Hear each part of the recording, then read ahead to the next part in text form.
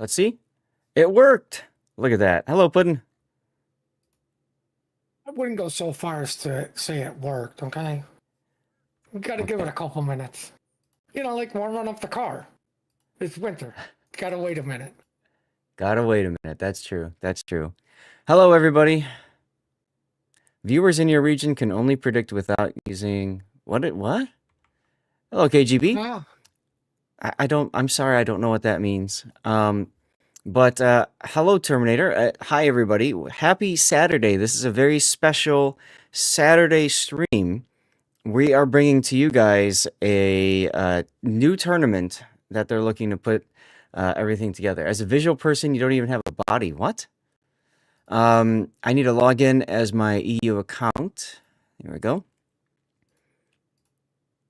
And I have to accept the terms and conditions to play for warships, I guess. Anyways, I will apologize in advance if things look a little bit on the messy side of things. As many of you know, I rebuilt my PC and stuff this past week, so things are a little bit messy here. But here's the schedule for today. You can see that we're starting at 1800 CET, which is in about 10 minutes. This tournament, if you look at the faction names, you might say, hey, those look kind of familiar. This tournament is based around the idea of setting up different factions, different teams. Now, you can all access this yourself by typing !WOF, and you can pick that. You can access both of the documents that I have up here, okay? So you can kind of play along from home if you want. I know it says Enterprise Tournament. Obviously, this is not the Enterprise Tournament, but this is made by the same people who did do the Enterprise Tournament, okay? You might recall, Put and I, we lovingly called the Enterprise Tournament the Read the Rules Tournament because there was rules for everything, and they were all over the place, and so it was very fun to read all of the rules. But this is, like I said, the same people that put that on. I reached out to the head of the tournament, Stardoff, I think is his name, and after the previous tournament ended, and I said, hey, you know what? If you need any help promoting an upcoming tournament or whatnot, let me know. If you are here for the Enterprise Tournament, the next iteration of Enterprise Tournament is slated to happen around May. This tournament is being developed for the fall. Not exactly sure when, but sometime in the fall, all right? Gaelic, that is correct, Duckman. I do not play Civ 7 right now. I haven't bought it. I'm not planning on buying it. If I score a review key for it, I'm happy to review it, take a look at it, play around with it, and see what happens.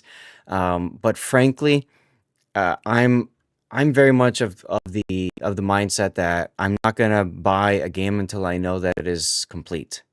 And if you know anything about the Civilization games, they're really not complete until the first two major expansions get dropped, and various DLC, which is about 2 years away. So I have no interest in buying the game just yet. Maybe I'll jump into it sooner if everybody says the game is polished and 100% and great, but it's not there right now. So I will happily wait for that, and I will use my dollar vote as my way of saying I don't want to jump into something unless I know for a fact it's going to be good quality. That's it, my dashing good looks. Well, thank you, Duckman. This is a zero delay tournament. I'll repeat that for a sec. A zero delay tournament. So that's kind of cool. It means I get to chat with you guys in real time as things go. And, if you guys have questions, hi, Joey. If you guys have questions, of course, I'm happy to answer. Now, because it's a zero delay tournament, there's also going to be a major challenge of managing commercial breaks while the tournament's running. On YouTube, I cannot control commercial breaks. I'm sorry for that. It just doesn't work that way. Let's see. Is Warships coming through? Good, it is. I redid... What? Weird. Is this? Yeah, this is. You redid weird? Okay. Now I'm I redid weird. I redid my audio setup from yesterday. So hopefully today things sound better.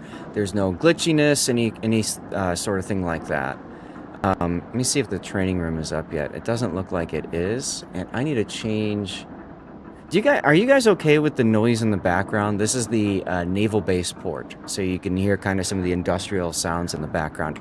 I didn't have time to put together some calm music in the background, so if you guys are cool with that, then there you go. No, my wife did not kill me last night, but I didn't really spend a lot of time with her. We booked a travel experience this coming summer, so we spent a lot of money, future money, and spent a lot of time trying to sort that all out. Anyway, we will be looking at our first game. That's going to be Tosh versus SFSO, which is Sink Fast, Sink Often. We oftentimes like to call them SUFSO because it triggers them. So it'll be the Klingons versus the Free Borg. So they have different lineups based off of however they set it up. This is all, of course, in German, but you can probably kind of get the idea of what we're looking at. So this is the Free Borg, which is what SFSO will be playing. This is the different ship pool that they can choose from. And you can see they can choose 6 tier 8s and 1 tier 9. They could take a super ship, 4 tier 10s, 2 tier 9s. That's right, this is the Germans. Thank you for letting me know, Malarkey. If things are problematic, though, I really do want the feedback so we can get things set for you guys. I also experimented with some other stuff. So we're going to see how they choose from this list of ships here. And I like the color coding, too, to highlight super ships and stuff like that. Puddin', do you have this document open by chance? No, I have the other one that's got like a Conqueror Thunderer stuff. Conqueror Thunderer stuff. You might be looking at the Klingons, right? I don't know. Maybe. On the bottom, it should show you the different listing of ships and stuff. So for the Klingons, for example, they have... I can't read German. They got Hanover, Uchakov. I'm guessing Nord means no more, so like that's the only battleship they could take. Napoli, Marseille, Schroeder, max 1 overall. Hollow.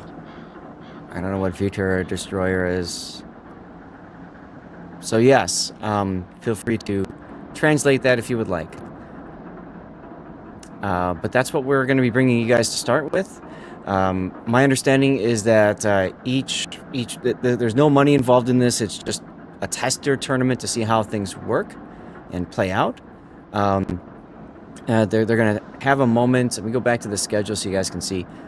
We've already been assigned. I love that they do this just to take so much worry away from us. We've been assigned already which battles we're going to cover. And then you can see that there's going to be a if Uchakov only tier 8 battleships. Got it. Thank you, Tree Krieger. You can see there's going to be a break time. I've been meaning to ask, and I haven't had a chance to ask, start off, if that feedback will be in German only. And if it's in English, if you guys would like, maybe we can kind of just sit in and listen in as people give their feedback. And then we have another set, and then tomorrow, same deal. We're going to be seeing set up. You can see Fog of War for factions, which means that they're not going to tell you what factions are playing up against each other. This is kind of cool. So I would imagine like the team will be told what faction, but the opposite team won't. And then they'll just kind of have to figure things out as they go. So, yeah. That will be our plan for the day. So we're going to start with the Klingons versus the Free Borg. I need to write this down. This is going to be Tash and Klingons versus SFSO, and they are the Free Borg. As you can tell, I still think of SFNL. True. This is one of those, these guys really do enjoy Star Trek, of course. So, yeah. I'm looking for the training room. I still don't see the training room. You said the magic word. What? Looking? Training? Room? No. The star word. Star Trek! There we go. Yes, of course. Puddin has to put his special message in. That makes sense. All right. Now, because of the tournament, obviously I've turned off like chat showing up on screen. I still do see it, so if people, World of Fun, exactly. If people are commenting in Kick or on Kick or YouTube, I should still see that hopefully and be able to respond. And then if people are on Rumble, I'm popping out the chat so I can try to keep an eye on that too. I can't believe KGB went World of Fun because I went straight to the gutter. You did go straight to the gutter. You did indeed. All right, so I see SFS. No, go ahead. SFSO has a group already set. It looks to me like they're still waiting for the training room as well. So, okay. It's not just us that are waiting for it. Puddin, I sent you this link with the lineup document, right? Yeah, the matches? Yeah. Right. Yeah. Well, right. One is the matches, the other one is the different factions and how they're kind of set up. What's up, Dutch? Being the good ST I am, I failed to read the bottom of the screen, so now I see where I can change. Gotcha. So, go to the Klingons. That's Schiff der Klingonen in German. And tell me what you think of the different ships on the lineup here. I mean, would you want to take a super ship?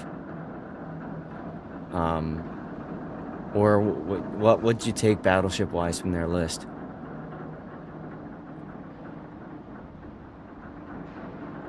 You see Paulo, yeah. First a Pomeran. You would go with the Kurfürst and a Pommern. Okay. Why? Oh, okay. Well, I mean, they're only allowed one battleship, right? Or I don't know. If they take a super ship, then they're allowed only tier 8. If they take a Ushakov, I'm not sure what that means. I can probably copy and paste it into Google Translate and see. Let's see. From German to English, any other battleship is possible. So if you take a Hanover, you can take any other battleship as well. If you take an Ushakov, it's only tier 8 battleships. Thank you, Dutch. That makes you wonder, can you take... Well, I guess you can't take Hanover and say, I pick Ushakov as my other one. But, you know. Well, I mean, to be honest, like, it would turn into... I'm not taking the Poison because I hate 4x2 setups. It seems that that hurts you more. Schlieffen is not tanky enough. Rubric is nothing more than an oversized drone, so, oh my god, he's pushing with one front gun. Everybody laugh. Nobody likes the Frederick D. Grosser, which I still love, but it's the 4x2 setup, and then you get the problem with, same thing with Tirpitz and Bismarck. And then, like, the rest of them, there's no tankability. You just can't tank, so it's okay. Kurfürst can at least tank, and it's a 4x3. Palmer, I believe, is 4x3 or 3x3, so, I mean... It's 3x3, yeah. That would be my battleships. Yeah, the Hydra is very handy. Dutch brings up a good point, though. The Giuseppe Verdi. This is one of my favorite battleships to play, period. The ability to pop a smoke and then get to wherever is just so nice. Right, but are you willing to take the chance that they're not going to switch sides in the middle of the fight? No. That's true. So I reached out to the guys doing SFSO to see if they have the training room up. I haven't heard back from them yet. I saw one battle that was ready, but they just jumped into battle, so I missed it, unfortunately. It wouldn't be a tournament, and many of you guys know this, it wouldn't be a tournament without, like, a delay or a missed game or something like that. So, yeah.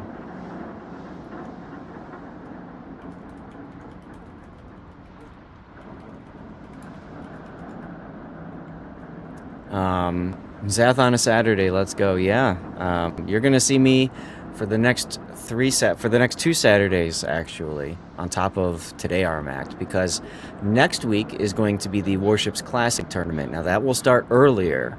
That starts at 8 a.m. our time. So it's going to start 3 hours earlier than today, or 4 hours earlier than my normal stream starts. So that's going to be fun.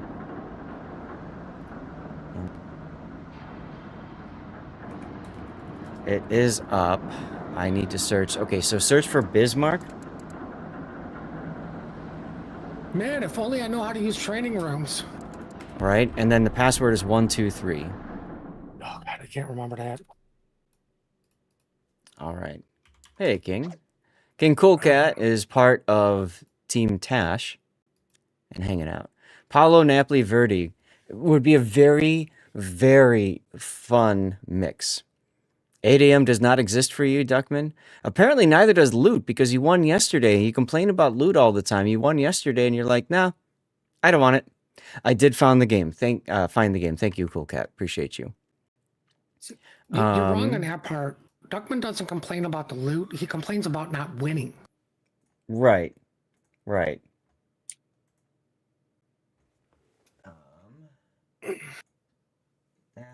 All right, cool.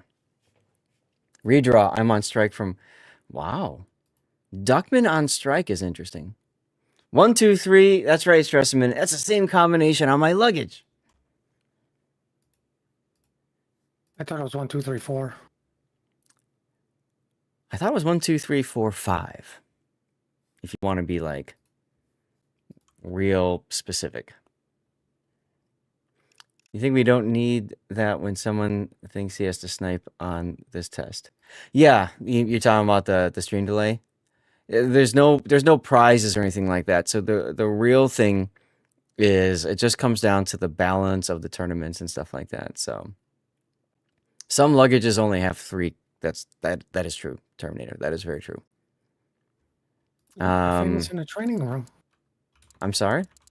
I said you're famous in the training room. Uh-huh.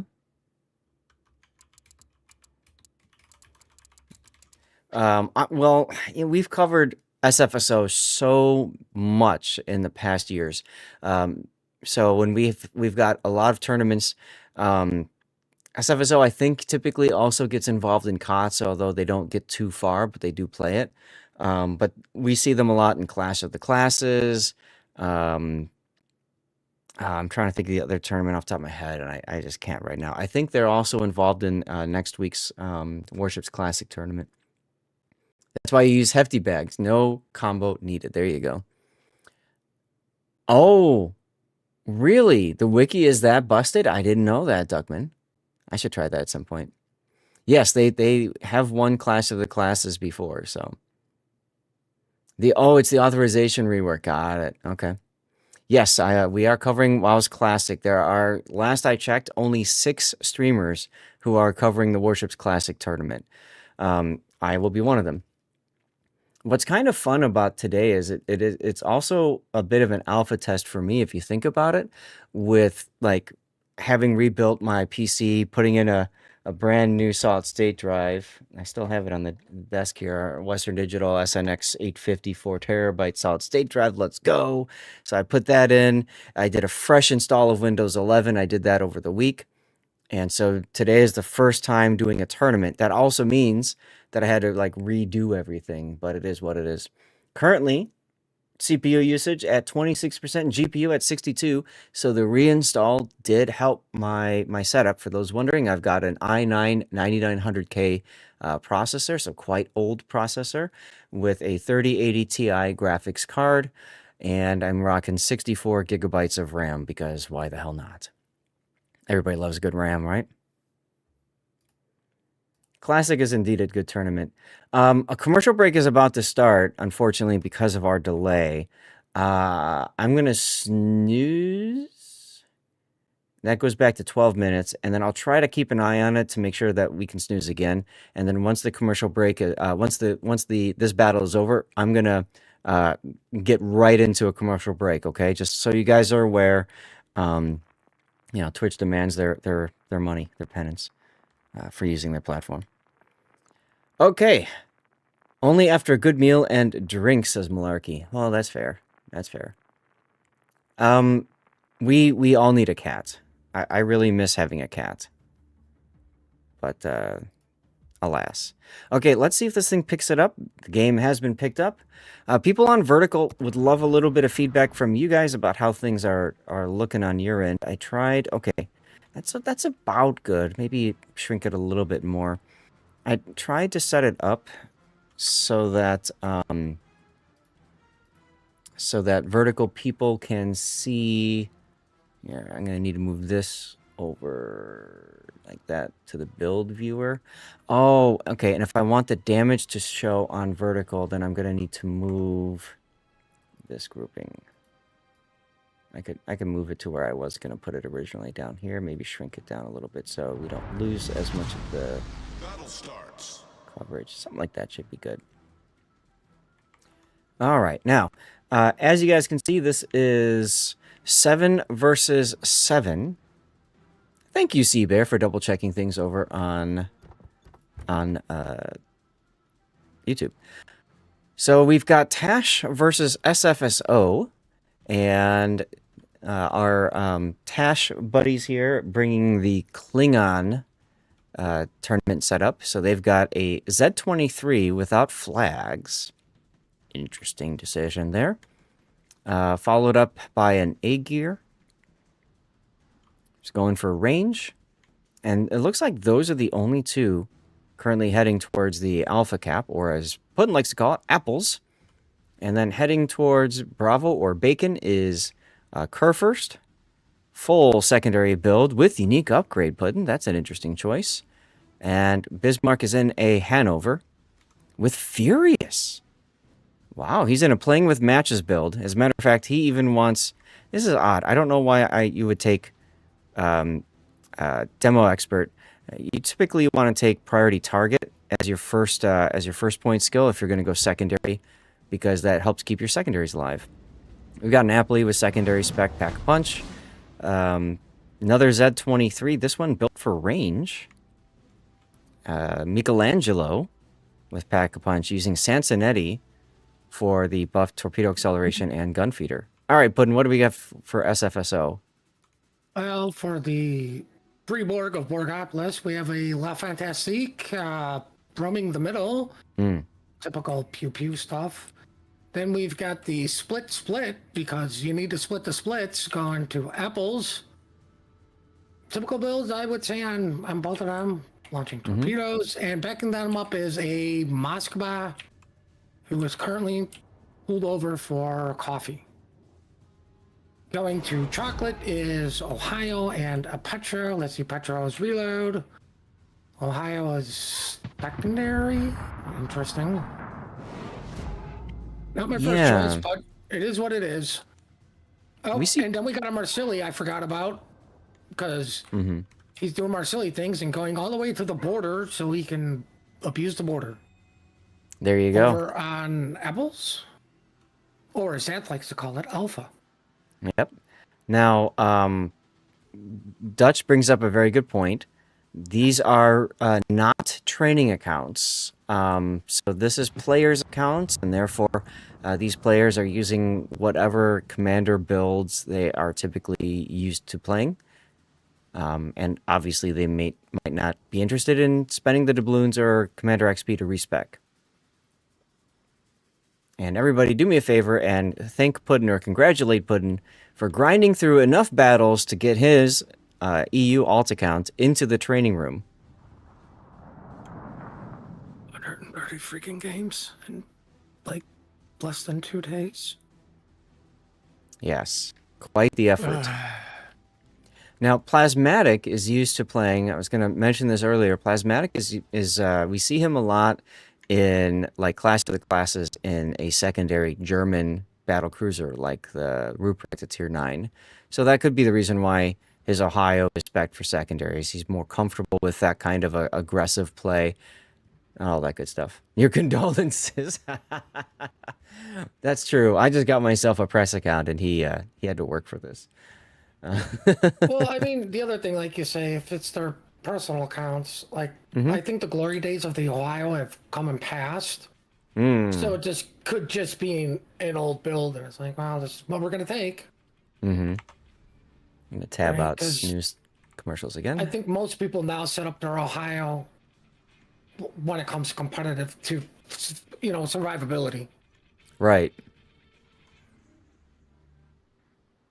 Well, Turdine doing the usual tanking thing. So far, taking 36,000 damage. Or no, sorry, he caused that damage, and he's only received a little bit in return. So he's looking pretty good for Ugh. that position there in Moskva.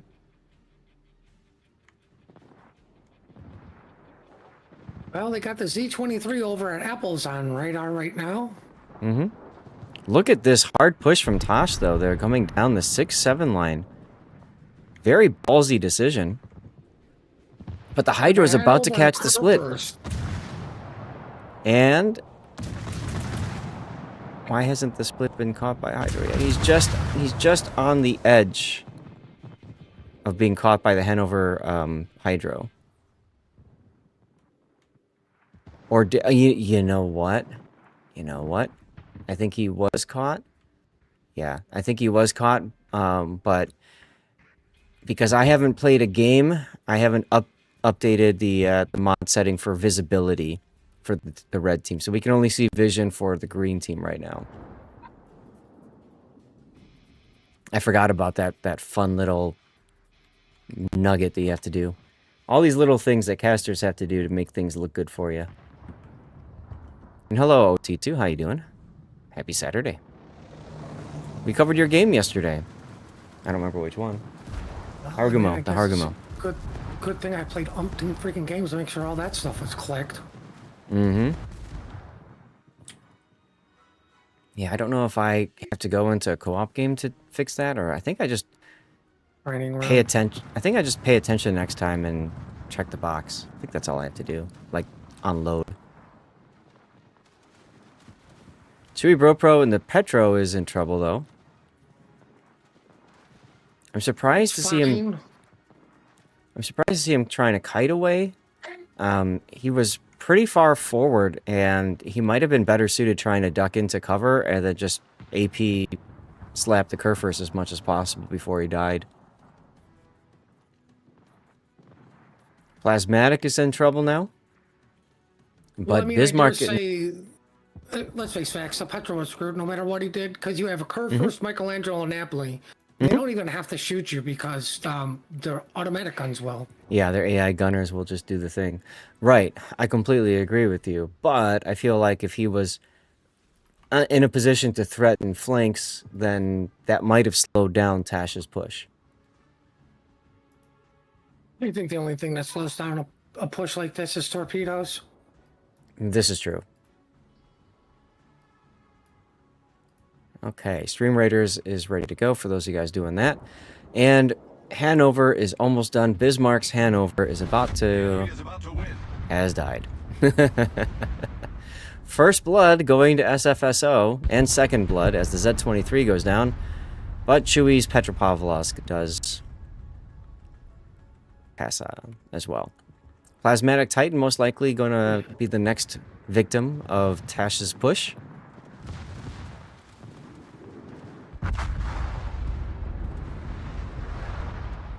And take a look at the Marsilli making its way up the 2 line. And, oh, whoa, Revenge is over there too with the split. Interesting. Very interesting. Catching the Z-23 out on the radar. Revenge trying to get that kill. He knows he needs to make something happen up to the north.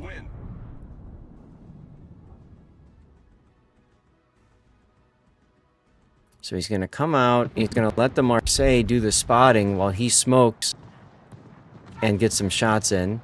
And they kill the Z-23. Reload boosters on. So Mini Bjorn will have one more shot. He has no idea where the 23 is, though. Oh, Nice wait, the job 23 by is burning. Blue. Dodging a bunch of torpedoes just as his Hydra went down. The curve first? Yep. So that 23 is on 369 hit points. Heading on back to their side, Tudor Dragon setting himself up for a fun torpedo rush, but Blue just happens to turn at the worst possible time for Tudor Dragon's task.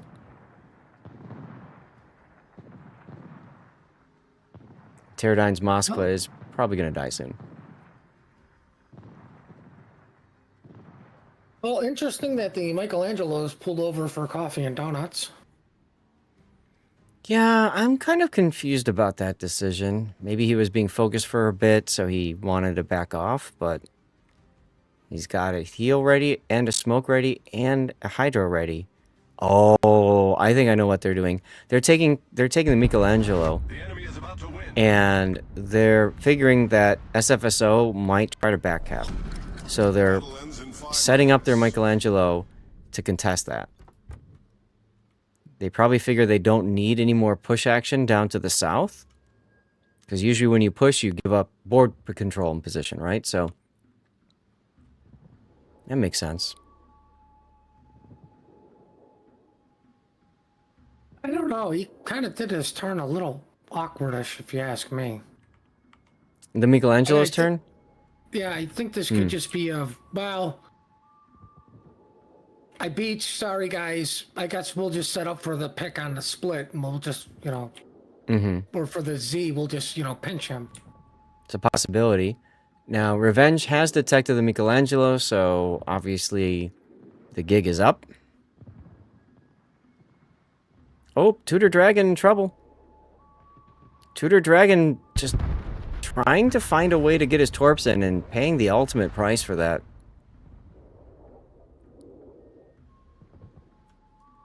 Aren't you happy, Puddin'? Kerr first dominance?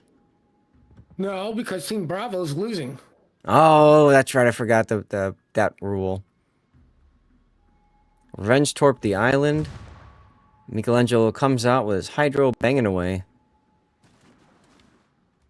What's going on the other side? Z-23 is still alive. Trying to do something with this A gear. There's 54 seconds remaining in this battle, guys. 54 seconds. If nobody else dies.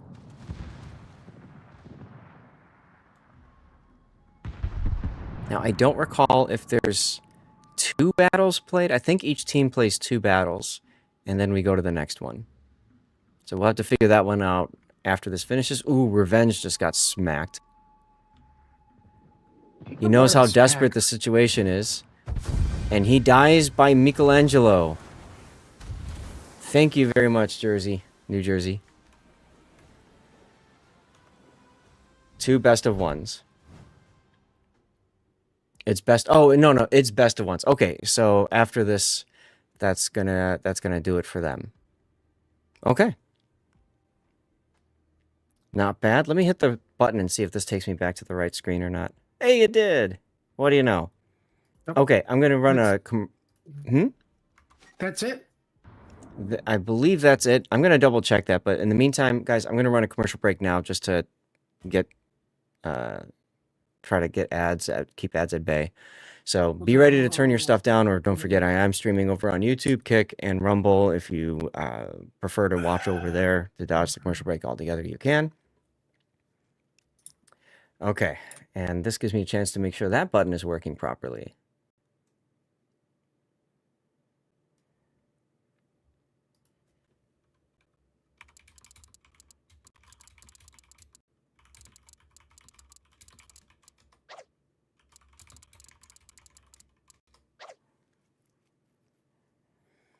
Now, because... awesome. Okay, we are moving on to the next round. Okay, and the next round starts at 25 after, which is in 4 minutes. Perfect. All right, and this is going to be Exile. And they are going to be Starfleet. versus the Vulcans of SDW. I gotta make sure I write all these down. So, looking at them talking through this particular battle, really hard to counter with one battleship, says Tosh. Plasmax says, yes, it was rough. Uh, Thinking about the HP difference and stuff. Dutch Elephant, no, there is no tournament that I know of. No tournament page. The room is open. Joker's the one who's got it. Thank you. Heading over there now. And I need to update. This I said it was Exile. Yeah, and SDW. All right. So we can update that. Perfect. Chat, what did you guys think of your first look of the War of Factions? Did you enjoy that? Did you think it was it's going to be a fun tournament? Let's see, I'm going to close some windows that I don't need open anymore. There we go. And let's take a look at how my temperature is going. I heard my GPU fan going a little bit there for a moment. Curious to know if any of you guys heard that GPU fan going.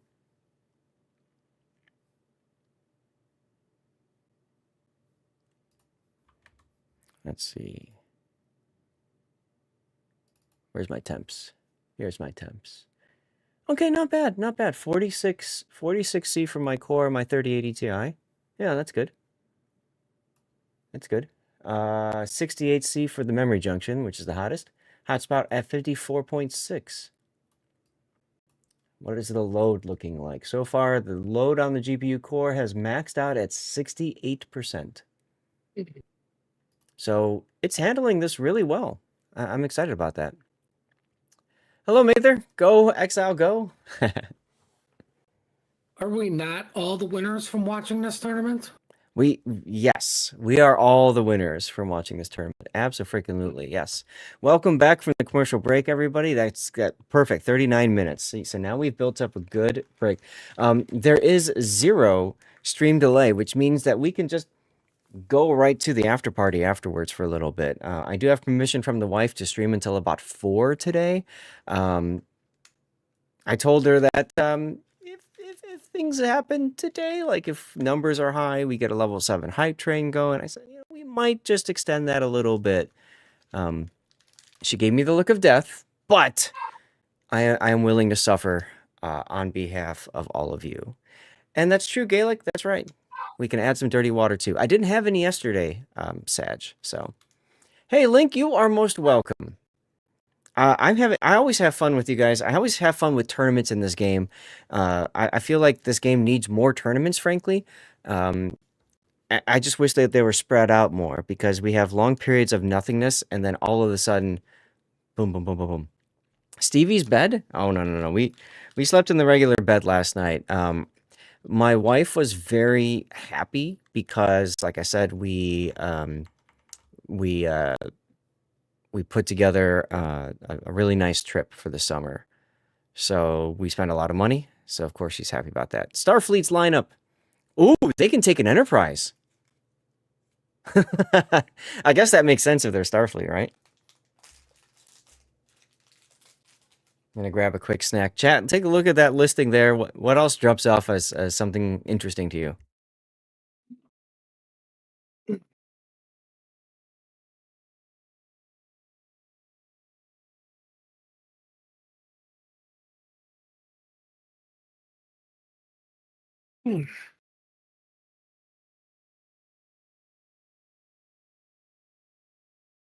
Oh, wait, they have to take the Enterprise. They can't choose. They have to. Oh. All right. Why does chat know more about the rules than the two idiots streaming?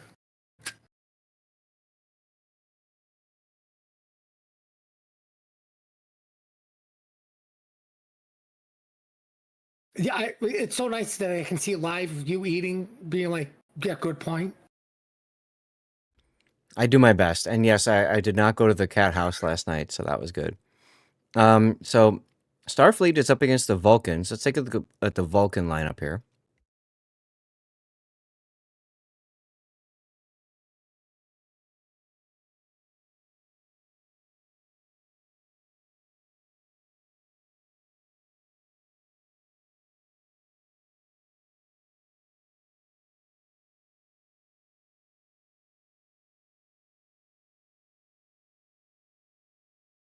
Wait a minute. They have to take the Enterprise? Right?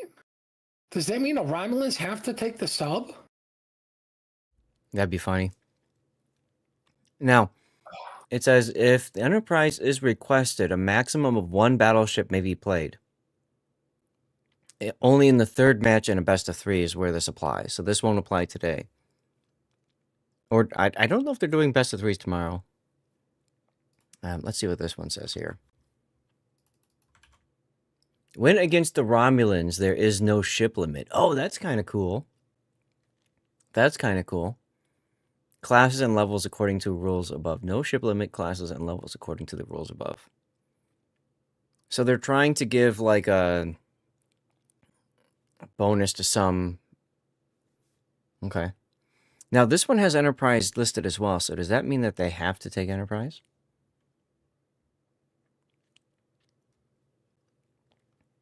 Okay, so this right side is only against Romulans. Okay. Got it. I see. Okay. Let me take a look at the training room. They are continuing to work.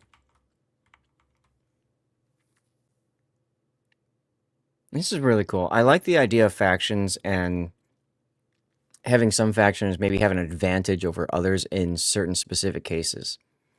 You know, build up like a rock, paper, scissors thing, right? I choose dynamite. Pretty sure that beats it all. I don't know what these mean. Let me take a look. Okay. Maybe they're just names.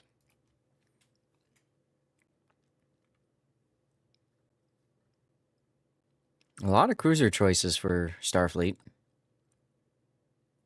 Guess that kind of makes sense. Yeah, the Aussies have to bring Vegemite. There you go. Gaelic, have you ever had Vegemite? The rest of you guys, have you ever had Vegemite? It is interesting.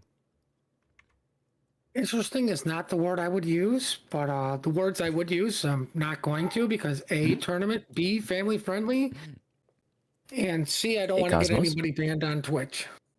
It's like Mermites in England. I haven't had Mermite, but I have had Vegemite once. That was enough. Just There are people take the that French just... approach and put butter on everything, okay? And there's nothing wrong with that. You only eat real food, says Ben Jaxed. And Ben Jaxed, I hope you don't mind, but I used you as an excuse last night. I came down at 6:30. I told my wife I'm done streaming, and she's like, "I thought you were gonna stop at 6, because we always plan to stop at 6 and then finish up." And I'm like, I couldn't because we got a hype train going because some awesome person gifted 10 subs, and she's like, "Whatever."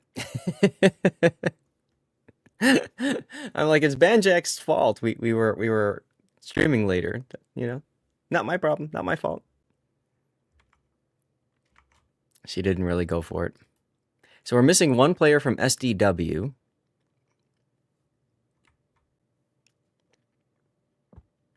I'm glad you could help out. It was pretty hilarious. But the nice thing about it, actually, Banjaxed, is it was a good way to test and make sure on the stream ending screen what happens when somebody gifts subs. Because I actually went back to my old methodology with gifted subs. Obviously, that's turned off for the tournament right now. But when I do gifted subs, when I get gifted subs now, I had a video that would play or like a picture of Stevie in his life that would stay up for like a minute and a half. And I realized that that's kind of anticlimactic, right? So when Banjax gave out 10 subs, we had the Stevie slideshow. We had 10 different pictures of Stevie's past. And I really like that. I like having that up like that. So I think I'm gonna keep it like that, the old way, which is frustrating because I have to do that with Stream Elements and their overlay system, and then use Twitch and their overlay system for everything else. But it is what it is. I want the fancy fireworks. Stevie and Zelda and the dump, right? That was that. You guys have no idea how silly it was, how crazy it was when I saw that. Now, mind you, Zelda had been in our apartment. We kept her in the second bedroom, and we had her there for, I want to say, like 3 or 4 days before she met. No, it was like I think it was more like a week and a half. And there was one occasion where she bolted out of the room, and Stevie saw her and hissed at her, like, "Get out of my space!" And I said to my ex-girlfriend, I said, "You can't just let, you know, your kitten come out because Stevie can, really hurt her." I said, "You got to let Stevie meet her on his terms." And so one day I was feeding Zelda, and I was in her room, and I had forgotten to close the door. And I looked back at the door to go close it, and guess who's standing right in the doorway, looking in this room? And he just looked at her and stared, and then she walked up to him. They sniffed each other, and then before I knew it, they were off running around like crazy, playing in their apartment. It was so cute, like um, watching them run up and down and like tossing and turning and all that kind of stuff. And he was so much bigger than her because he was, I think, 6 months at that point, and she was like 6 weeks or something. So they're playing back and forth, and then Stevie decides he needs to go poop, so he goes to her litter box and takes a dump in her litter box. And I'm just like, okay, that's it. Love at first sight, right? And those two were inseparable after that. Inseparable until I broke up with my ex girlfriend and she moved out and took the cat with her. Sad. She tried to get me to keep Zelda so that they could stay together, and I'm like, I'm not taking care of two cats. Sorry. That's a lot to ask any single person to do. In retrospect, I probably should have just kept her. Zelda lived a few. She died 3 or 4 years ago, Gaelic. My ex told me about it. She got real sick. Zelda was living for a while at my ex's grandma's house. And you know how like really old people like don't have good hearing, so they have the TV up real loud. I always felt bad for Zelda because like every time, you know, she all the time she just loud TV, loud TV, loud TV. I'm just thinking you're killing her hearing. But not my problem, I guess. Zelda was a great cat. Zelda Did was a you great say cat. something? Because I didn't have the TV turned up. Yeah, she was great. It's a I have a cat. great picture of her falling asleep in my armpit of all places. So my ex is very jealous because I had a better relationship with her kitten than she did. But that's how it goes sometimes. All right, we got a game.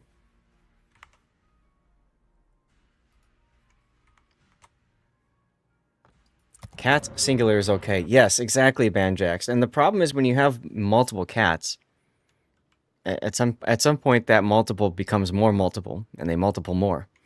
So, anyways, here's our next look at the War of Faction. This is going to be Exile playing for Starfleet versus STW, the Vulcans. So, Starfleet, Exile bringing a Benson and another Benson. Look at these guys with torpedo spec Bensons. Interesting.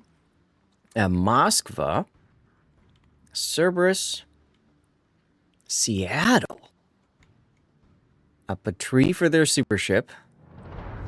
And then there's our Enterprise. Look at this, everybody. We are seeing an aircraft carrier in a tournament. How cool is that? All right, Puddin, what do you have to the south, sir? To the south, we've got Alvaro with one flag, more HP. Yay. We have your favorite DD, the Kiev, fully set up for secondaries. Pew-pewing. Mm-hmm. He is going to chocolate, and tow with him is an Antago, a Moskva, and breast cancer awareness Iowa. Is it pink? Looking at the top from the pink. We have a Satsuma. Oh, it's the COTS camo. Okay. We have a COTS ready Riga, and he's completely full COTS ready. Oh, no. And he's going to be, but in all fairness, he is playing for the wrong team, the Riga. Yes. I'm sure this was just to fill a spot, and Correct. well, he's going to do the best. I wonder if he just literally just purchased this ship and says, okay, let's go. Like, this is just a test, you know? Yep. I was going to say the exact same thing. I'm pretty sure that's exactly what happened. So, I forgot to click the button for vision, so we don't see if the enemy team is spotted or not. Sorry about that. Hello, Jake Shuffle.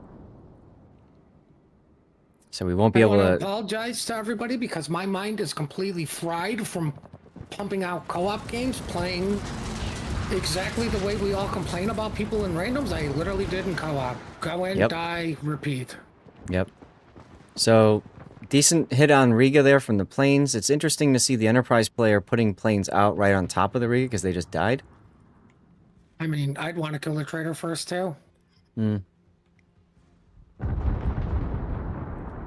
Satsuma speaks. What's going to happen to the tree? Will he be heard? Seeing carriers, I agree with you, Dutch. It's a very interesting change-up. And the fact that only some factions have access to the carriers, when you don't know who you're facing, and it could be a faction with a carrier, that makes this really interesting. Suddenly, anti-air is important. That's going to make Fog of War even more interesting. Mm-hmm. Exactly. Look at that AP bomb strike on the Moskva, taking out the engines. And I love the Benson Stormgren putting up a big smoke for his Seattle friend. Now Seattle buddy can just sit there and pew pew pew away. I don't know why you'd want to take an Iowa necessarily on this, but oh, good anti-air, I suppose. You know it's a carrier, so there's that. Oh, the Benson and Alvaro. the Bronze have decided to bump.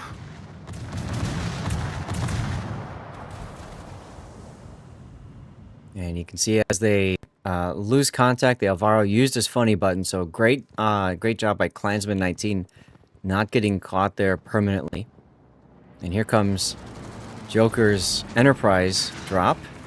Wow, that was actually a pretty good drop. And again with the planes right after dropping. And they're dead. Usually you want to drop your planes outside of anti-air range so that they'll keep spotting. They won't spot unless they're in AA range. Well, that's the problem, is it? Right.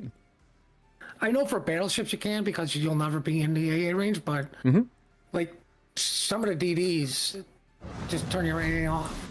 You know, you're hoping for the accidental anti-air on still, or, you know, putting the plane also blocks maneuverability on the map, right? Well, next thing you're gonna tell me is people don't use hydro until after the torpedoes pass them in competition. Hey, you said that's how you're supposed to do it. That's only COTS. New Jersey detected over on the border. Seattle putting in the work. I can't believe I'm saying this in a tournament. Seattle putting in the work. Wow. Oh, I can't believe the Kiev is not secondaring to death to Seattle. Now, he's in a really precarious position. I don't see a way out for him. Well, there's only one way out, and that's the way out, but it's not the preferred method. Yeah, he went too far north, and the problem with this map, I would think the Kiev would be better on the other side because you got more room to run and play, essentially. But I'm sure spawns said, well, we're going to have to go this way, so it is what it is. Satsuma takes a torpedo, a Benson torp. I hate to say it, but I really haven't seen it. We've heard the Satsuma, but we haven't seen him do much.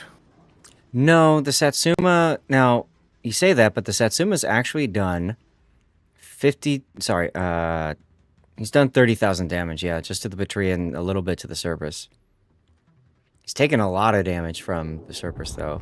As the Cerberus torpedoes his teammate. Because he can. Well, luckily his teammate took no damage from that. God, I missed some damage. I do too. Now, Cerberus is spotted. Okay, now no longer spotted. Clansman using a smoke for his buddy. I have a feeling the Satsuma was, like, reloading. Benson has a torp tube destroyed. The one over here? Yeah, Yeah, you're right. Yep, I see that now. That's alright. Well, they took care of all of the Abrera's torp tubes and its guns. That's correct. The enemy is about to win. And its bridge and everything else. So, now Exile up 2 ships over SDW. About to be 3 as Warlord's Riga isn't looking too long for this world.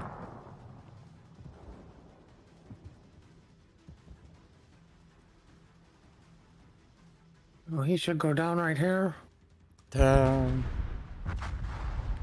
gotta say, in a game with a carrier, I like the idea of taking a Cerberus, right? Because you can use your carrier buddy to spot for it. No more wargaming blowout. Well, that's the important thing. Mm-hmm. And Cerberus wants somebody who's going to be pushing into them. So the Satsuma and the Riga basically did exactly what the Cerberus wants, right? They can just kite away and keep pew-pewing. Well, I mean, it's funny, like, just because, you know, like, they have the carrier, so, like, you literally have to, you do have to push. Mm-hmm. Because otherwise you just, you know, the carrier runs you off the map. Right. Right, See, but it I'd also... like to see the carrier go against the Klingons, like, or, you know, the Kurfürst Hanover push, because it's like, okay, we're going to push, so who cares if you see us, we're going to get spotted. Right. And against a carrier, typically, you want to ball up and, like you said, push together, which is exactly what we saw Tosh do in the first game. CV ruins the fun. Dutch, it's funny you say that because you were saying earlier about how this would be interesting, it changes things up, and now you're like, yeah, it ruins the fun. Yes, they know that the enemy team has a carrier in this case, in this lineup.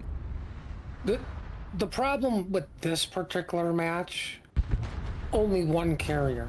And this showcases how painful it was in random battles back in the day when one team had the CV and the other team didn't. Mm-hmm. It's too much free spotting. Well, yeah, but I kind of agree with Dutch too. You know, a lot of the ships that SDW took are not the greatest anti-air ships. Right. So, but you have to pick from a list also. mm-hmm. You Now that's why this is a test. So of course, feedback can cause changes with lineups and that sort of thing. This is just their alpha test, their first try at this. So here come the aeroplanes. Decent hit.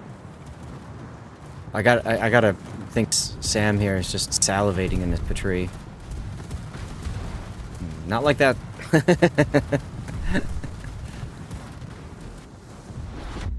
Wow.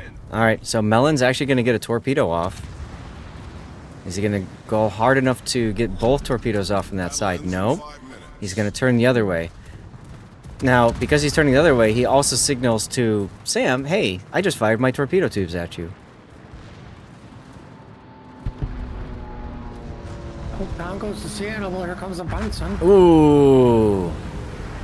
Enterprise just takes him down as a flock of birds fly through the screen. That's cute. Yeah, let's go look at this Iowa. Oof. Oof. And that's all she wrote. Benson taking down the Iowa in a torpedo charge. Look at that, huh? That's impressive. All right, I'm going to go back to the Be Right Back screen. Here, this screen. Yeah, there we go. And a death pick. We always want death picks, as Gaelic knows. Exactly right. Stream Raiders is ready. I'm going to get that going. And we need to figure out what our next assigned match is. So that's going to be 8472 versus Section 31 on Fado Islands. Unconcerned. Okay. Let me see if we can find that game. That's supposed to start at 50 after, which is in 3 minutes. Chat, we're going to do a commercial break now just to make sure that you guys don't miss out on any of the action over on Twitch, okay? Training battle. What did you guys think of that one? You guys think carriers OP? Here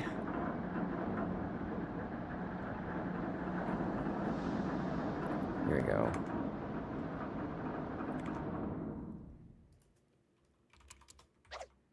All right, so we have on the left, Unconcerned versus FBL. The training room is up, Puddin'. Who's got it? UNCRN.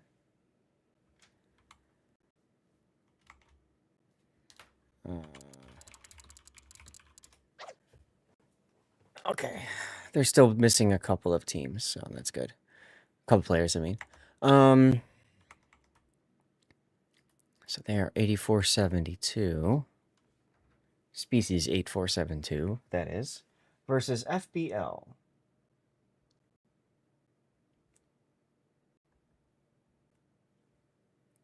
And they are Section 31. Okay, so I gotta say, just with the titles themselves, I like this matchup, right? There's a reason all other games are CV mode, other modes are CV match. That's true. Puddin', did you find the game? Is it the same password? There is no password. It's WOF Alpha Test Unconcerned versus FBL, created by Million777. Romulans versus Borg at 2120 is more interesting. There you go. It must have moved at me and clicked the wrong training room. Yeah, it probably did. Don't worry. So what do we have? 8472. Let's take a look at species 8472's setup here. Okay, so that's what that is. I Yes. tried watching Section 31 and I was a little tired, but it didn't feel like a Star Trek show to me. That's Like, what I've heard. I thought it was good, but it's like, really, this... you can't make a dark Star Trek. I'm sorry. It doesn't happen. Well, they tried to do that with Discovery. And it kind of worked and kind of didn't. But, Puddin', we've already dropped. So we dropped with 2 fewer players. This is going to be an interesting game. I mean, ass whooping. Probably, As they say yes. in the olden days. Probably. Let's get into it. Quick, somebody get them a carrier. I'm surprised they didn't add a couple of bots just to make it a little bit more competitive, but it is what it is. Unconcerned for species 8472. Pulling a surprise battle, I guess, over Section 31's FBL. So Unconcerned bringing a Jutland, an Udaloy, a Ragnar, a Riga. Just looking at that build for a sec. Another Riga, St. Vincent, and a Maine. Section... Oh, is it really supposed to have fewer players? Okay, I missed that in the description. Interesting. Thank you, Treeker. I was about to say, I think Or they are T-Creeker. fewer players because they have more super ships. I just noticed that too. Yeah, take a look at that. I guess Did you that go kind of goes over? along with the Section 31 theme, huh? Yeah. Did you go over your team? Yep, already did mine. Go ahead. All right. So we got a Nova, a Salem, interesting choice, and it is radar, even more interesting. A Ledgemont Gearing, typical Gearing, an Annapolis who says flags are for the weak, Mm-hmm. and a Yushikov.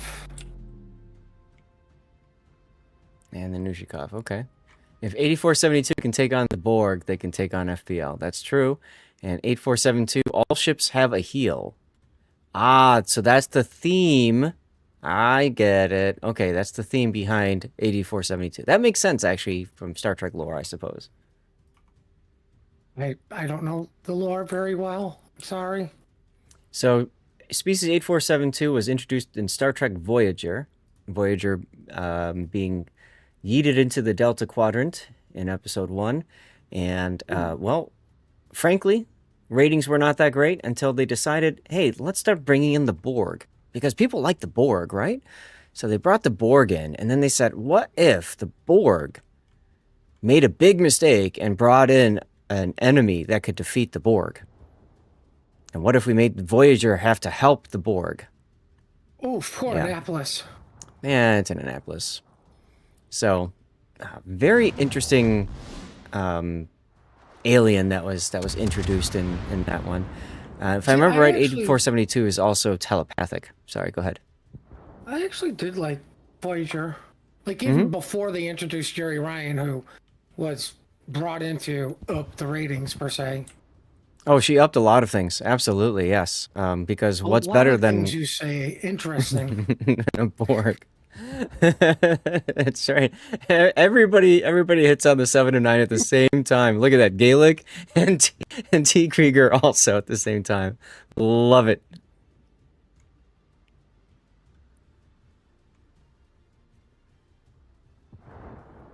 Anyway, yeah, it was an interesting idea of introducing somebody that can defeat the Borg and stuff, and then we see them a few times later in the show just by themselves, and then that's like it. They go back to fluidic space or whatever. Oh, Gaelic. I think that's where Jerry Ryan truly shined as an actress is Picard. She aged like a very fine wine. And not aging well is Captain Rudy's Salem, who just got mained. He'll be fine. He's got like a British super heel. As long as he doesn't The get touched in Salem? his no-no Yeah, spot. that's true. I agree with you, though. Hydra would be better for a Salem. Meanwhile, the Annapolis continued to get pounded on, and he's down to 8,423 hit points and healing. There was talk about a spin-off series, yes, with following 7 of 9 as captain. I don't know where it's at, though. Probably contract disputes. Probably. Udaloy and Jutland moving forward, trying to advance on the Annapolis together. Very interesting. I feel like the Ushakov went to the wrong spot, and Section 31 just kind of went for it in the middle. I don't know why. I think they would have been better suited putting all of their effort on one flank and just roll it up. Anyway, Salem and Annapolis getting bloodied there for Section 31.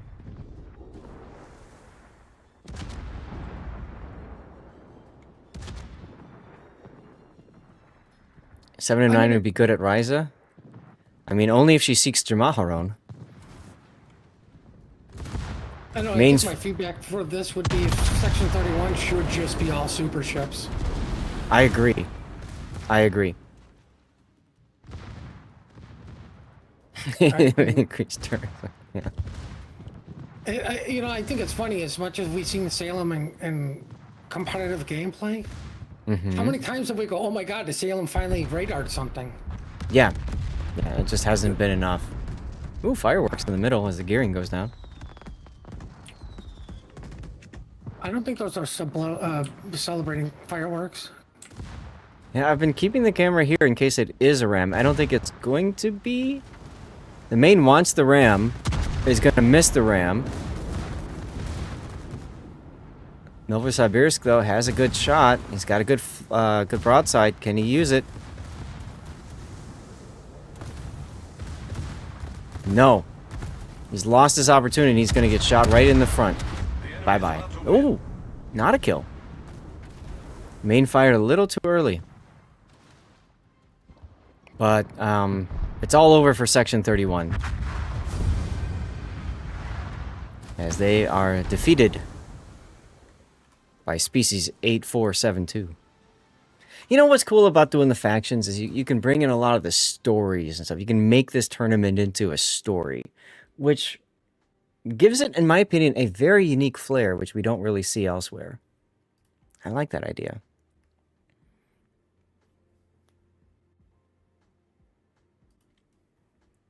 I think that if we're going to make that work, then a lot of that's going to be on us, the storytellers, to, you know, kind of make that narrative and stuff, right? Oh, I have faith in us to be able to do it. So next up is at 15. So we are now ahead by about 15 minutes. So we got some time, guys. This is a great opportunity for you to stand up, stretch. I'm going to do the same thing. Grab some water, do your self-care stuff. I'm going to run a commercial break in a moment. Chat, what do you guys think of Puddin's idea of super ships only? Do you like that idea for Section 31 specifically? It kind of goes with the narrative, right? Because Section 31 always had like the special ships and stuff. So, Well, I mean, they're the special force, right? mm-hmm. Like they do the stuff Right. nobody else can do. So Yeah, they get all the but I mean, toys. I'm looking at it like you're already down ships. You need something to somewhat equalize it. Just okay, just all super ships. No, like no restrictions. Whatever you want, but you're down 2 ships, and you can only choose super ships. So there are a limited number of super ships. Right. And on that note, I'm going to make sure the dogs are okay while we all take a moment of silence and while you type in the weather report. That's true. That's true. After you're done telling us what you think about Section 31 being all super ships, feel free to share what the weather's like where you are, where you're tuning in. Put and I are in the Chicagoland area. It snowed yesterday. That made us both very sad because this morning we had to go clear off our driveways. It's been upper 30s, so the nice thing is the driveway is melting. The part that sucks, though, is we're supposed to get more stuff. The Ferengi would be awesome, Link. That's a great idea. Not so much pay to win with tier 11, but what the Ferengi would do, I would say the Ferengi would bring all like special ships only, right? Or premiums only. Like the expensive ships. That I like that thought. Huh. All right, commercial break as you guys share your opinions, and I'm going to stand up and walk away for a second. COTS and other tournaments be tech tree ships only so regular players can watch the pros play them. Yeah, and an evolving map is not a bad idea either. While we wait for this, I'm just gonna go and yeet out a quick co-op game. I don't even care what the captain is and blah blah blah. I need to enable a I need to just enable the vision spotting thing. So I'm gonna do that now. Also, I think I'm gonna stand up. I could use to stand up. Uh-oh. Oh. No, that's right. Missions, team members. Oh, over here. Over here. Detection indicators, enemies. That's what I needed to enable right there. Okay.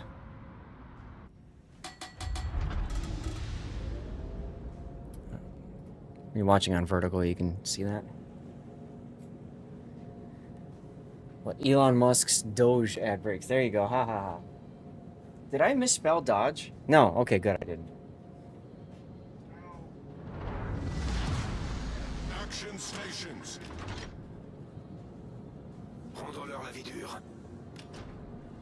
All right. COTS ready, build, go. Merci.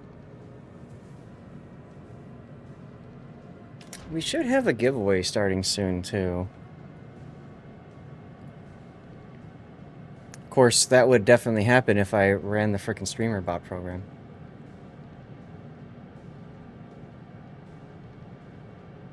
Gaelic, people love interacting with that little streamer bot. Or, my AI bot. Yeah, it is pretty funny.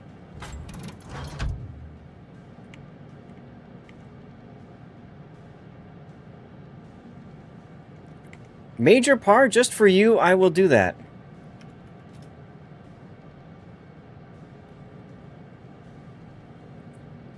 Just for you, sir, I will do that. I will also shout you out. How are you doing, man? So, we have a CC container giveaway up and running. You have to be a follower over on Twitch. This is on Twitch only. So, if you're on YouTube, on Kick, or on Rumble, feel free to head on over to Twitch. You have to be a follower of the channel, and then just write anything in chat, and you are entered into the giveaway.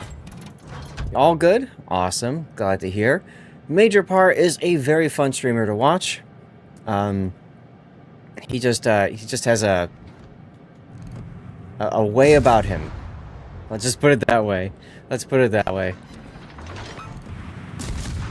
Yeah, the week was good. Very stressful, though. I reinstalled, or, well, I didn't reinstall. I installed a new solid-state drive on Wednesday and proceeded to install a fresh, brand new Windows 11 on everything. So you can imagine that was pretty rough. Torpedoes, dead ahead. Engine boost activated. It's almost like I know how bots act. Torpedoes, dead ahead. Anyway. This is a different and might work. Yes, it absolutely might work as a tournament. I'm looking forward to seeing what these guys can come up with. I think ultimately it's going to be a lot of fun. So we have our giveaway in Major Par's honor. You should have seen that shout out for him. Make sure you toss a follow over there.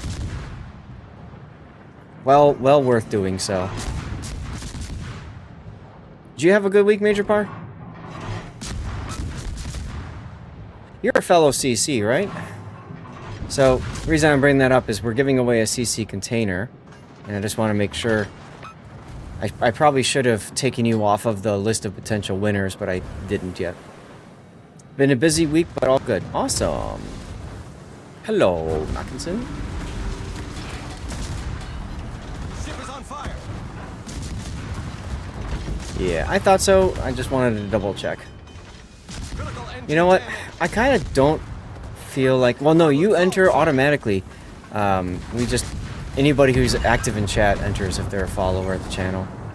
I suppose you can unfollow to disqualify yourself, but you know. You know, I was gonna ram this Mackinson, but then he broke my engines, the jerk. The complete jerk. He's gonna kill me before I can get my torps off on this dude.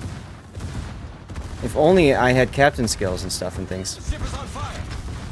No, I got him. No, I didn't. I didn't get the second half. Oh well. Island Cat, what's up, dude? How are you? Welcome on in. What are we looking at timing? 12:04. All right, so we are good.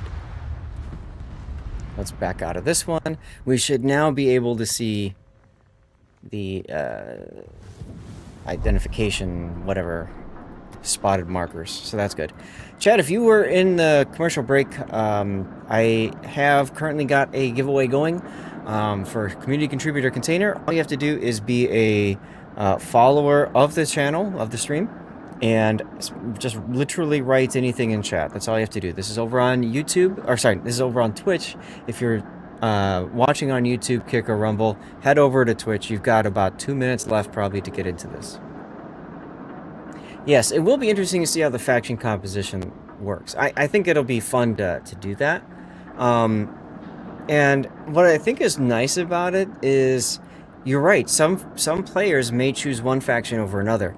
One thing that I'm wondering is, at some point, are factions going to be forced on players? You know what I mean? Is like Starfleet going to morph or be conquered by the Klingon Empire or something? Like, there's a lot of cool things we could see. So next up is going to be SFSO. And they are going to be the Freeborg. And that's a reference to Star Trek Picard. And then they're up against Exile. We just saw them play earlier, and that was Starfleet. So they're playing Starfleet again. Okay.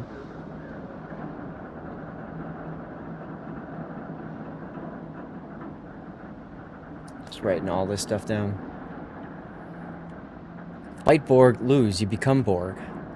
Well, electric, that's a good point, right? Like, I wouldn't be surprised if, as things go by, that kind of stuff happens. Now, SFSO is currently facing SDW. They're in their battle right now, which makes sense. We started the last game really quick. Really quick. So I guess I could have tried to find another game instead of doing a commercial break, but it is what it is. So, and I need to clean my glasses. I hate wearing glasses, chat, because when you wear glasses, they fog up. They get oil on them. You know what I mean? I've always worn glasses since I was a kid. My eyesight is terrible. So, yeah. But as a result, you're forced to clean them all the time. It's funny you say that because I used to love wearing contacts. Now I can't stand them, so I just wear my glasses way more. Major par. See, I told you. I told you. You just wear. Wait, say that again. You wear what now more? My glasses, I won't even wear contacts anymore. I just prefer the glasses and, like you Yeah. say, putting up with the fogging, with the dog licking them.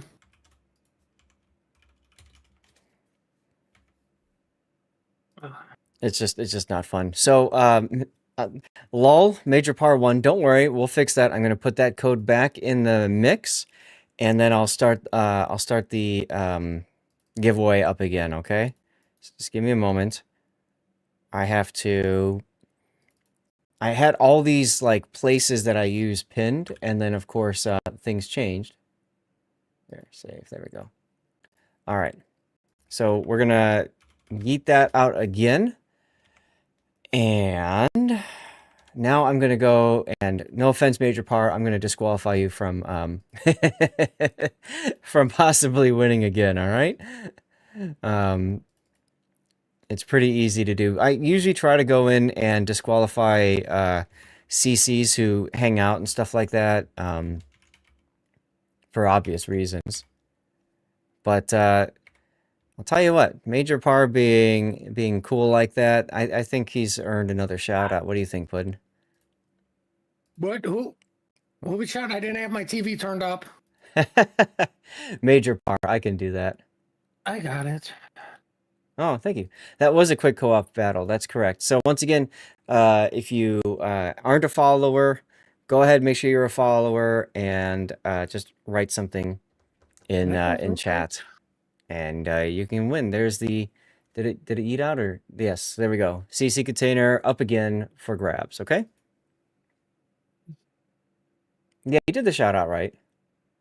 Oh, I didn't know if because it was cap lock. Yep. No, it worked. Wake up, sheeples! Major Par claims to be just another gamer sailing the digital seas of World of Warships and COD. COD? Interesting, I didn't know you did that. But look closer. Their streams are riddled with tactical positioning and stealth is optional. Code words for something more sinister? Don't believe their lies about giveaways and drops. This is clearly a front for what? I'm uncovering the truth. Keep watching and stay vigilant. Rank Rabbit wanting some fireworks. Let's go ahead and drop the lights and let's get the fireworks showing for you guys. Although it looks like one of my lights is stuck. I'm gonna have to fix that at some point. Oh well. It is what it is. You want bionic eyes with telescopic vision. That would be very, very helpful. Especially if you can add X-ray on top of that. SFSO is still in their battle. And we have 5 minutes until we are set to start. So this works out okay.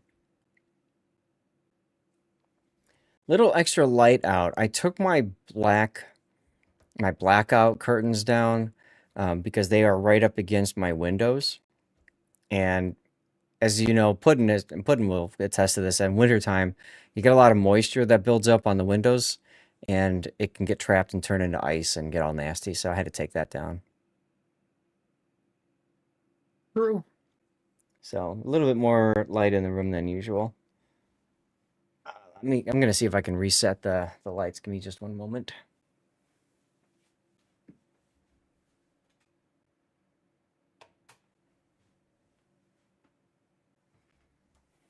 I would Sometimes you say just gotta. mild island cat.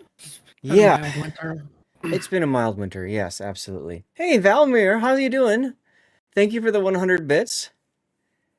Your cheer just echoed like a cannon salute across our high seas of World of Warships. Your support is the wind in our sails, propelling us to victory. Let's set sail on this epic adventure together. Thank you very much, dude. Appreciate you. How have you been?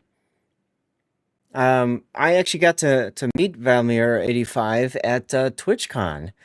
He's one of I see the face and I'm trying to think of the name off the top of my head, and I don't know why I can't all of a sudden. But Highfire, thank you. He's one of Highfire's avid followers and came out to meet him and everything like that. So it was really cool to meet you too.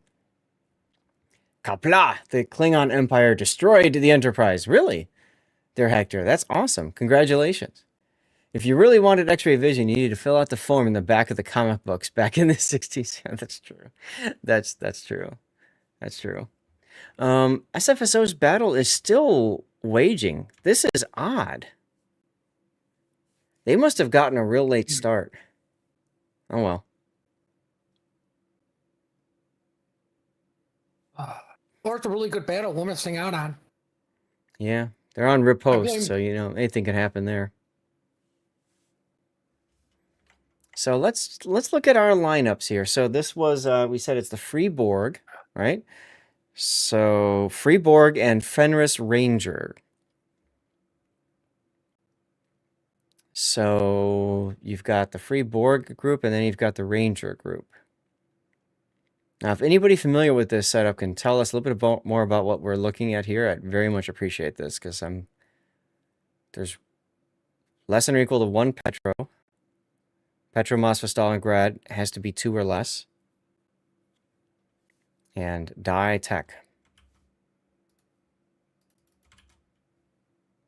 The Techno Rebels. Okay. Hoojam! Congratulations, Hoojam, on the victory. Excuse me. Let us know what you got in your CC container, Hoojam.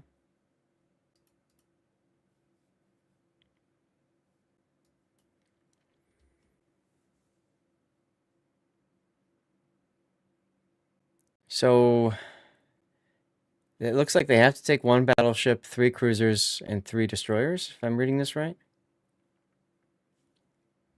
Yeah.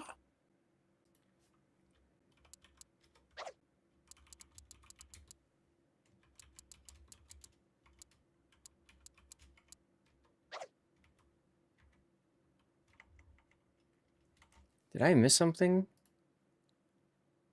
Go, go. We did this one. Now we're on this one.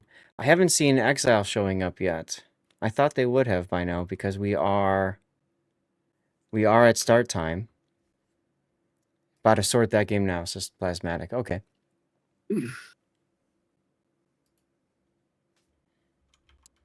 So the training room is up, put in case you didn't see it. It's run by Plasmatic Titan, I think. Yeah. So so that was the Free Borg and Fenris Ranger, and that's again they're up against Starfleet, so we get to see the Enterprise once again. Where are they? There we go. Hey, Taro. The idea is to hit like Cap fast. Well, that makes sense because the Freeborg, especially the Fenris Rangers, they were very, I guess you could say, destroyer oriented in the show, right? They were very quick and nimble, so that makes sense. So these are all fast boats. Okay.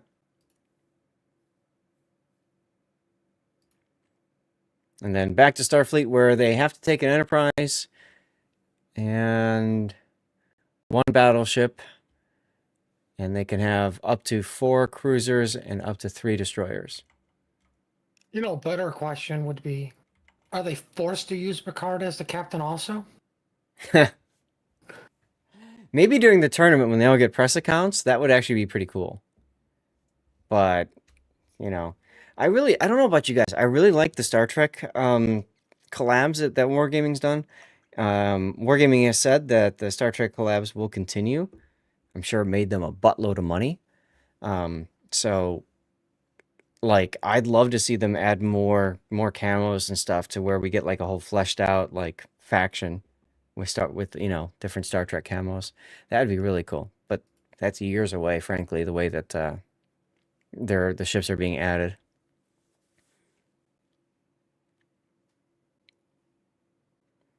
Exile is starting to come into the room now. I just hope to God they do not make a mindless grind again.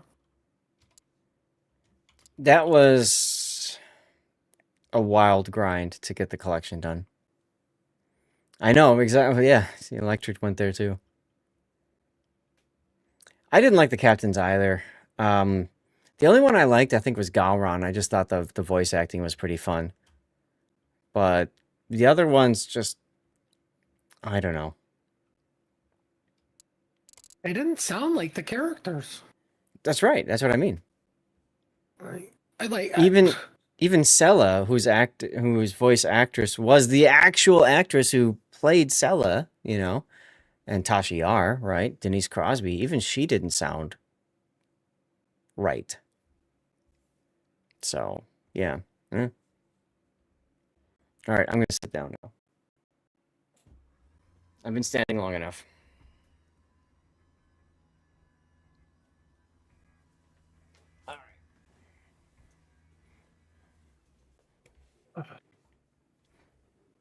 We're at missing 2 from SFSO, and Exile is full. So this game should be starting pretty soon.tm. Major Par, when are you going to clan on the EU? Yeah, I see that. SAT clan. _SAT.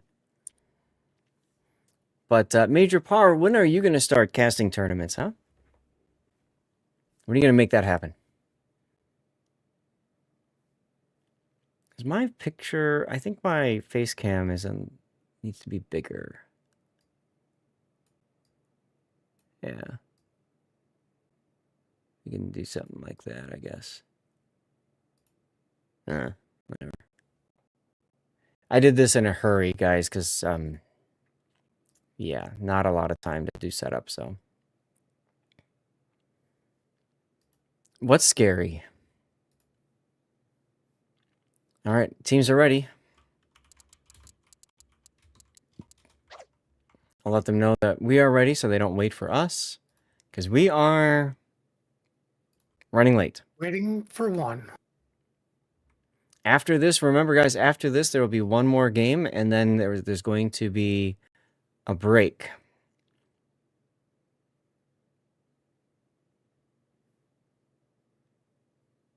What do you guys want to do during that break, anyway? Take a 5-hour nap? I mean, I'd love to take a 5-hour nap during a break that lasts 50 minutes, but, So we're just going to come up with a new timetable. Yep, and then after the break, you can see there's going to be 4 more battles.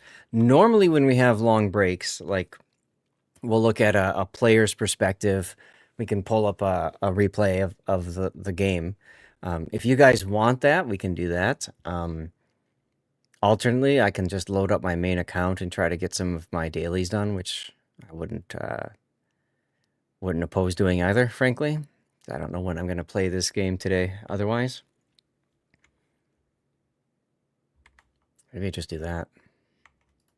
Do I have this right now? Oh, nope, I never updated my teams.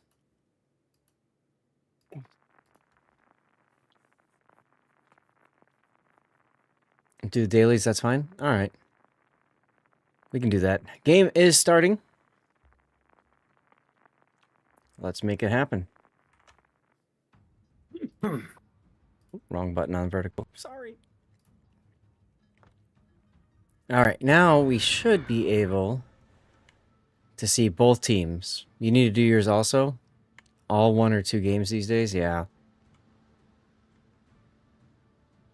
Yeah, I think I need incapacitations. Do I have enough for tomorrow's replays? There's always space for more replays, Gaelic. Always space. I don't have any prioritized, so I just have a pile that I choose from. Tomorrow is going to be difficult, though, because we're going to be doing more of this tournament, and then after that's done, I have to do a sponsored piece for a couple hours, so we might not even do any replays tomorrow. We'll find out. We shall see.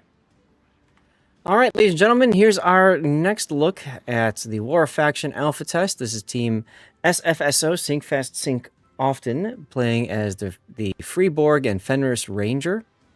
And they've got fast Scooty destroyers like the Le Fantasque and Split and another Le Fantasque. For cruisers, they've got a Marseille, a Stalingrad, a Moskva, and for battleship, they've got Plasmatic in a Kremlin. What do we have opposing them, Puddin? What is this? Exile? It's got a Benson, Cerberus, Seattle, Benson, Moskva, Petrie, and the only carrier in the game, the Enterprise. That's right. Starfleet, that's what Exile is playing, has the ability to, well, they're forced to bring an Enterprise into the battle. So we saw that earlier today. We'll have to see how that plays out, as he's already put a plane down to spot a lot of Team Green. Although now that plane is in range of Stalingrad anti-air, so it'll probably be dead pretty soon. You love the sit missions. They go for several days without one, then you get like 9 or 11 of them. Yeah. We found this the hard way. Just play like a carrier that's got AP rockets. Like a German tech tree carrier, or what's the Italian one again? Aquila. It's your 8. Or if you've got a Shinano, you can use the AP skip bombers. Edinburgh works too, sure. You can do that in co-op.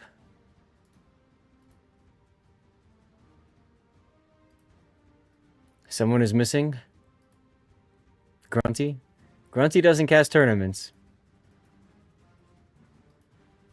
Sorry, I'm just getting Stream Raiders ready for the next round.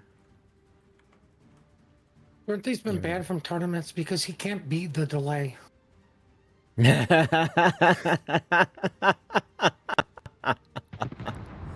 Oh, man. Shots fired? Man. Somebody better get some bandages to him quickly for that burn. SFSO taking a much more cautious approach on this map. I like it. I like it a lot. Meanwhile, Starfleet for Exile just taking their time as well, finding positioning. And with the carrier, they've got that flexibility of applying damage to whichever side they want to put it on. What we saw earlier, Starfleet did really well against an aggressive team that hard pushed on both flanks. SFSO is not doing that. Ooh, Cerberus detected now.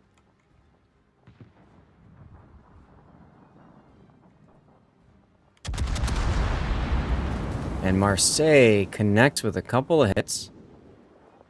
Hercules now spotted.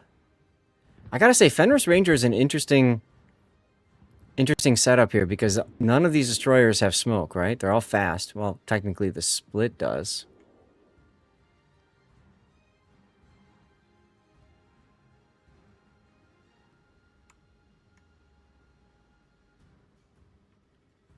Exile does walk into C-Cap and grab it.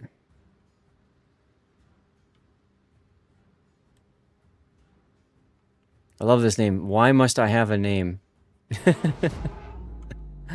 GG indeed, Stack Row. It's not over yet, though. Exile does have a 2-cap advantage. But look at their HP pools. They're very similar.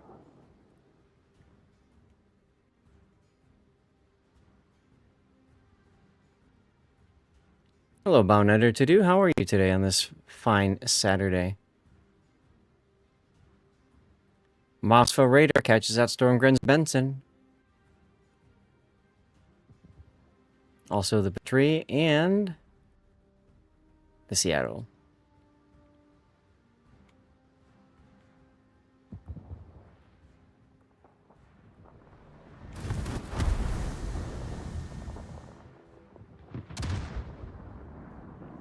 Looks like SFSO is trying to form a push over on the A side.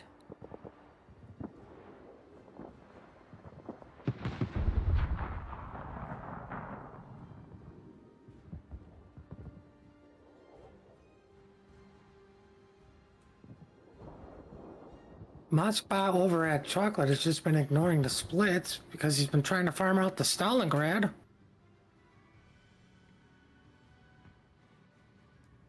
Yeah, I think they just aren't concerned about the split as much, and they know, of course, the Stalingrad can be burnt down over time. And, hey, torpedoes certainly help with that.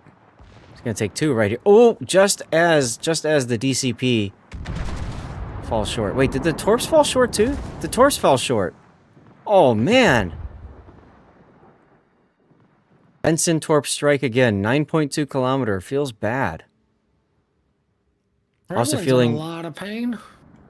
Yeah. I was gonna say, also feeling bad is Seattle.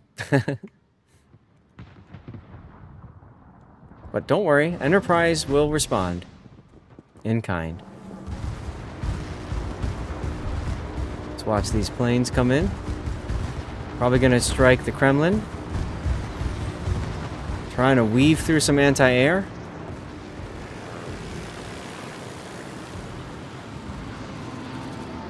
And about 10K. Now it's too bad he's not using the Enterprise D camo, but he might not have it on his account. Remember, these are not press accounts; they are just what the players have. So, Well, the Marsilli's extremely low. yes, he is. Continually farmed down by Cerberus.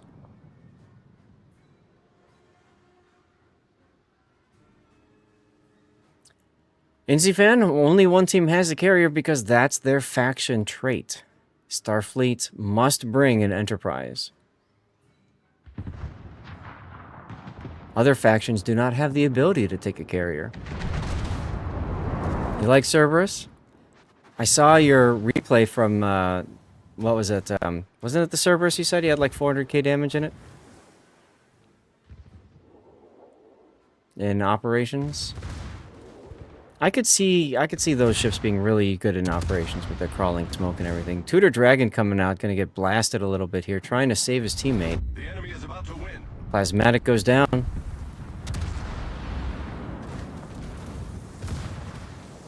Looks like Starfleet is gonna be OP.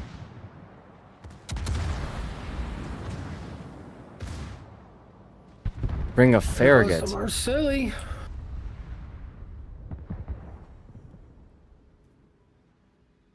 Split is retaking Chocolate. Mm-hmm. And the Benson is not faring too well against this fight. Let's go take a look. Yeah. Well, you know, they put everything in, we're just gonna farm out the Stalingrad, and then that just didn't happen, did it? Well, you know, I've seen a Garen Kaze, but I've never seen a Benson Kaze. Yep. Oh my gosh. All set for torps. Hey, the Benson torped the split. So, see, there you go. Well, I've seen Broke a their Benson back. Kaze. It works. I never And watched the Seattle, replays. everybody- Oh, Go ahead. Sorry. Say Seattle, everybody thinks was supposed to be dead, is still alive, farming out a Mm-hmm. La Fantastique, He- along with everyone else. made Missing it to other a- shells. He made it to a very safe place on this island. And was able to take care of the Fenris Rangers that went past. I love that. Good positioning there for the Seattle. Gaelic, I don't have time to watch replays beforehand, unfortunately. I just don't have time. Also, I don't like watching replays ahead of time because I don't want to be kind of like, you know, making decisions before, like, fully fleshing out the replay itself. What was the replay and any initial thoughts, because if you watch it, you're gonna kind of focus on one thing, and then that overtakes the whole replay. Yeah, exactly. Exactly. So even when I did have time, I rarely ever watched replays. I want to be surprised. I want to look at it as players are experiencing the game, you know?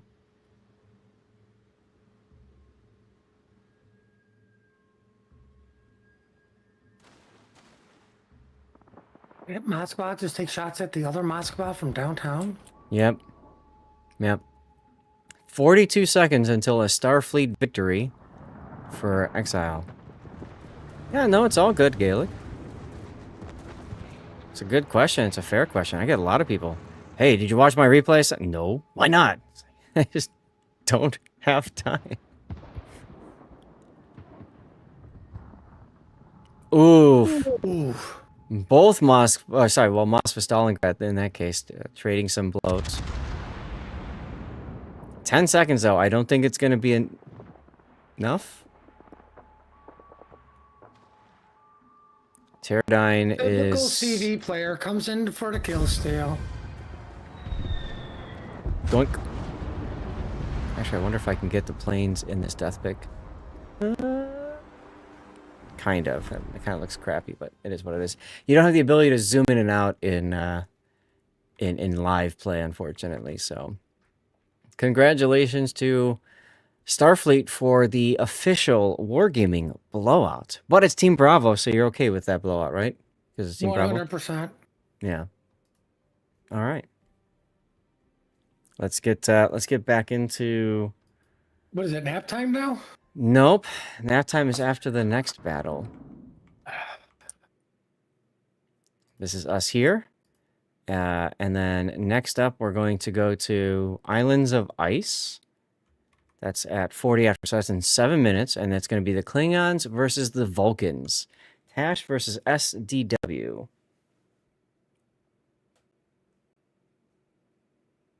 So Tash, in this case, is the Klingons. We've seen them play this before.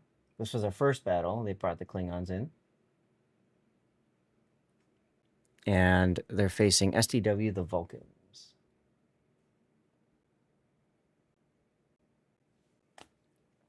Okay. Let me back out of here. Tash. SDW. See if we can find the training room. We have 7 minutes, chat, so I'm going to go ahead and run a commercial break now so that you guys don't possibly see commercials during the battle itself. I used to watch a TV show called Starfleet. You can remember Brian May from Queen and Eddie Van Halen did the soundtrack. Interesting. Looks like... I figured you meant Starfleet. Looks like it's not... The training room isn't up yet. This was Tosh Klingons. Last time that was the one where there was Bismarck. Bismarck... Okay, game is open under Bismarck. And the password was 123 put in, so I think that's it again. Yes. Okay, I have found Tosh. So we're going to do a commercial break right now and get situated for our next one. All right, good. Take some water.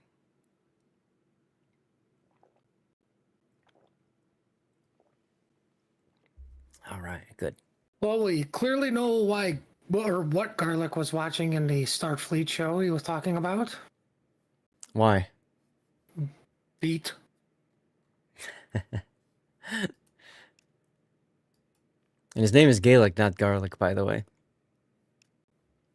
Wait, did I say Garlic? Yeah, you said Garlic. I'm sorry. My mind We totally- is just like it's. We totally know what Puddin's eating right now. No, I had stuffed Oscar Mayer cheese hot dogs. Oh, yummy. Then I was Stuffed with thinking of what? garlic bread. Oh no, that's what it was. Stuffed with cheese, like the cheesy hot dogs. Oh, okay. I'm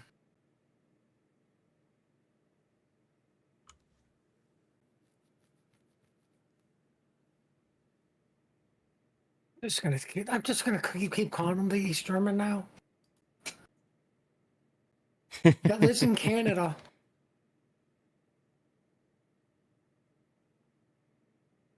I mean, at least you're on the good side of Germany. They're Gaelic.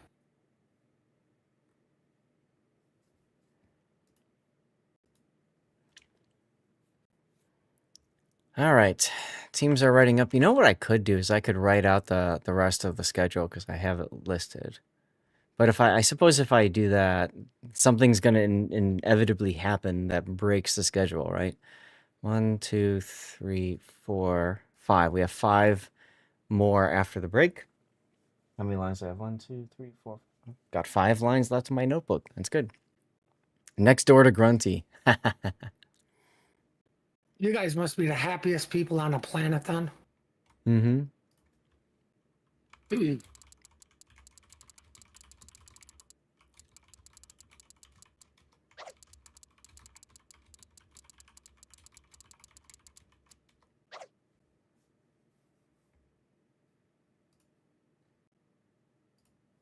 Oh, I got pinged twice on general chat. Okay. Oh, that's so nice. People have been pinging me. I didn't even notice it. Oh well. Mm.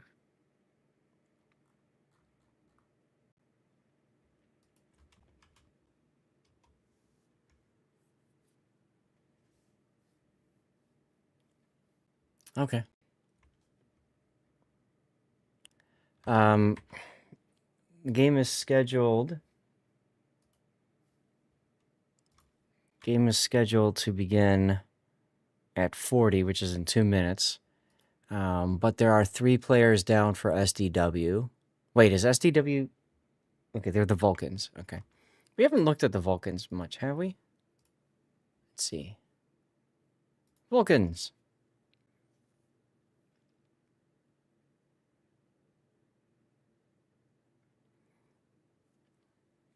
This is the one where they had the bonus against the Romulans.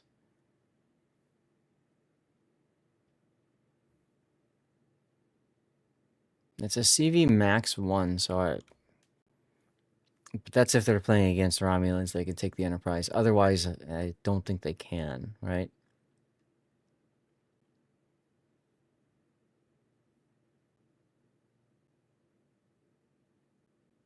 Hmm. What a waste of only the Romulans. I think it's their attempt to try to make it so that some factions are stronger against others and, weaker against others as well. They can order a CV. So how do you order a CV?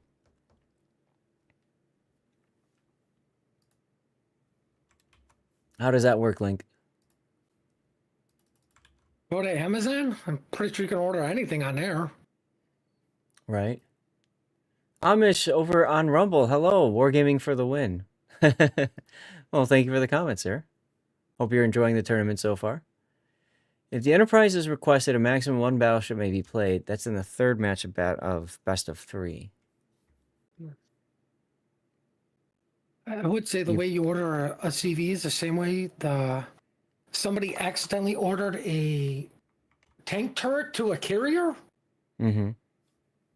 Somebody put down the wrong number. You pick the Enterprise, no Amazon. So that's it. Okay. Fair enough.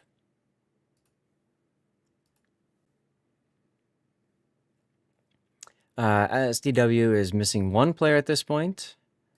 Tosh still has 7.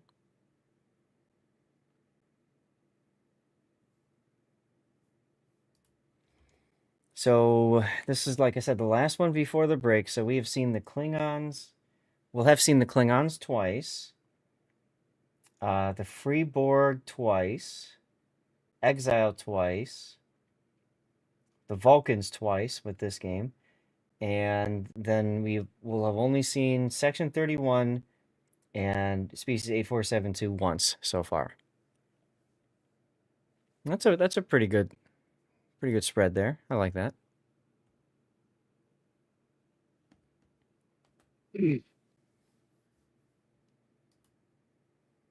So I wonder how well Section 31 has been doing. Mm-hmm. Because I mean, like at a 7v7 format, Mm-hmm. you lose a ship and it okay, it's almost GG. Like if there's no trade Mm-hmm. and you're down the ship, it's just like, okay, we've got to overcome this. It's not a hill. We've got to overcome this mountain now. Right. Like, That like can hurt. we've got to kill something, and it's not going to be easy while preserving HP. And they're already starting 2 less ships. Mm-hmm. Like, I don't think the Salem was the wisest choice because it's, oh look, I can heal everything back. Heal. Oh look, you're broadside to the battleship that just said bye. You know, Mm-hmm. a little too squishy. But I mean, then again, what other cruisers can it take? And like I said, like my only feedback for them would be Section 31, super ships only. That like, and there's no restrictions, so they could just literally all go Novas if they wanted to. Mm-hmm. That's right, True 3PO. You saw the animated GIF. Did you like that? Here's a gift.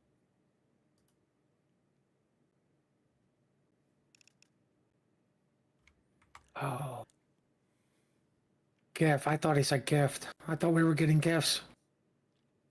Puddin', you are the gift. You guys Ooh. keep your receipts and return me. Check it out. We have Section 31 versus the Borg coming up. That'll be good. Not the free Borg, but the actual Borg. We haven't seen the Borg play yet. Just the free Borg. So that'll be good.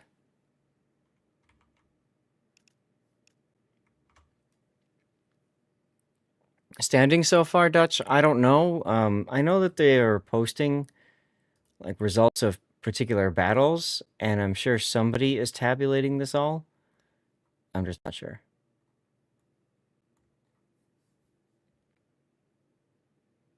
You saw her in Puddin', you ain't no gift. You're already looking into my return policy. There you go. Ooh, Starfleet versus the Vulcans will be an interesting matchup. And then Romulans versus the Borg. Starfleet versus Section 31. Now they might, it says, and switch the ships. So there's a possibility they might change up the factions during the feedback portion. Oh, and then Romulans versus Vulcans to finish us off. All right. Cool. See, that's why I'm saying, like, you know, like, clearly this is on the fly trying to see what works and doesn't work. And that's why I'm saying, just give them all the super ships. Just take all the restrictions off. That's it. You're only allowed to play super ships. Yeah.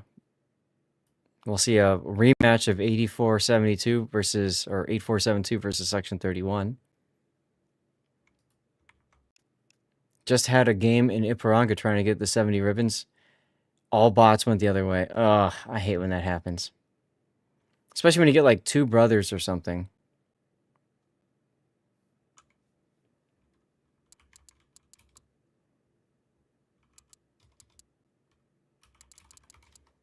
All right, they're just asking if we are ready for the stream.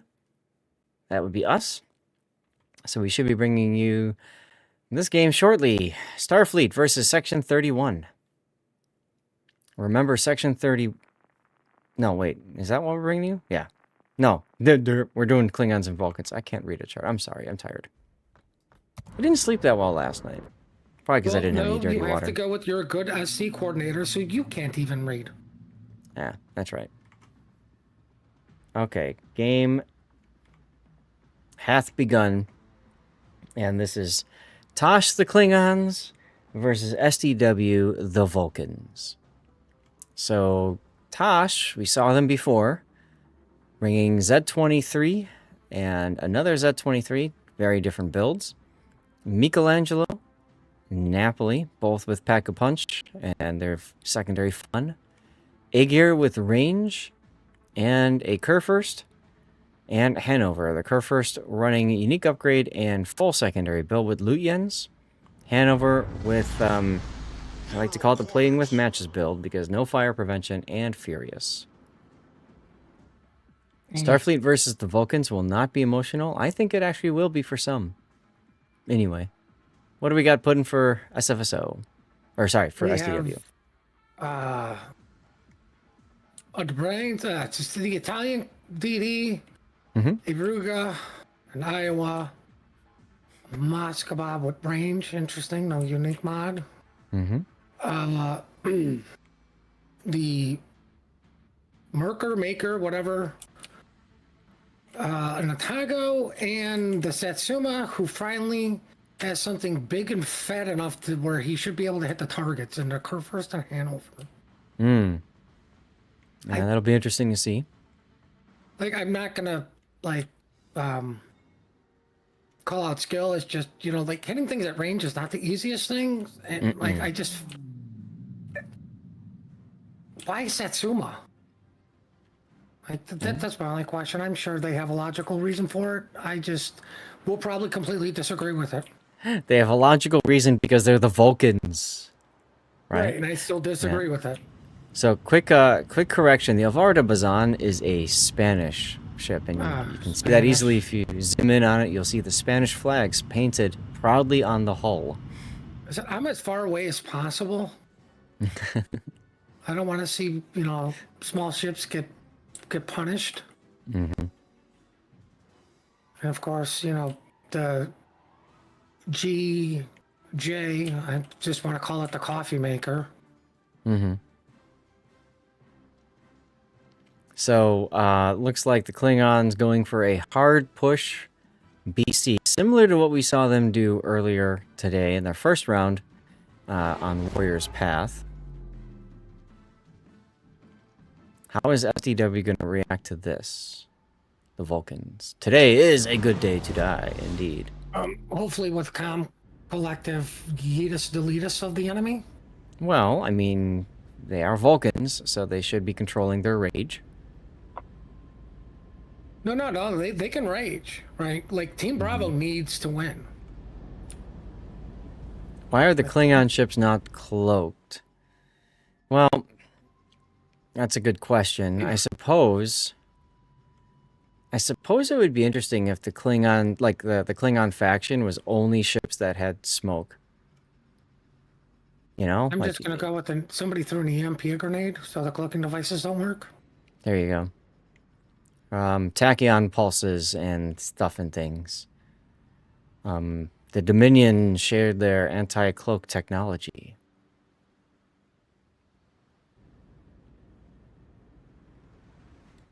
Stuff like that.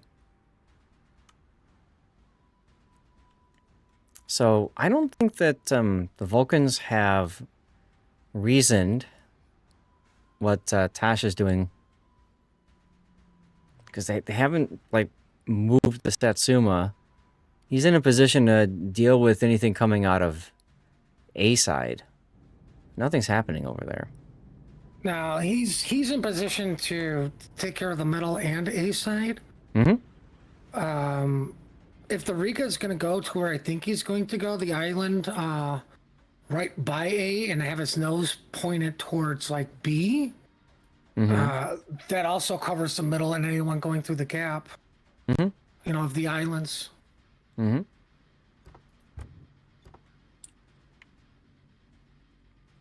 Now remember, this is a test tournament, the alpha test of the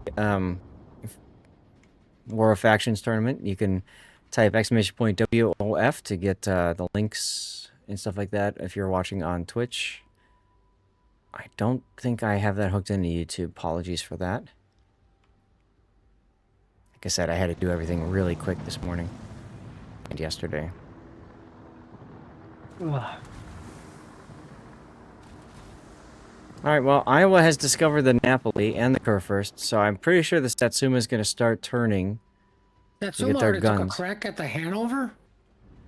Yep, he's already flipping his guns.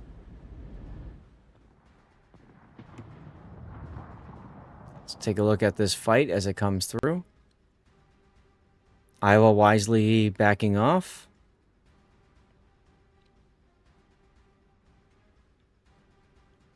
Marker's a really interesting choice. Not quite sure why you'd want to run it. This is the tier 8 of the gunboat line for the German destroyers. So you give up on hydro, you do have smoke, and you've got your engine boost.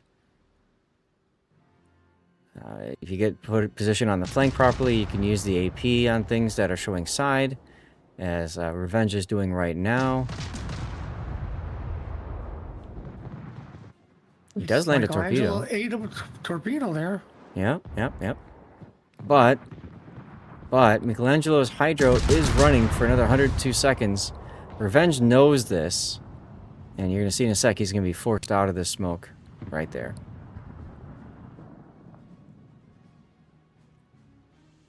So the Klingons have committed to battle. And Bismarck taking a good amount of hits already. Pulling over in the middle for some Starbucks. Why not a Star He's Map? going over for Home Depot. He needs a lot of flex sape. Yeah. So does Revenge, and his marker got spotted and running away now. What's his concealment? 6.3. What's up, Real Something Dreads? you don't see often, a Riga in smoke. Mm-hmm. Klingons are brawling focused. Right, that makes sense with the hydro and everything, yeah, and the secondaries. Vulcans are tank and well-armored ships.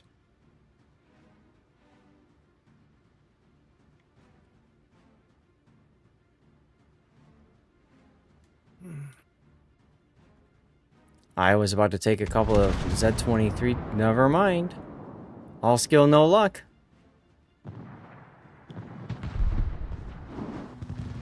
Nice hit there on Blue's Kurfürst from the Iowa. Riga did exactly what you thought he was going to do, but he took a lot of damage trying to get to that position. I mean, he's in a strong position now, but the problem is if the Nurembergs can hit him, it's just a matter of time before the fires kill the Riga. Yeah, he was detected for a bit. He's dark again, but the smoke is expiring. So he will be visible very soon. I bet you the Aegir wrecked him a bit there. No, he only did about 6,000. What hit the Riga so much? Hanover. Okay. I mean, Hanover, I believe, did punish the Moskva too, trying to make the same maneuver.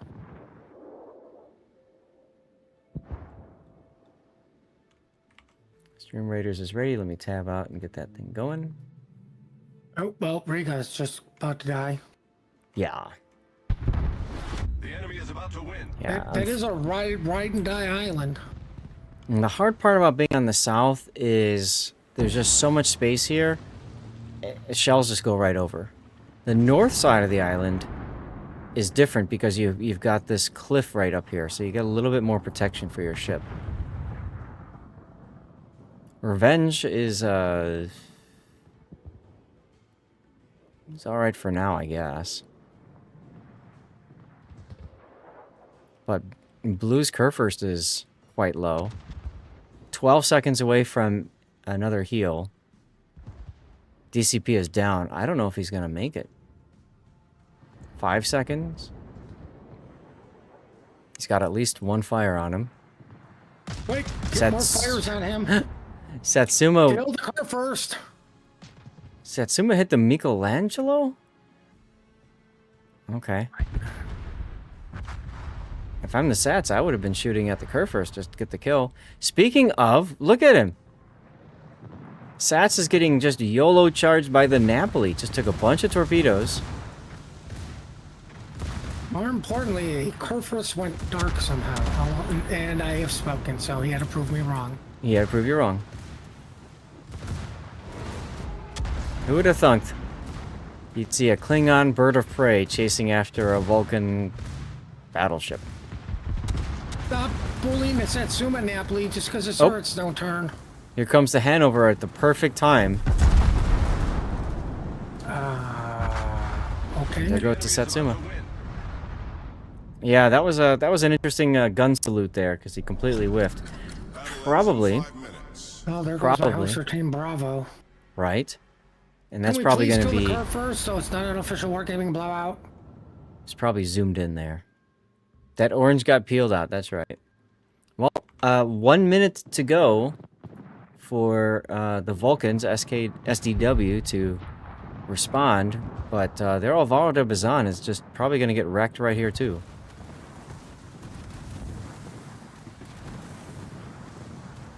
At this point, what's not getting wrecked on Team Bravo? The Iowa. Oh! Okay, so the Iowa takes down the Michelangelo. There you go. No longer a wargaming blowout. The enemy is about to win.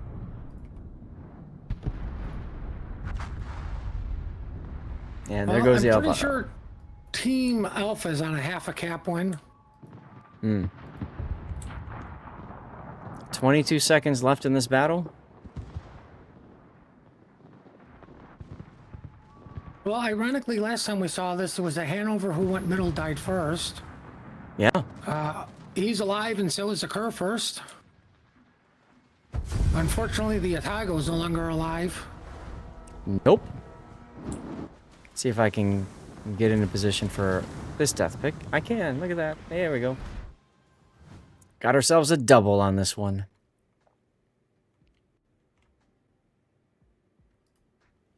All right. Well, let's get back to the out of battle screen here. And I believe we now have a slight break of about 30 minutes until our next battle. So I'm going to back out and jump into the main client myself, I think.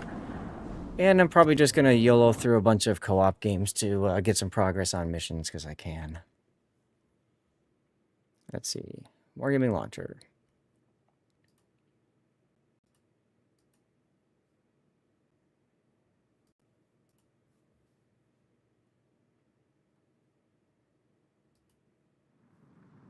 So we are now in the break portion here.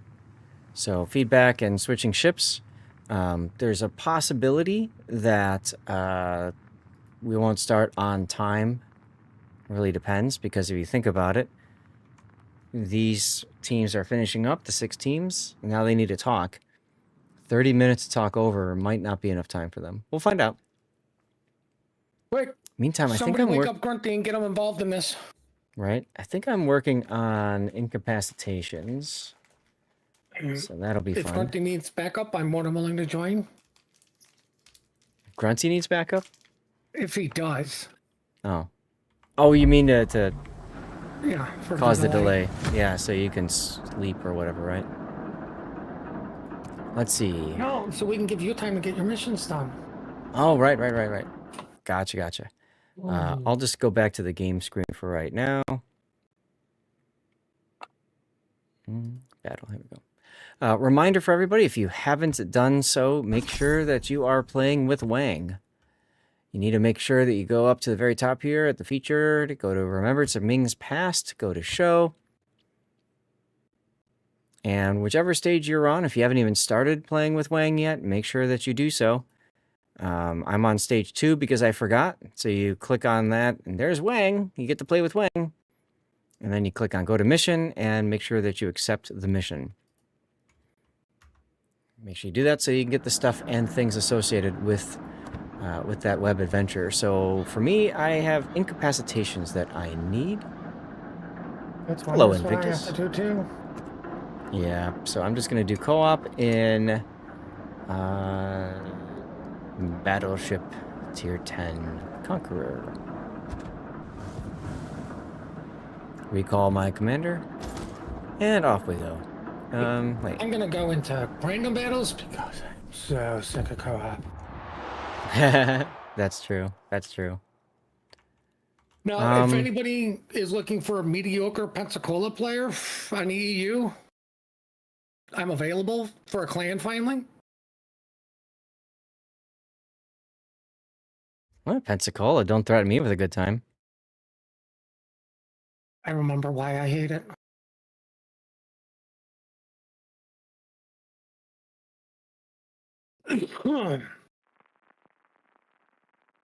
It fires too slow for my liking. Oh, see, I really enjoyed Pensacola just because you get on the broadside and just smash. As far as incapacitations, Island Cat, you're better off, in my opinion, taking HE and just shooting at destroyers and cruisers with it.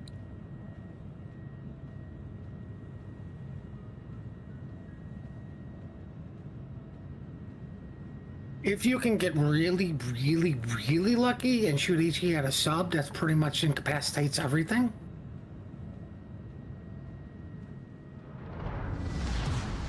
Action stations.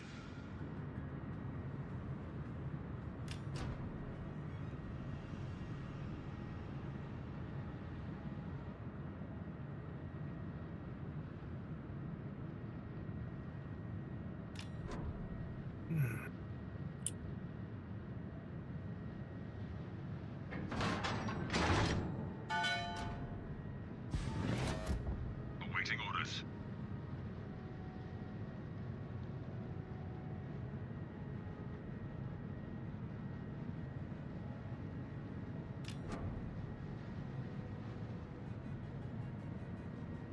Enemy force sighted on the horizon.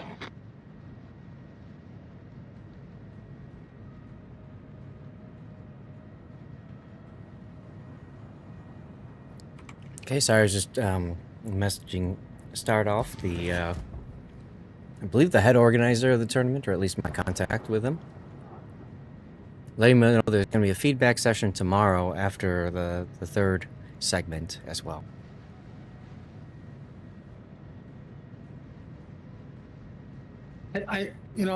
Granted is a delay, right? Like they're not keep going. I like how they're doing a feedback halfway through. Like, okay, everything's fresh in people's mind. That's usually the best time to get feedback. Yes. Now you saw me shoot my guns there for a second. That was so that I would be spotted, because the bots shoot at whatever gets spotted. So get yourself spotted, so you get shot at, so you can spot them, so that you can shoot them and incapacitate their stuff. Look at that, like that torpedo tube. Ooh, an Edinburgh, this is great. You might nuke the poor guy. I know. That's why it's so but great. It won't be. Yeah, but it won't be an incapacitation. It's just dead. Well, you know, I'm willing to take that risk. What's up, Panoramics? How you doing? There we go, torpedo tube. Now we'll go back to the Hindenburg, who most likely DCP'd and repaired that torpedo tube we incapacitated earlier. This is co-op, we don't care if we're gonna... whatever. Oh, there we go, torpedo tubes again. 2 more incapacitations, let's go.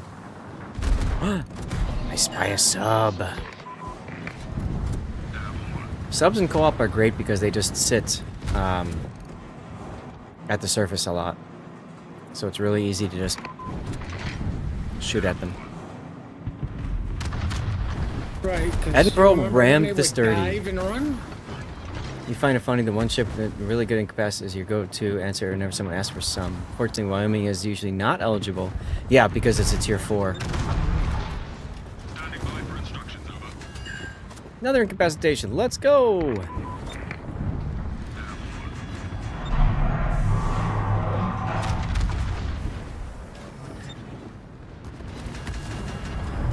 Whoops! I incapacitated him to death. Enemy cruiser sunk. Oh well. Aha! Switch in the guns. Direct front. Die, Mr. Sub, die. Standing by for instructions, over. Go. Oh, with goldfish. Man-eating goldfish. Hindenburg. Oh, I incapacitated him. Enemy cruiser destroyed. Oh yeah, and Cunningham. Torpedoes to starboard. Cunningham Prox does his thing. Has taken the lead. Aww. Alright, what do we have left? Conqueror and Kremlin and the Carrier. Awaiting Well, orders. I guess... Do I have... What's my build? No. Okay. I don't have expert loader, so... I'll just let the old guns load on their own. Gonna make love to this Gimanto here. Switch to AP! I got enough incapacitations, but I'm gonna try to see if I can get a couple more. Quick heal! I need to turn tighter. Aww. Fail. Thanks, Shimanto. I'll blame it on the Shimanto. It really isn't his fault, but you know. I'd still blame him. Chat, do you have any feedback you would like to share with the tournament organizers from what you've seen so far today?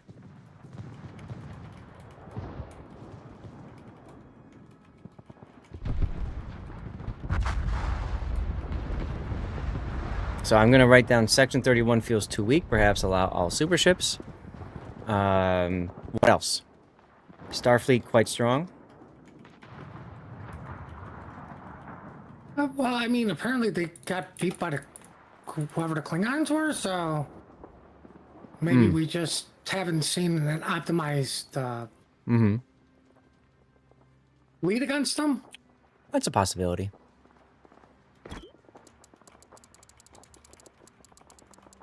The Conquer the boss know what the 2 key does. Well, that's true.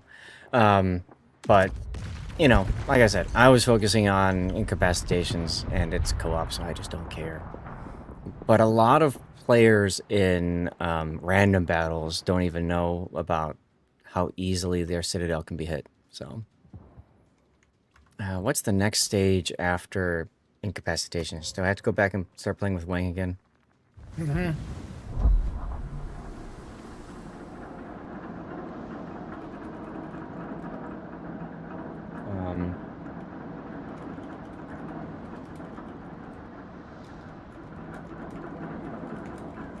Alright, so I'm letting him know I'm asking chat about any other feedback. We got 20 minutes until our next scheduled battle. Yeah, I gotta wait for the 6 incapacitations to roll over so I can start playing with Wang again. Is there anything else I need to do? No, not right now. I'll have to see what the next mission is. Okay. I'm gonna use this opportunity to hit the bathroom actually, so I will step away for just a moment. I know. I've only got 7,000 premium days left. I know, it's crazy. Hey, Wolfie.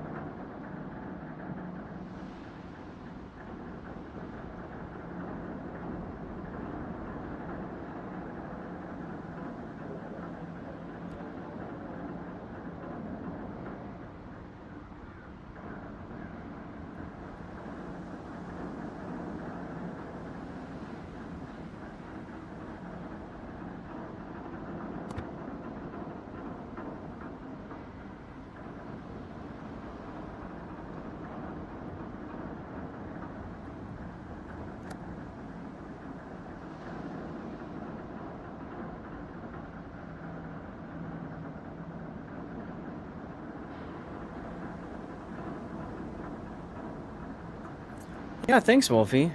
And I didn't say it earlier, but yeah, Wolfie is a mainstay on the DevStrike forums. So, Wargaming got rid of their regular forums, and they brought forth the... now we've got the player-created driven forums, right?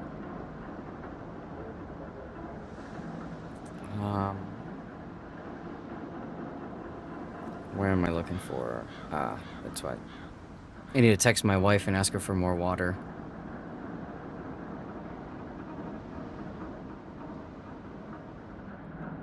Okay, Conqueror done. Let's go.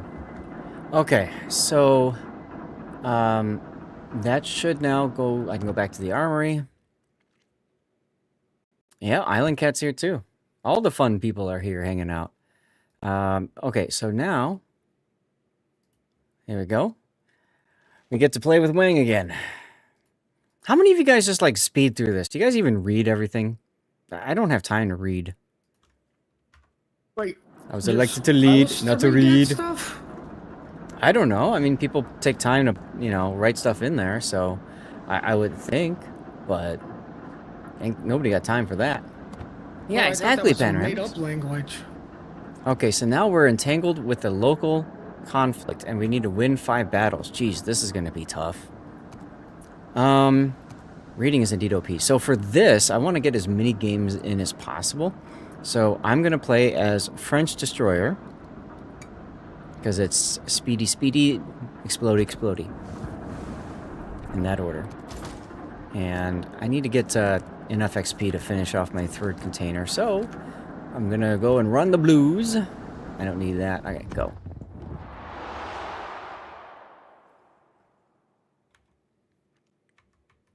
Let's see, we've got 18 minutes, so I'm going to try to get 3 games in here.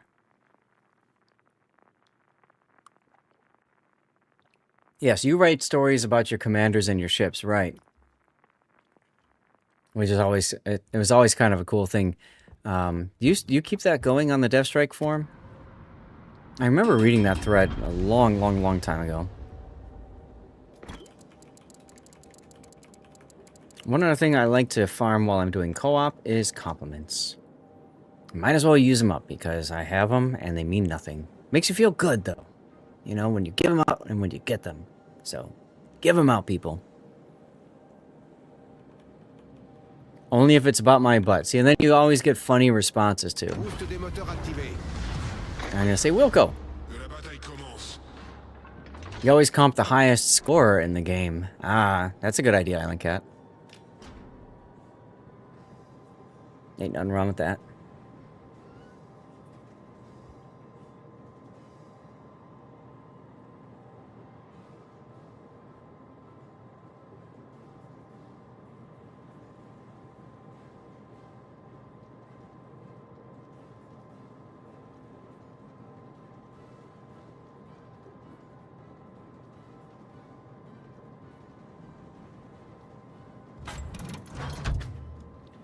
Unless it's a sub. and then what, you report him?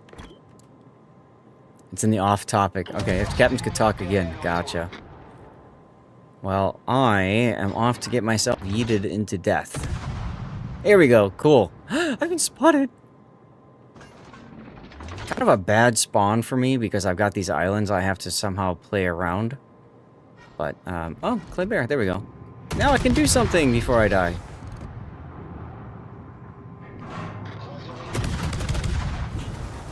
Torpedoes are ready, which means his torpedoes are probably ready too. You never report anyone based on the ship they're playing. You don't agree with that tactic. Fair. I usually don't either. Well, then, whose message needs to get mod abused? Alright, now, I'm sure the torpedoes have just been fired, so... Actually, I want to die. What am I thinking? I want to die. So unused to this. Go in, get yourself yeeted, and then... go next. Torpille à midi. Yeah, it's not easy, is it? No, because you just naturally Torpille droite. dodge stuff. I don't know. Let's change over to AP.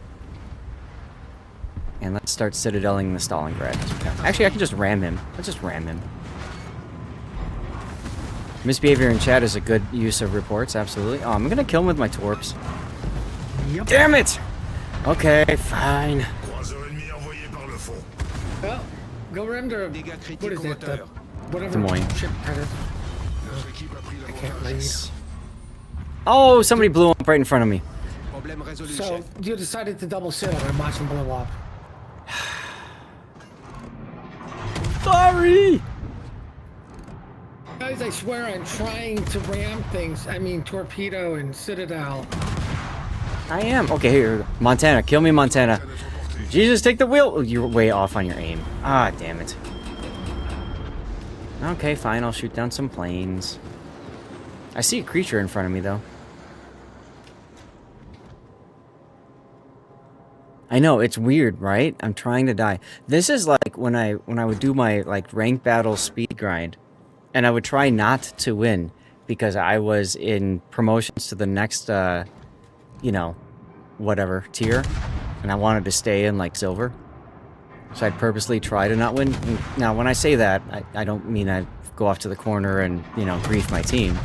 But, you know, I just do YOLO things, dumb things, whatever. And there's so many times where I would actually be rewarded with a win, and I'd be like, stop it!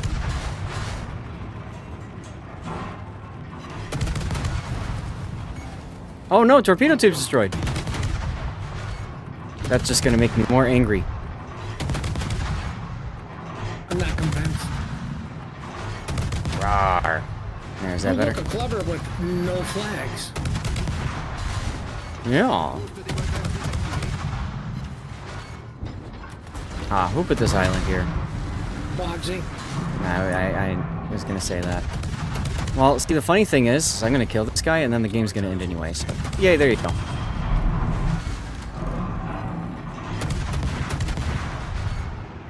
Or not. Maybe I won't. There we go.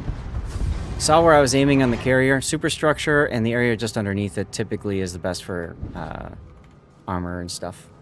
Angry like Martian. Yeah, Martian. Marvin the Martian. I used to be really good at impersonating him. Look at that, 540 base XP. Alright, we can do one more. So I guess I might as well do the same thing, this time in the Kleber CLR.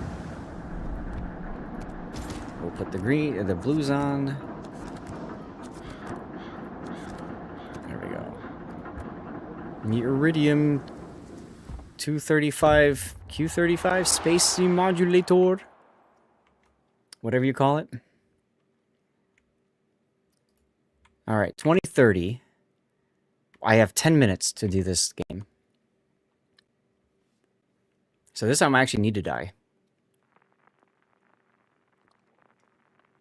Last time was just a warm-up, guys. This time's the real deal. Bucks XPU 238. Sorry, what was that, Puddin'? It's at $10 you kill everything. That could be fun. In the meantime... Testing the survivability of a test ship. In the meantime, we have FBL and SDW next. So would you mind seeing if that training room is up? Sure, just as soon as I die on the NA. Oh, sorry. I forgot you were doing this too. This is section 31. Versus the Borg. Good luck And and that's fair SDW. seas. Cool. Alright, engine booster, go! Boost des moteurs activés. Getting yourself killed. Attempting to get yourself killed is how you ground the Kawachi. Buff everything related to speed secondaries, Mount Hotel Yankee, and ram the nearest enemy. Ah, I like it. Yeah, we don't do the music with the tournament, Wolfie. I was thinking we could do an after party. It really depends on timing. Life wants me to stop at like 4 today.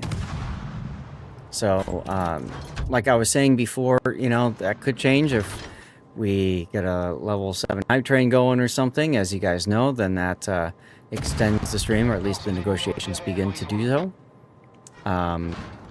Yeah, it's no worries though.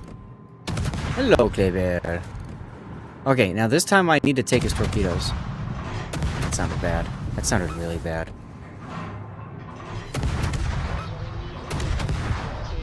So we're gonna wait for him to DCP after I break something of his, which has not happened yet. There we go. There's the DCP. And reload boost. Torpedo taking. Happy Valentine's Day. I know, right? Seriously, Jake.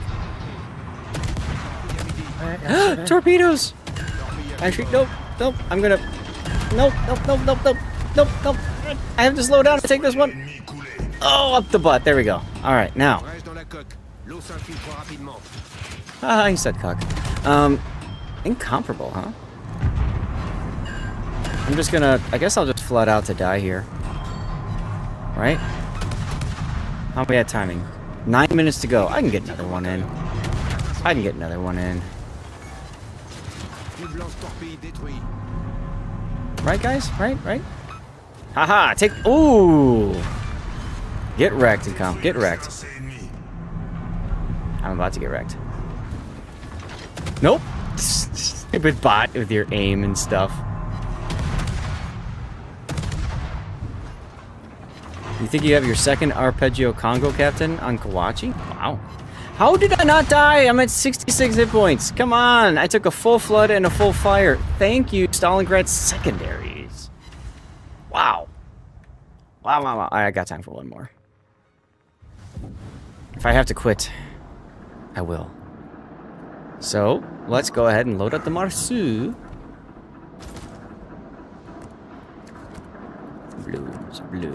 Blues. No, that's red. God, no.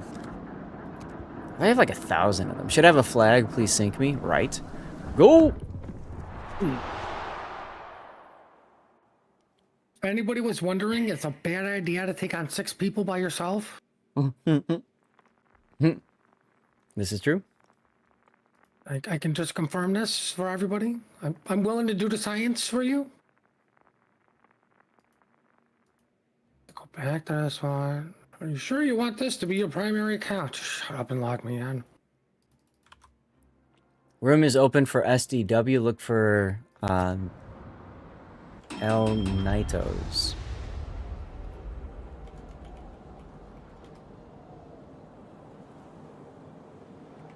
I'm just gonna tell them you're busy getting yelled at by the wife. Okay. I think they'll be able to relate to that. Mm-hmm. You hate that pop-up? Yeah, if you keep going back and forth with regions, right? Branle-bas de combat. It's just... I would love a please sink me flag. I mean, it's kind of like when they do the bounty events, right?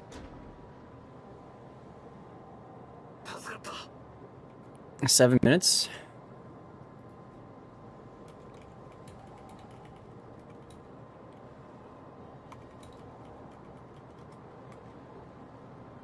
Gotta keep the wife happy, right?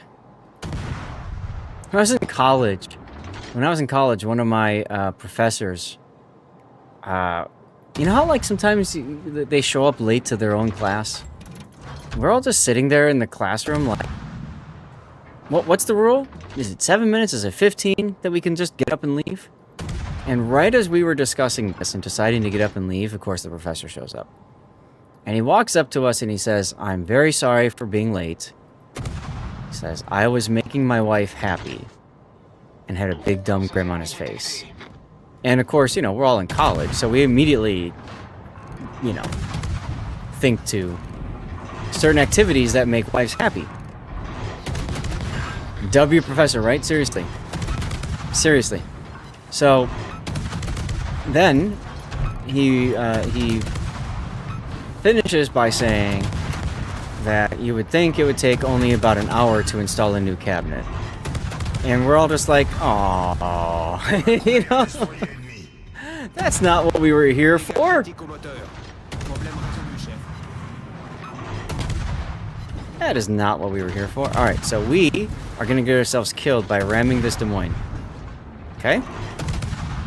This is going to happen. It's going to happen. Ads are playing. Perfect.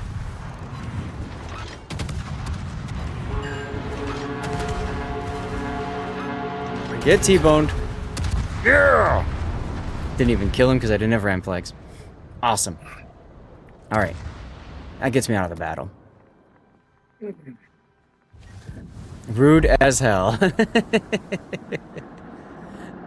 Alright, so we're done playing with Wang for now. And we got our progress for today's battle pass done. Yay! And we probably don't have enough XP for, to finish off the third container, but I can play a game of randoms and something later today to do that. So that saved us a lot of time. Now we gotta change to my European press account. Are you in the room, Puddin'? Ad's over and you're done playing with Wang. Yes, for now. For now, we have to put Wang away and focus on our tournament.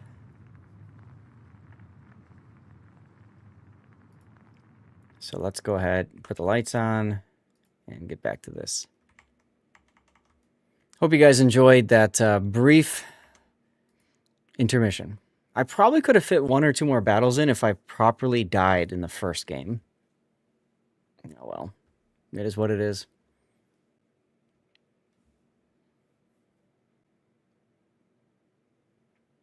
Just checking a couple things. Okay. Stream Raiders is ready. I'm going to get that going. While we have a moment, for those of you guys who do play Stream Raiders, if you are willing at all to support me, one of the things about Stream Raiders is it's starting to go away. At the end of this month, you can no longer buy skins or anything like that. And I'm at the point where I'm very close to my threshold for actually getting any money out of Stream Raiders. I've played their game for like 5 or 6 years. So if you would consider buying one of my skins, it would really mean a lot. It would really help a lot. I think I had somebody buy one yesterday, which was awesome. So I think that means I'm like $15 away, which is 5 more people with the way that the payout thing goes. So if any of you guys are willing to do that, feel free to do it instead of with a sub. That's fine. The percentage that I get is actually higher from a Stream Raider skin purchase than a Twitch subscription, believe it or not. So Twitch is 50-50 and Stream Raiders is 70-30. So I get 70% back instead of 50% back. If you do support me over on Stream Raiders with that, I will, of course, cover one of your replays this patch. I'll treat it just like a normal sub would be. So if you consider doing that, it would really mean a lot for me, because otherwise there's just no other way that I can get any sort of money paid out from the Stream Raiders group. So, and to do that, it's pretty simple. You just go to streamraiders.com, search for me, and then you go to the store and just buy a skin. That's all you have to do. So if you're willing to do that, it would, like I said, it would mean a lot. It would really help. And Instant Cthulhu, thanks for the raid. Good to see you, my dude. How are you? I also need to shout out Jake Shuffle, who we saw earlier. Jake is a fellow streamer, and I didn't even realize that until I saw it in my dashboard last week, the week before. So, yeah. Wake up, sheeple. Jake Shuffle claims to be all about recovery and good vibes only, but I see through their facade. They're really just using gaming as a cover for their secret mission to uncover the truth about Norse gods and their connection to addiction recovery. Don't believe their lies. This Bloodborne and WoW obsession, all part of the plan. What's up, Keyman? How you doing? Tournament's going fine, Cthulhu. We were just finishing up a break in between. Now we're about ready to get started with our second half of the schedule for today. Tournament is really fun. It's really cool. There's a lot of kind of story lore stuff that you can do with it. So there's a link right there in chat for Stream Raiders if you want a more direct link to access. That should take you to a place where you can buy one of my skins. So if you are willing to do that, again, that would mean a ton. It would mean a ton. I hate having to ask people for this. I've been playing Stream Raiders forever, and, people have bought skins before, and they said it was fun. Great. But it really sucks when they say, oh, well, we're going to finish things off now, and, if you haven't earned this amount of money, and it's only $50, then you don't, they don't give it to you. And it's just, that's just a frustration for me, in my opinion. We have SDW and FBL coming up.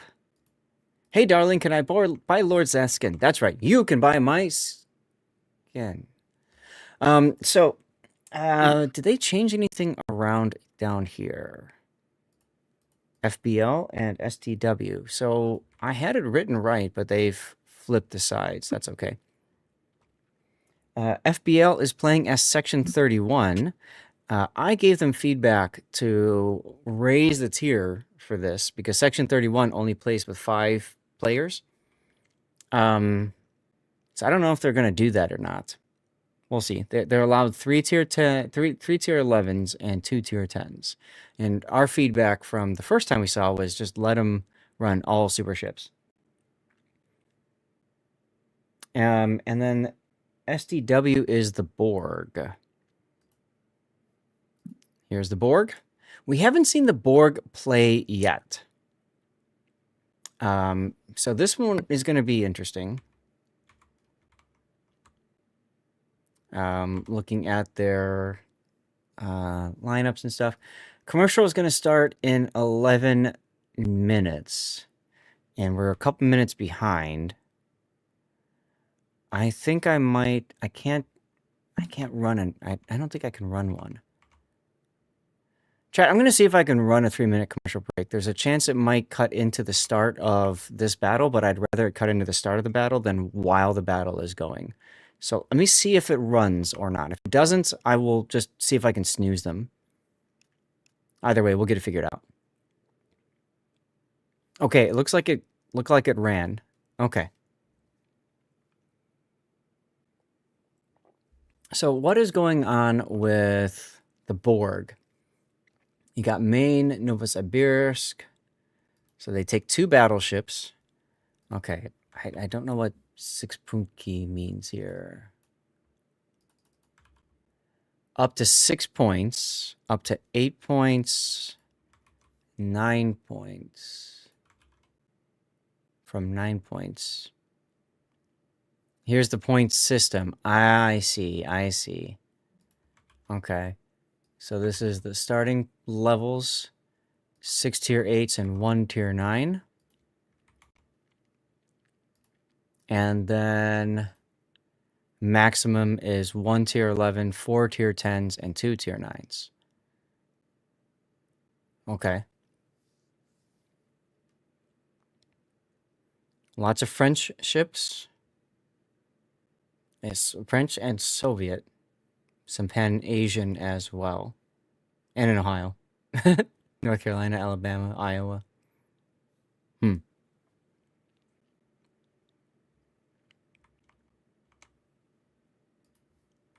Okay. Not quite sure how the Borg is set to play out. Hey, Real Durans. See, if I was gonna go Borg, and their thing would be like they're a collection of everybody. Like there's, I'd make them be U.S. and maybe UK ships only. Right, because they don't excel at anything, but they don't lack in anything. Right. Now, they have made one adjustment to the setup right now. Section 31, they have buffed. They said they have done an additional player for Section 31. So instead of 5 players, they play with 6. And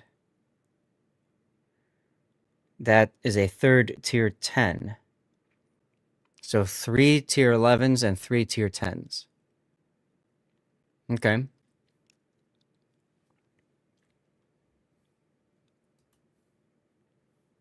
All right, both teams are readied up at this point. So I think we're ready to go. Oh, my cigarettes lit, so we're definitely good to go. Excellent. Chad, are you guys back from the commercial break yet? My thing says 4 seconds left in the commercials, so many of you guys should be back by now.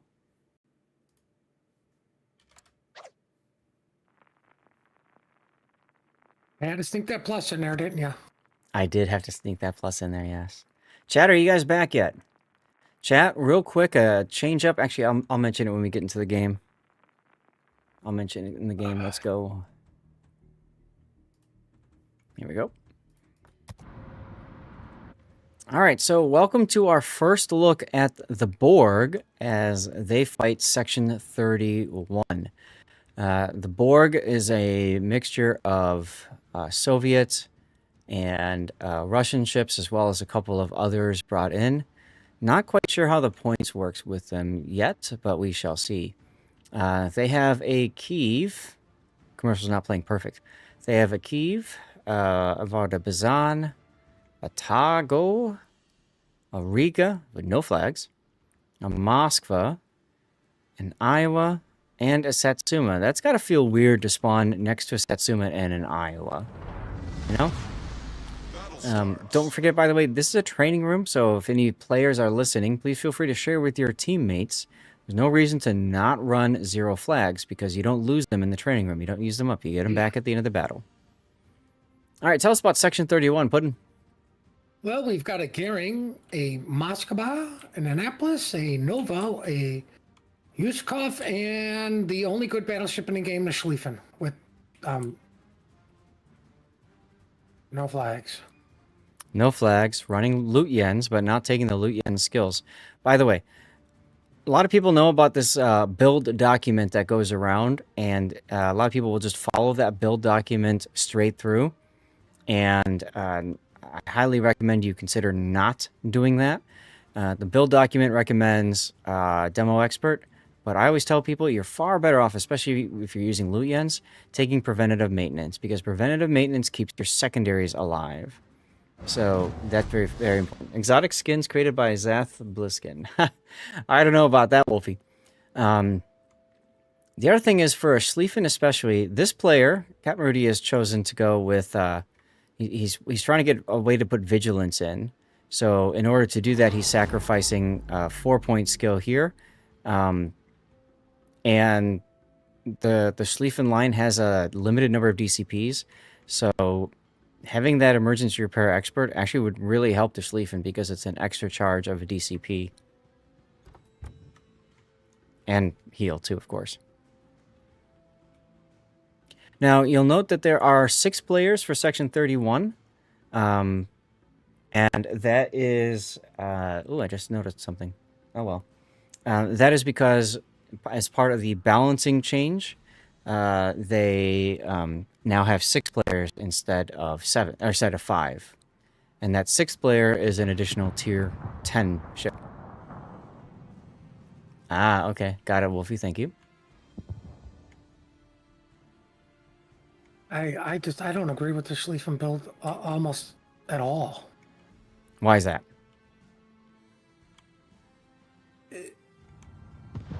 I mean, preventative maintenance is almost a no-brainer. Mm-hmm. Right? If you're not taking IFHE, why aren't you taking turret diverse? Because, like you said, you're Luchans. Schlieffen needs the IFHE for secondaries to do anything.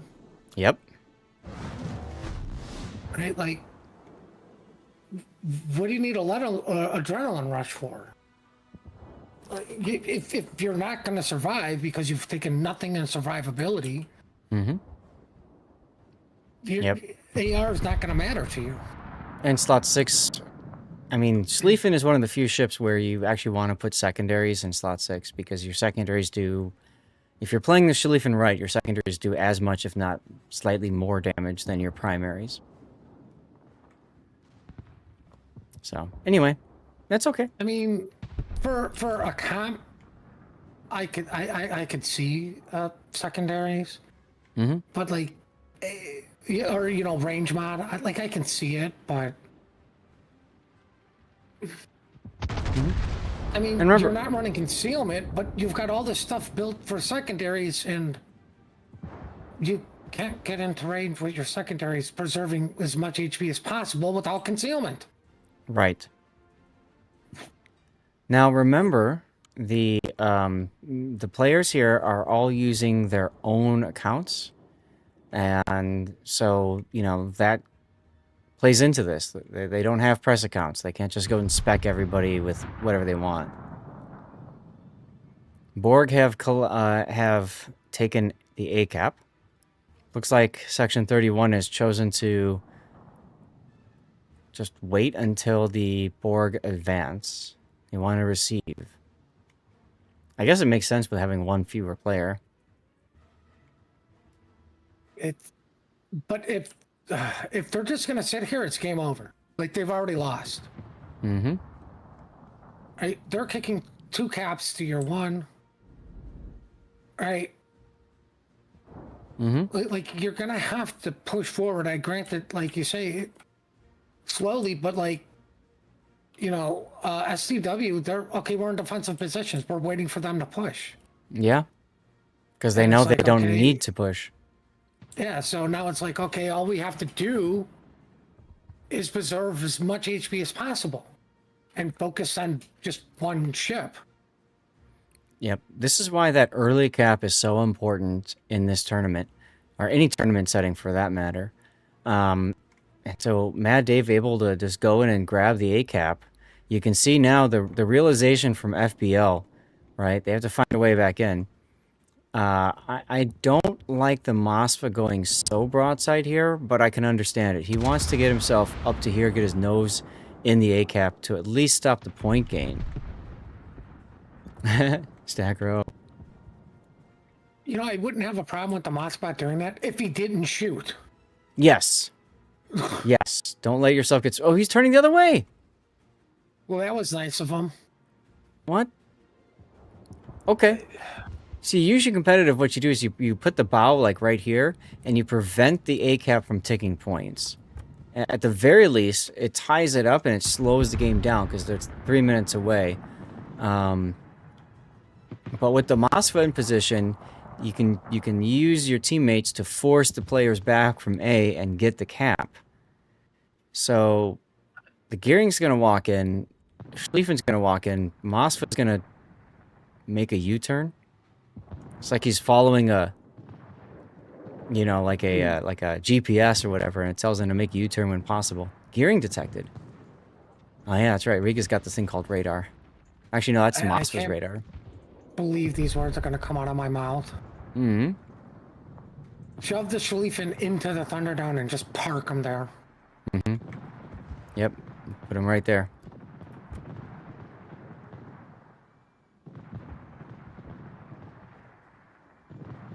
So that radar is expiring. Riga's radar is out. But Riga's got a hydro available. And Gearing is in hydro range. For whatever reason, Riga's not using that. Oh, big resets there on the Gearing. I don't get why the Gearing didn't smoke. He could have smoked Captain Rudy. Rudy just sits right here with the secondaries going away.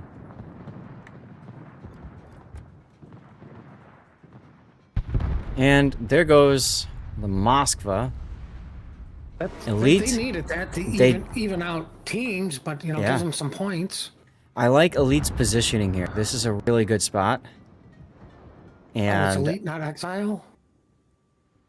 no, it's Elite is his name. Yeah, I'm from sorry. Team FBL. It's fine. Hello, Admiral Morkborg. How are you? But yeah, it's a good spot. And now you've got the Gearing that's got the cap. So now what needs to happen is the Gearing needs to get the heck out of dodge and not die. Oh, and Ushakov gets another kill. Where is that one? I'm hearing the fireworks. I don't see... Ah, there they go. Yeah, all the way on the border. The enemy is about to win. So, with that, Section 31 has found a way back in to this game. Oh, look, the Mosfa completed the circle. Now it's going to be really hard, I think, for the board to come back. What? I'm surprised nobody called this out. Why didn't you send a Moscow around the backside and force the Riga forward? I mean, at the point he turned away like that, yeah, absolutely could have come around there.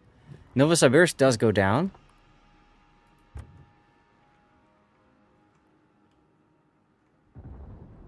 And I do like the Borg turning around to the back of C-Cap here. He's going to back cap. Satsuma looking for shots on this Annapolis. Annapolis is spotted. He's going to be forced to push forward. Iowa's about to go down though. Hey, Hujam.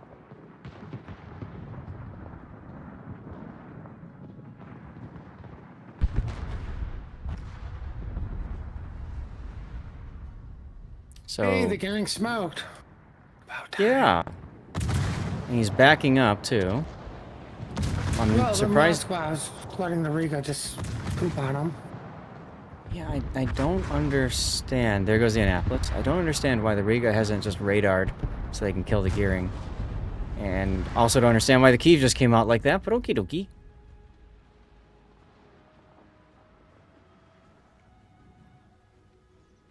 Borg's gonna go into the sea cap. It's gonna be super ship versus super ship over there. Ushikov versus Satsuma. Riga's realizing he's in trouble and backing off. See, if he had his radar on right now, he could kill the I gearing. think ironically, if the Satsuma rams the Yushikov, that's good. Even though that puts you down a ship again. Yeah.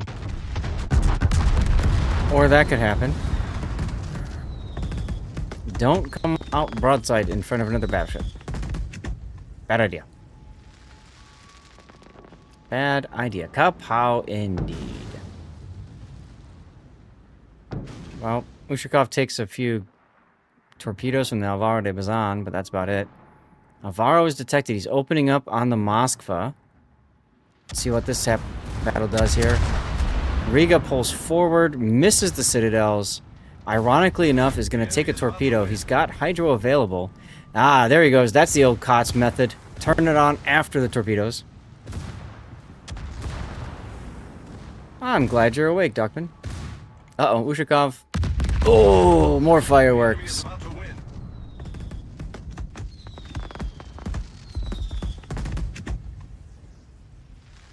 37 seconds to go for Section 31 to win. This easily could have been a Borg victory, though. That's right. Ooh and ah. Oh, Schlieffen played around in the Thunderdome. Alvaro's got to yeet out this gearing now. He does. Time extension. Why are they trying? Well, I mean, yes, I want Team Bravo to win, but we almost have a solo warrior here. We almost have a solo warrior. Just gotta kill a Moskva. You know, that should be really easy. He's got a smoke. Moskva's radar is being used.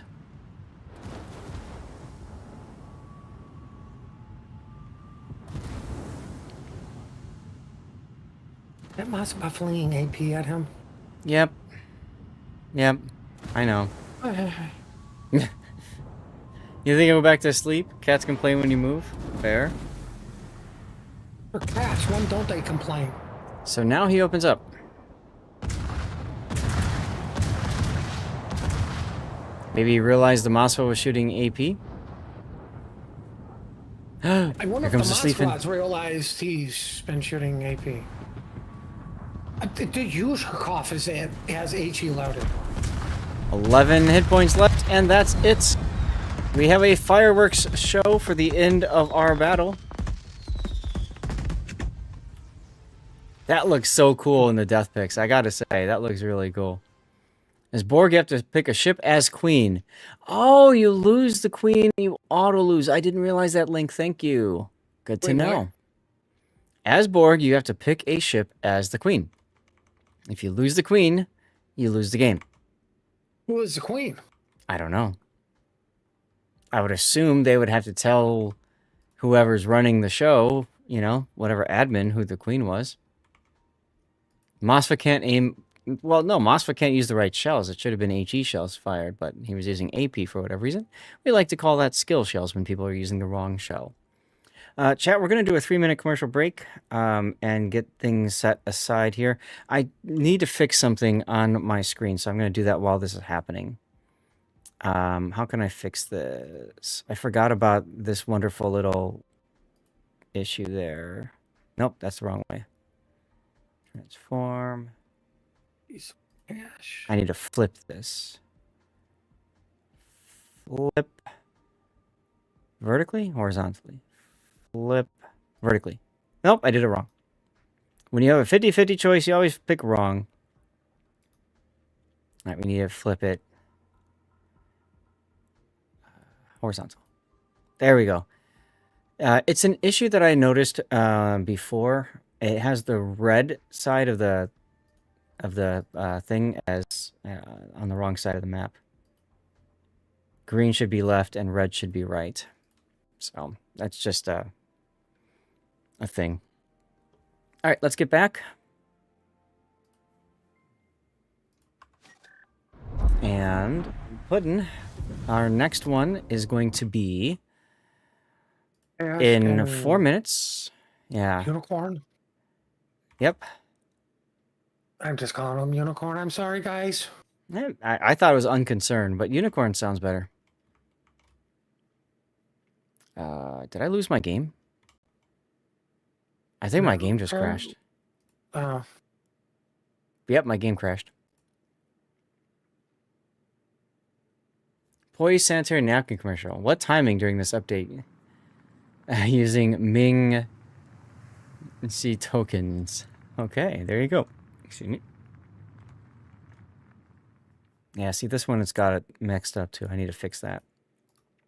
I don't know why they keep taking Satsuma. I'm sorry, what? I don't know why they keep taking a Satsuma. I don't know. So far, it hasn't really done much today, has it? It's blown up pretty good. Hmm. Right? Unfortunately, that's not what you want to have to happen to it. No. This is Tash, so it's probably the Bismarck as the leader again. Tash versus the Vulcans. Tash. Klingon? No, Tash is Starfleet now.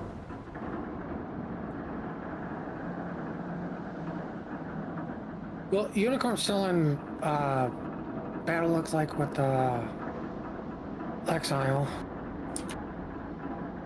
Okay. That's fine. Starfleet and the Vulcans. We've already seen both of their lineups, but I'll put the Vulcan one up while I get into the training room.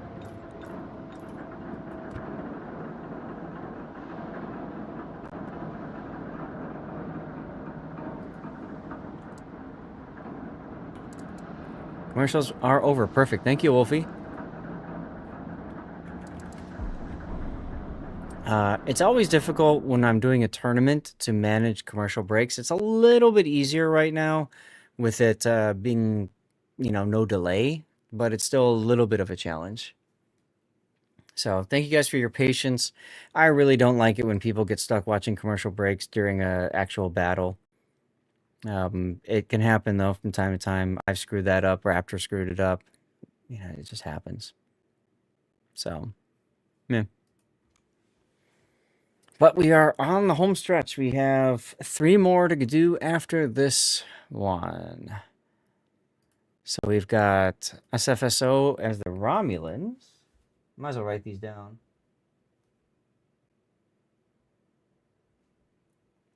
Versus the Borg. Ooh, Romulans versus the Borg.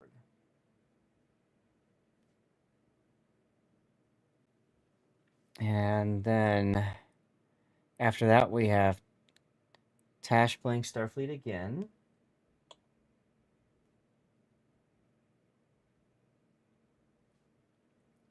Starfleet versus Section 31. This is FBL.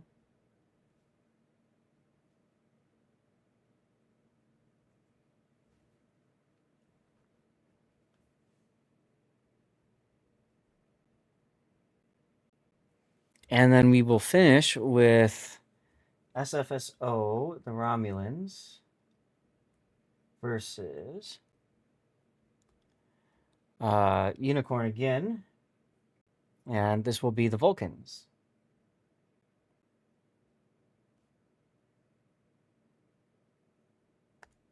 That'll be pretty interesting to see because the Vulcans have something special when they fight against Romulans. They get access to other potential ships, like whatever. So that would be cool.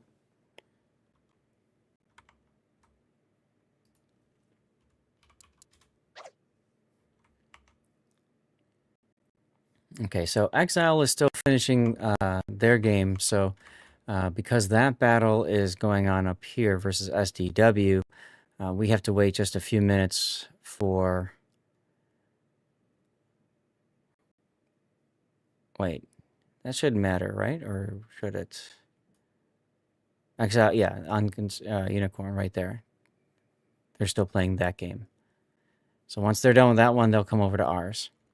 We are 1 minute behind right now. Too bad they couldn't collaborate with Star Trek Online to have a tournament on the planet Risa map. Yes, there you go. That could work. That could work indeedy. Yes.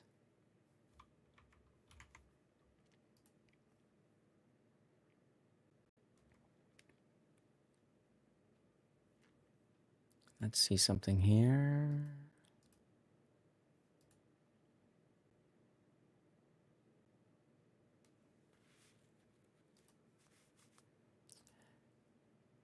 All right.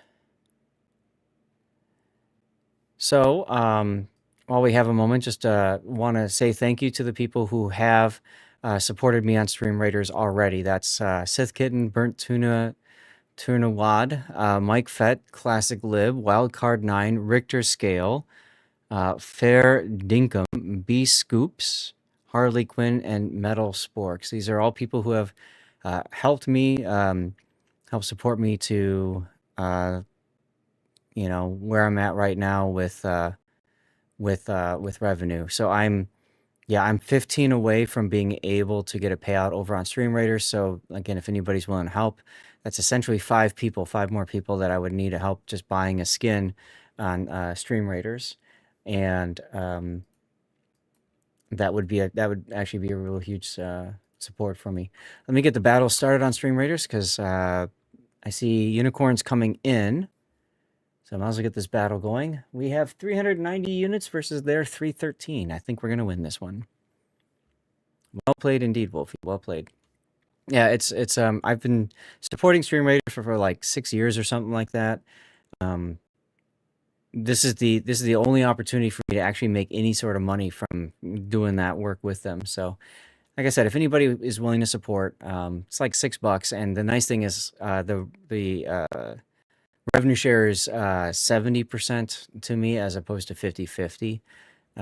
So that would really help if anybody's willing to assist. Both teams are readying up. They flipped sides. Okay. So I'm going to have to adjust my thingamabobber, which is fine.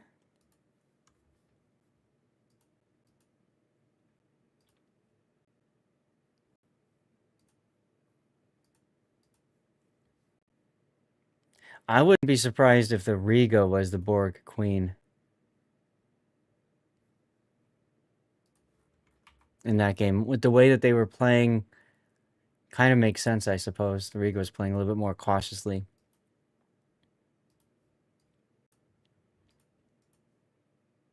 Oh, and if you are looking to help out, there's the link right there, streamraiders.com/t/LordZath, or you can just go to streamraiders.com, search me, and then you just pick up a skin pack or whatever. Like I said, it would really help. It would make a difference. It really would. I just don't like leaving money on a table anywhere. You know what I mean? Unless it's like a I tip or know. something. But that's different, Right, exactly. That is different. right? Time But to it drink just goes some back to water. my theory with Twitch with their we want you to run these ad breaks, and well, if you don't do it, thank you for the money. We clearly don't have enough. Right. Right. So we're just waiting on one person to finish writing up for Unicorn, and I think we'll be good to go. Maybe they're waiting for the Borg Queen. So Unicorn is not the Borg, right? Unicorn is... Hold on. It's Vulcans this time around. Flipped sides like Princess Bride. Lol. I think I've watched that movie once or twice. Long time ago. Queen's putting on makeup. Lol. Okay, we're about to start. It's a good movie, but it's one of those, man, there is nothing on but this movie. I can watch this movie. Mm-hmm.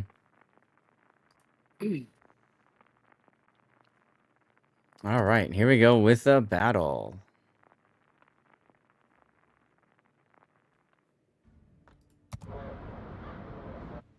Nice. So, ladies and gentlemen, here we go with the Vulcans versus Starfleet. Vulcans in green because of their blood, I suppose. Running a Kyiv, another Kyiv, a Delny. This is our first time seeing a Delny this game with looks like Opizov. Napoli with Sansonetti, a Riga, another Riga, and Satsuma. Another Satsuma pudding. Only a couple flags, though. Hello, Blue. How are you? On Vroik, hi. Blue taking the break, and go ahead. That's right. Your lineup pudding, sorry. We have a kid who just doesn't know if he wants a chain smoke or not. Lightning, we have a Golden Lou, aka the Golden Shower. Oh, look, it's Ledgemod. I'm shocked. We have an encounter. Well, that's the first time I think we've seen that. Yeah, right? have, Seriously. A Wooster. I have a funny feeling he's going to be with the kid. A Patre, and hey, we won the game. Enterprise.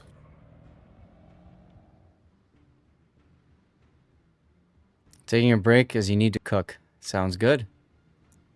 What's he taking a break from? The tournament? I don't know. I mean, it's kind of late over in Europe now. It's 7 hours ahead, so it's 9 p.m. Yeah. Relax after GK rounds, right? That means I can go back and play on the EU because all the good players are going to bed. That's right.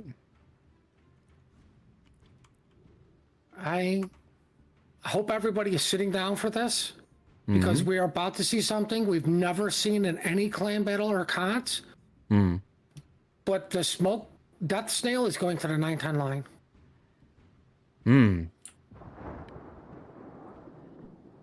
Oh my god, looks like the Golden Lou is going to the Moskva spot. Or that, but I just refer to it as. You get that early spotting, so Enterprises, they know that the destroyers are not going to A now. I'm a little disappointed in the encounter not immediately popping sub surveillance to make sure there's no subs in the game. Howlin' Lou drops Dutch Oven, misses the Napoli. And I heard the Satsuma, but will the enemy team hear the Satsuma? No. Yeah. Patrice like, whatever. Yes, very good reconnaissance by the Enterprise. It does tell them what's going on with the enemy team. And I don't know if you're a kid, or sorry, Kyiv or a Downey. Do you really want to charge into a Wooster that's sitting in American smoke? That just feels rough.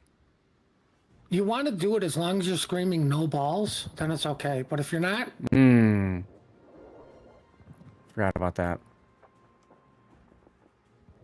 Lots of torpedoes, though, coming into that smoke screen. It looks like he should be able to avoid them while maintaining his presence in the smoke. How was the kid detected? A radar from the Rico. He might have shot, which is why he's still spotted. Oh yeah, I see it now. That's alright, he's got a heal, right? It'll buff out. He's also got a fire for the hot dogs and hamburgers. Ah, good. Good. Is he running the fire reduction flag? I don't think he is. This is why you run the fire reduction flag. For when your DCP is down and you're burning. You're no longer burning as quick. Well, that Wooster hasn't really been able to make much happen, despite having these 3 destroyers to shoot at. It's interesting. What happened Honestly, over here? I think he did the wrong thing. He tried to shoot them when they all had their speed boost on, and with the shells being a little floaty, not the easiest thing. Just farm out the Riga. Agreed. And that looks like what Tasha's decided to do. Meanwhile, the Enterprise looking for the near-dead Napoli. I like how the Napoli player goes ahead and makes Inky. Although, I'd like to see him moving around in his smoke more. Try to get another puff of smoke going someplace so that it's not just one little circle that everybody can shoot at. Well, more importantly, not one little circle the Golden Lou has to guess at. Exactly, right, because he just gets to call forth balance from the heavens. So, hallelujah. Ah, they've switched their focus to the Riga with the bombers. Howloo Dutch ovening the Riga as well. I mean, that's the best use of a Golden Lou. Let's just make the guy who's sitting still miserable. Mm-hmm. Satsuma continuing to speak, but nobody's listening. Well, I think the kid's gonna go down here with the Riga radar up. Yeah, he loitered around way too long. Yep, paid the ultimate price for staying too close. That's gonna open up this entire flank. Worcester's gonna go down pretty quick here.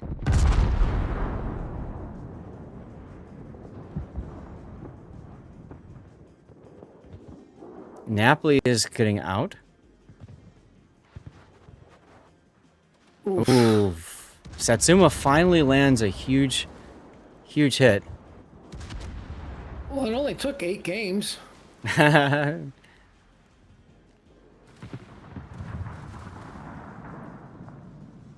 I think if they would have focused this Riga. Riga earlier, the kid potentially could be alive.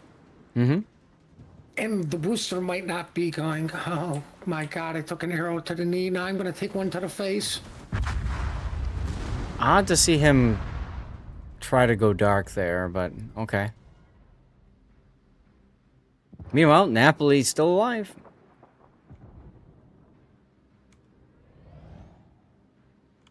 Tosh needs this kill to get back into the game. They're down 2 ships right now.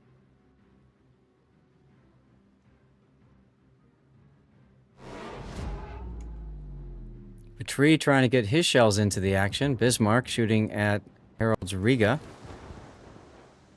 A little bit of chip damage. But you can see the encounter doesn't really want to go and encounter the Riga. Kind of needs to, though. I mean, at this point, everyone's got to make themselves heard. Except for the Satsuma, we don't need to hear from him anymore. Start off continuing to try to kill this Riga. You might want to start moving his Enterprise. I think the 2 big missed opportunities was this Riga and Napoli. Yeah. Yep, neither of them have been killed. I mean, for that matter, you give up that side and kill this Riga at A and bust that thing open. Instead, you've got this encounter that's... Well, I don't know what he's trying to do.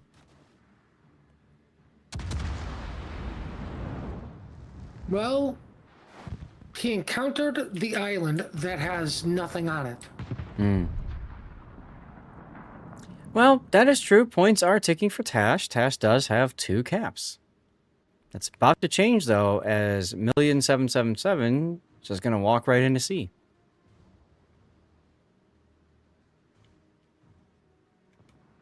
Riga continues... Go ahead. They were still down points, and like being down 2 ships just means, okay, we can kind of take this at our leisure. Mm-hmm. Right? Like, as long as you don't completely ignore it. And the big thing, too, is because they're down... I almost consider it you're down 3 ships, because the carrier can't really do much cap contesting or whatnot, right? So they lose so much board control as well. Green Keef's about to cause mischief. There goes a Howden-Lu. Encounter makes Inky. Lightning makes Inky. See, here's where you could use the carrier, keep the Riga spotted while the encounter comes out and shoots with his smoke, and he's crawling, and, you know, we know the radar's down. Lightning comes in and helps out too. Smoke's up, blah, blah, blah. And carrier just keeps him spotted. AP? Well, I mean, even better yet, why not go in for the attack? Like, he's been, like, everybody's slinging AG at him. Like, clearly the sooner he dies, the better off you're going to be. Riga radar is up. That might spell the end for King Cool Cat's encounter.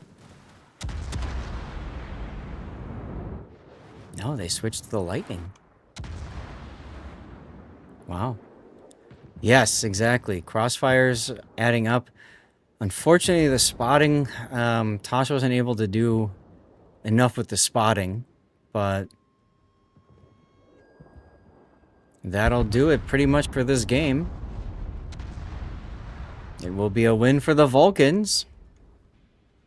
And of course, if Team Bravo takes its course. That's right, the curse of Team Bravo. Now, Cool Cat does have a heal going. So there's that.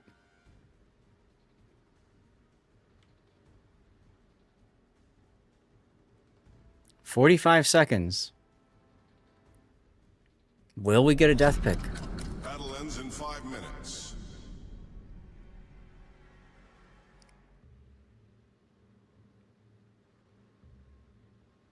Cool Cat, King Cool Cat is detected again. Luck chucking the torpedoes. Here comes the Satsuma for the kill of the game. Won't need 5 minutes, indeedy. And that's all she wrote. On a positive note, it's nice to see the Satsuma actually do something. Right, right. Also, an official Wargaming blowout pudding. We can't talk about that. Can't talk about Boxy that. hears enough about things for me, right? Islands in my way. I'm only limited to 15 reports. Gotcha. We might need to move quickly here to find our next game, because it's supposed to start at 20. And it's 13. Okay, so we have 7 minutes. And that's going to be SFSO versus SDW. The Romulans versus the Borg. What's up, Iron Meals? How you doing? That was a fun game to watch. I do feel like, oh, Cat's on board. It's a name I remember from a long time ago. But yeah, it was an interesting battle. Tired trying to get a few games? Good. Go for it. The one thing I'll take away from that is it clearly shows that just because you have the CV does not mean you're going to win. That's right. I think this might be the first time we've seen Starfleet lose. Although we know that they've lost before. Spies. That's right. So, SFSO is the Romulans. Let's pull up the Romulan lineups here. I believe the room is open. Yep, I'm already in there. Whoa, the Romulans can take a sub. Green, yeah. This is what I want to see. Like, I would like it if it was one of these. They have to take the sub, right? Like, Starfleet has to take the Enterprise. I understand why it's the Enterprise, right? You know, all of that. But I think it would have been more balanced a little bit if it was one of the support CVs, because you can't just poop out a fighter and keep everything spotted. Mm-hmm. You know, that's true. I mean, it's the, like, for all intents and purposes, just the Enterprise's tournament. Like, yes, okay, I can see the Enterprise is the carrier, but I mean, like I said, just for, you know, testing things out, why not try out whatever tier 8 support CV? Just you solely just get away from that stupid fighter spotting, which you've seen them use. Yeah. Change out the Enterprise for a Yorktown. Sure. Player talent matters, of course, always. Wolfie, I mean, you and I have been involved in that discussion on the Dev Strike forum, right? It's about the player. It really is. So, yeah, that's a good discussion, and I hope I don't like piss off the guy or something. But in chat you can weigh in on this. Actually, why don't we do this? I need to run a commercial break in a minute. Admiral Morkbork, let me get you a shout out. And we got a few minutes before our, yeah, we got 4 minutes before our scheduled start time. So I'm going to run a 3-minute commercial break. While I'm doing that chat, I want you guys to tell me, as we have a giveaway going, what? No, do we? Yes, we have a giveaway going for a CC container, by the way. Make sure you're a follower on Twitch and you're active. Say something in chat. First time. Awesome, Hetzer. Welcome on in. Make sure you click that follow button if you haven't followed yet. We have a giveaway going. You have to be a follower and active in chat. This is a World of Warships CC code. Don't you worry about upsetting people. I'll worry about that, Dusty, because I don't do things on purpose to, upset people. Anyway, this is over only on Twitch. If you're watching on YouTube, Rumble, or Kick, sorry, get over to Twitch. You got 5 minutes to do that, okay? In the meantime, I'm going to run a commercial break. What I want to hear from you guys all in chat, do you consider World of Warships to be pay to win? Is World of Warships pay to win? 3-minute commercial break starts now. Feel free to share your answer to that question. And Red Triple O, thank you for the sub, man. Appreciate that. You've not just boarded the good ship, Lord Zath. You're painting the high seas of support red with your generosity. Your sub is the win in our sales, propelling us to epic replays and after-party shenanigans. Hell yeah. Thank you very much. Make sure you guys do the follow, though. If you haven't followed, good opportunity to do that. Less pay to win, more pay to advance. See, that's what I said, too. Wolfie doesn't believe that, right? See, I ironically, I think I have a little bit of a stronger viewpoint from this due to my NA accounts got yes, right? A lot of stuff paid for. Hi, Jason. My EU has it's all free, no money spent. Yeah. And my EU stats are a little bit better, right? I have done some random battles, even with the stock ships, right?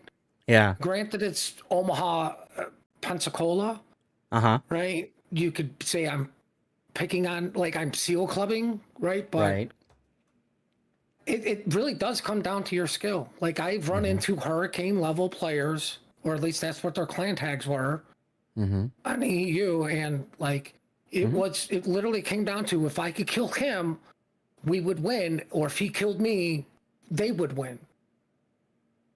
So it is 90%, player skill than like pay to win.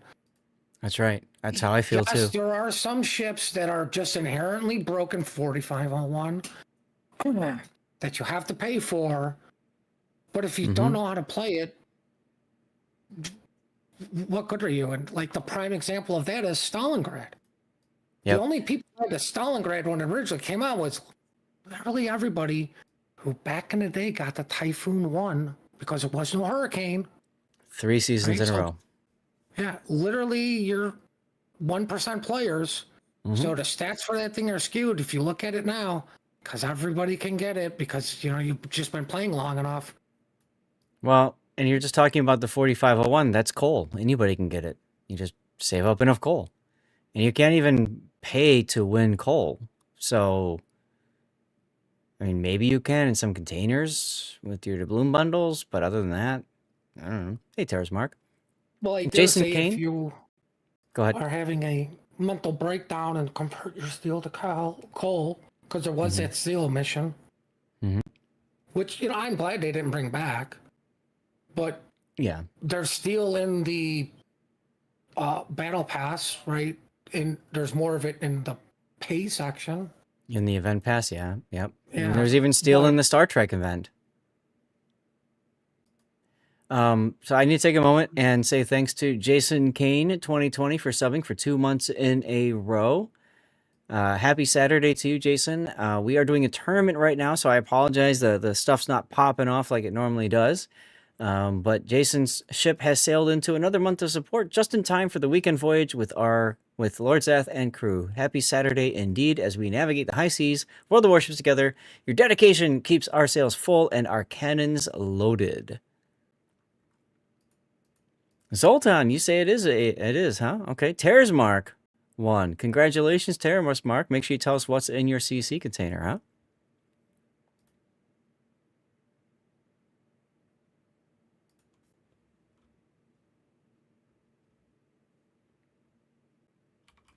Hey, Cravalanche. This is the War of Factions tournament, right? WAF.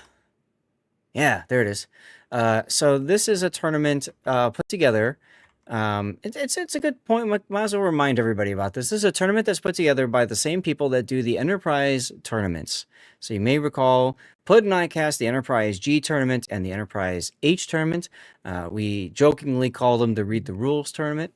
That's the tournament where you start with teams of 3, and then form teams of 6, and then form teams of 9, and then form teams of 12, or actually, no, form teams of 9 out of the 12 players, or something like that. Hey, you're welcome, Terrace Mark. Thanks for being here, dude. So, they've put together another tournament idea, which is the idea of factions. And these factions are all Star Trek based. So if you look at, let me adjust my hat for a sec. If you guys look at the doc here, the names, if you can understand German or kind of get an idea about it, you've got like the Borg fleet, you've got Starfleet, the Vulcans, Romulans, and they've got Section 31, Klingons, the Freeborg and Fenris Rangers, Species 8472. So they got these different factions, and they have different rules for how they can play those factions, which is kind of cool. So, for example, Romulans have an I-56. Now, if they are playing on their home map, I saw a link earlier said if they're playing on their home map, they actually can take 2 subs out. So, kind of neat stuff, you know? All these different things.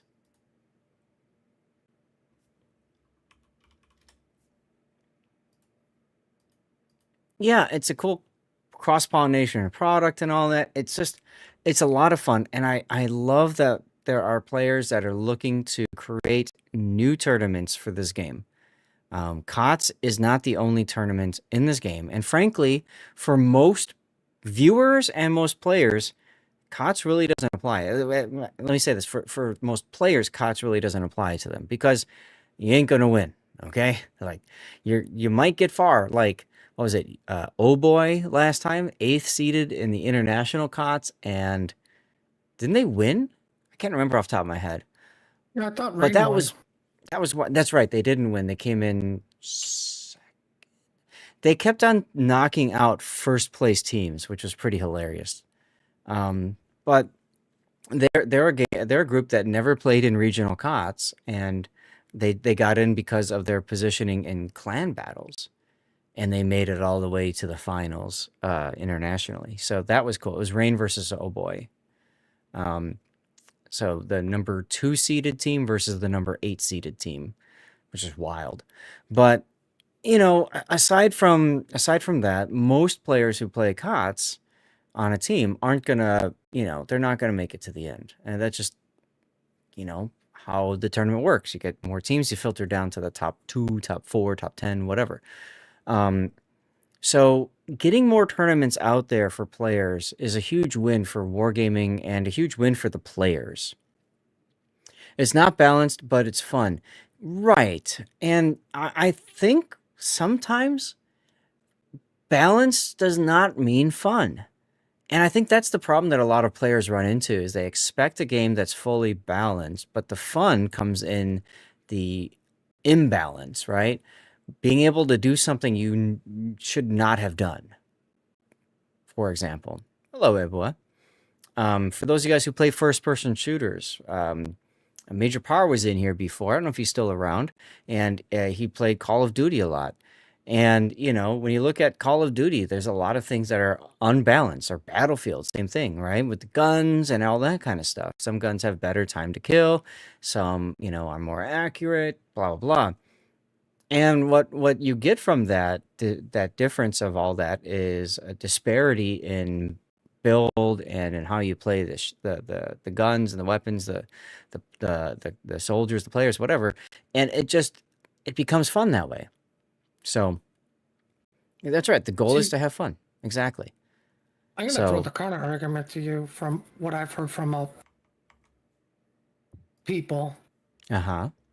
Like, I get it. You're probably not going to get to the finals. Mm-hmm. But why are you facing seeded teams just to even get in?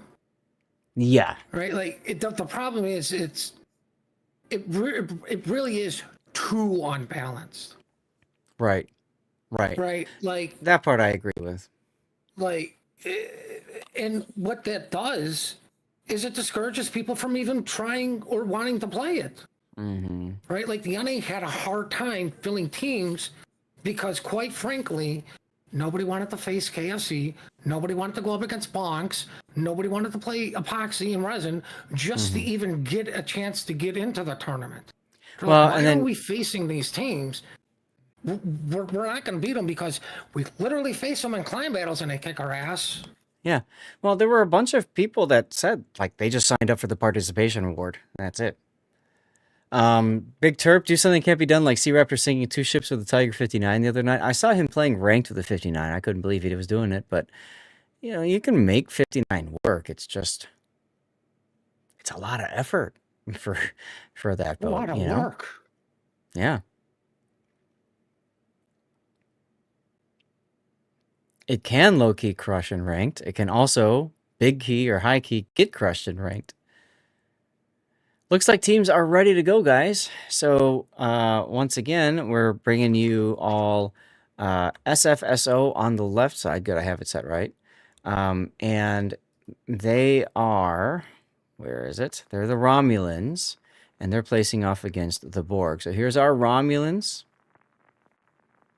And here's our Borg. Remember, the Borg have to pick a specific ship to be their queen. And we don't know what that ship is. Thank God they didn't bring a Satsuma.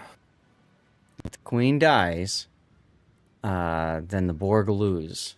Very interesting idea. So SFSO again, Romulans bringing Jutland, Xin Yang. Is that a radar? Yes, it is. Auckland. Chewy Bro Pro was in chat before, earlier.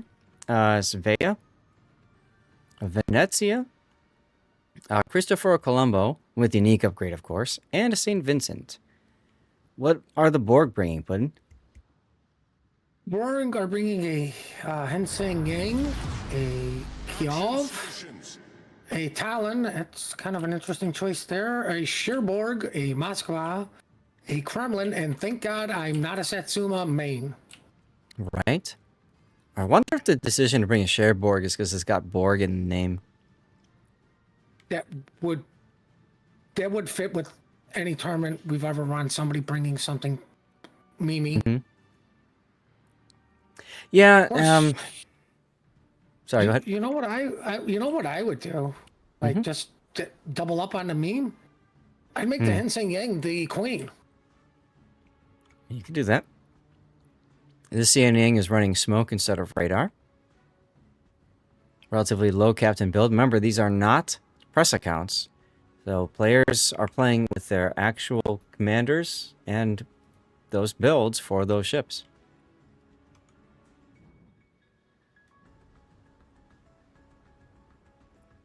Which is why you've got a main with focus fire training, for example, and the other anti-air. Wow. He really hates carriers, huh?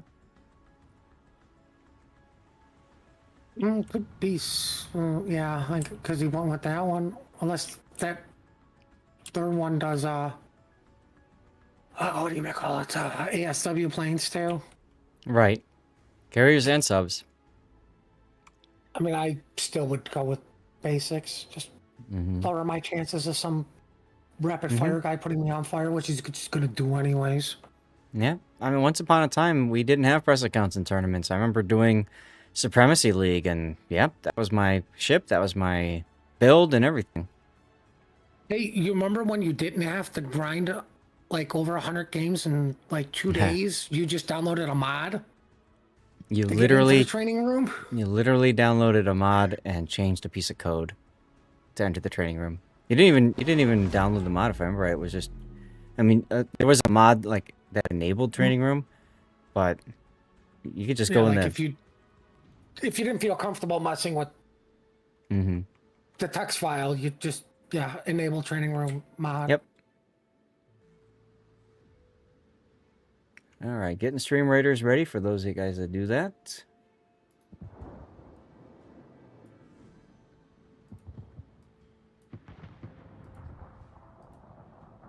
Oof. So, Xian Yang versus Xian Yang. One's got radar, the other one's got smoke. And the smoke one just got smoked. If that was the Well, Borg Queen, eesh. it's what you get for smoking and literally stopping instead of just smoke and run. Like, you have to assume the other guy's radar until proven otherwise. True, true. And he proved to Revenge, I'm not radar, so please make sure you can kill me. Now, you are a big fan of Xian Yang with radar, even like randoms and stuff. I was not. I didn't really like playing with radar till maybe Chung Mu, but definitely Yu Yang. I went with the team player option, and ironically, I did fairly well with it, but my bias, and it's a very clear bias, I played them before all those ships got nerfed. Right, so they were actually very effective radar ships, and I did the very rare thing. I told people, I have radar, I don't have smoke. And if none of the cruisers moved up, guess what? I'm not going to the cap. I'm sorry. Like, That's right. my defense literally is you guys, so you need to be up there with me. I like the Talon. Just, he's... Yeah. Bye.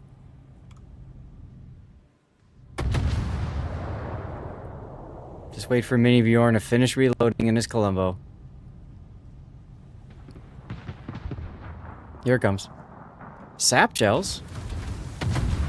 Whoa. That looked Apparently painful. Sap does something against very lightly armored ships. Who would have known? So he can just walk right into the A-cap. Yep, and here's the Talon stat because he's in secondary range. Yeah. Well, he was trying to back up, and the island grabbed him, so he couldn't back up farther. His plan was to back up like this way.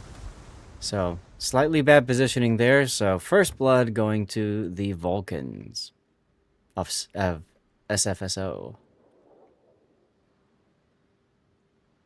You know, here's the funny thing, because the Hinseng Yang is dead. Your two BBs don't want to push into the Deepwater Torps. Yep, and that's actually, sorry, that's second blood. But yes, you're right. Yeah, and you can see too, SFSO is doing a nice job of staying right outside of that Moskva radar range. So you got the Auckland with the crawling smoke, the Venezia with his own smoke. I kind of wish that these two would have chained their smokes together.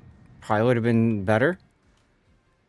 Yeah, it does seem like it's a more mobile and fluid style, yeah, versus the original thought behind it, which was that they play more tankier ships and stuff.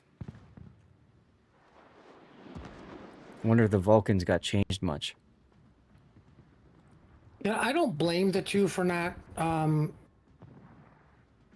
like, smoke chaining each other. It's not an easy thing to do. It's True.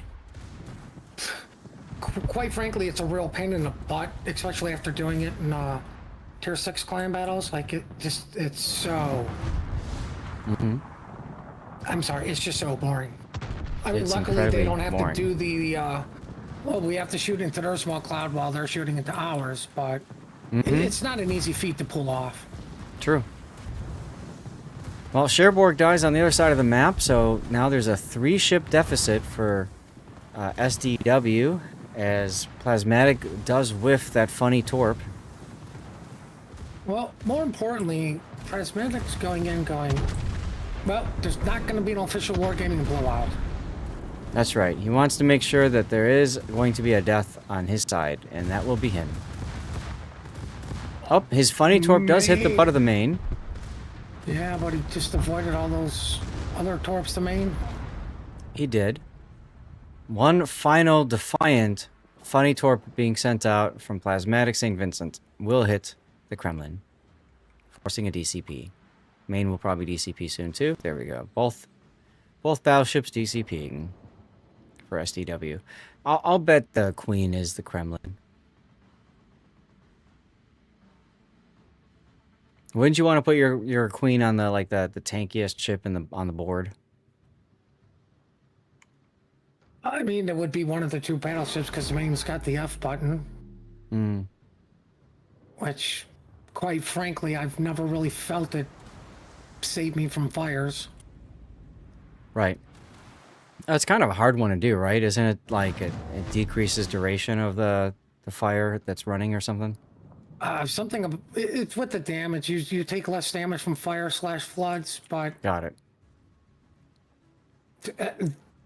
I think what would be more helpful is your detectability doesn't change because that's usually the downside of the fire is bigger detectability. Mm-hmm. Right? The downside to the flood is, well, you don't move as fast. Right. Of course, that would probably, let's be realistic, there'd probably be a pain in the major butt to code into the game. Mm-hmm. But I feel like that would be way more helpful. Well, SCW's 2 battleships now walking into the middle cap, the B cap. And Melon's Moskva is still just chilling in that same spot. Interesting. It is a very strong spot for a Moskva, as long as you don't have 15 people shooting you. Right. I don't think he has much to worry from the Ackland. It's just the Ven would be his biggest threat. Yes. Anyone AFK? No, nobody's AFK. We haven't seen that happen yet. You might have just jinxed us though, Wolfie. I do like Mad Dave you just trying to make something happen with the Kyiv here. Keep the Colombo off of the 2 battleships.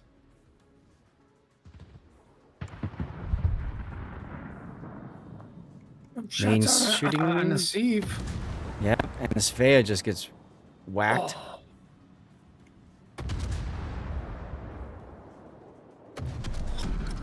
Battle ends in 5 minutes. The Colombo turning and deciding not to go in is interesting. I thought he was going to go for it. But he decided to turn away. That's going to allow the Kremlin and Maine to push up and threaten the Svea right here.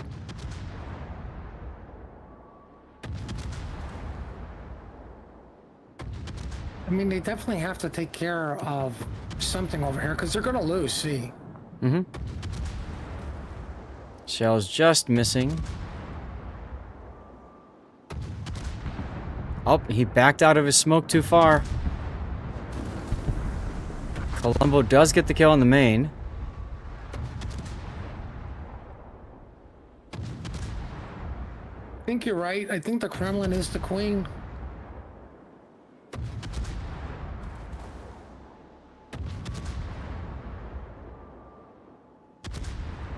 You know, you gotta wonder if the queen dies, do you just everybody back out then? New Jersey says she is not. Oh, really? New Jersey, how do we know who the queen is and stuff? Hey, Turo. Glad you're still here. Or welcome back.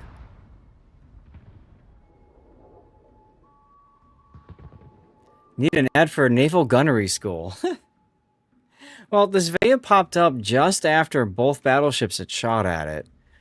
And if it was just a mere second earlier, would have been different. Borg, no from the ref. Me. Oh, so you assigned the queen. Is that what happens?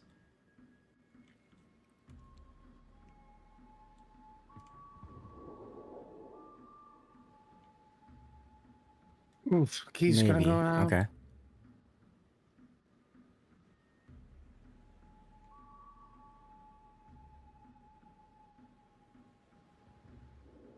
Yeah, it's really interesting to think about, right? I mean, does the ref even know what ship a player is going to be in when they assign the queen, for example? That could lead to a lot of interesting stuff. I mean, obviously, if the ref knows, then there's potential for arguments of favoritism, blah, blah, blah. But if you don't know what ship somebody's going to play, and you just say, okay, you're on this team, blah, blah, blah, you're going to be the queen. Interesting. Oh, there goes the Moskva. Oh, it's randomized. Okay, that makes sense too. So now it's just a 71 hit point Kiev. Go forth, little one, and die. There you go. Killed Man, he didn't get by that a jelly. secondary kill. He, poor Kiev didn't get his secondaries involved. I think that was was the trying. downfall. He was trying, but hey, look, like you said, not an official wargaming blowout. Revenge and Plasmatic both going down. All right, let's get back to our tournament screen here. So if Moscow was randomized, the queen. Oh, okay. I think it'd be interesting if they let everybody know who the queen is, because it's not like you didn't know where the queen was at in any of the Star Trek anything. You know, I think that would also be interesting. Yeah, but then it becomes difficult because people can just hyper focus that one person down, right? I like the idea of it being randomized and nobody knows who that queen is. I think that's really fun.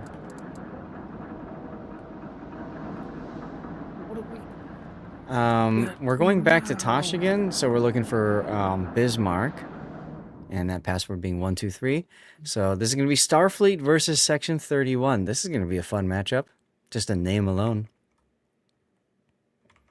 And they flipped sides on us again. Okay, so I'll have to put that down here. So Section 31. Oh, wait, what am I thinking? FBL is Section 31. Okay, FBL. Where's Tash? There we go. Done. What are we doing on timing? 2:45, and we got 2 more to go. Okay. You We know, might not do it. Sorry, go ahead. I just want to thank everybody in chat for not being the troll person trying to get into these matches, especially with Bismarck.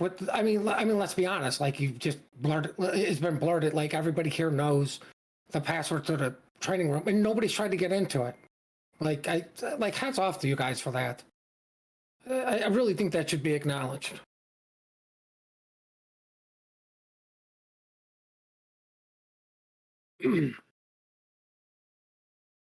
Only team at rough now.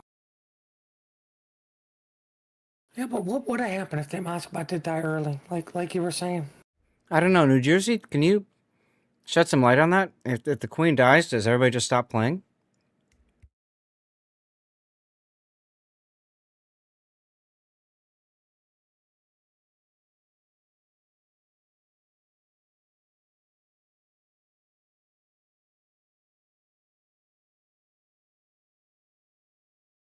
Oh, they have to give up.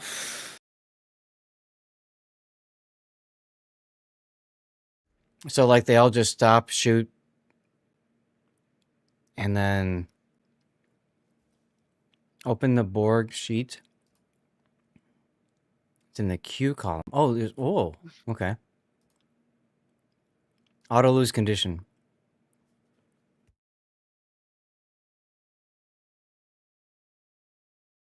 You know, we should call this tournament. We can't read the rules because we don't know German.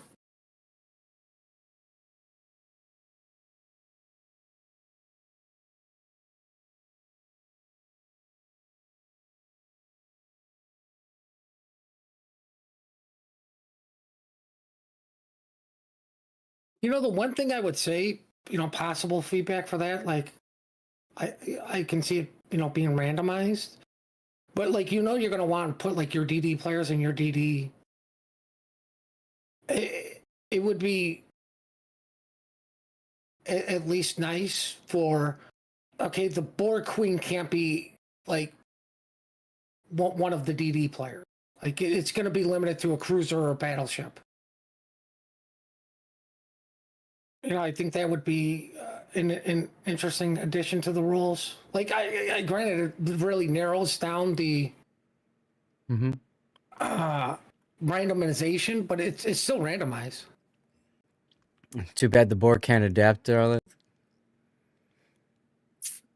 So, Der Hector, right? I understand it's a full auto lose, but my question is from a tournament perspective, how does that exactly work? Like, Does everybody just quit immediately? Go. So if I'm casting, if I'm covering a game, right, and the Borg Queen dies, what do I see? Do I see all the players just stop their ship and shoot the water until they die? Okay, so they have to stop and shoot the water. Okay, so I see that and I say, okay, the Borg collective has gone offline, essentially, right? The ships have lost their way. They don't know what to do. The drones are being drones, and that's how we know they die. Cool. Okay, good.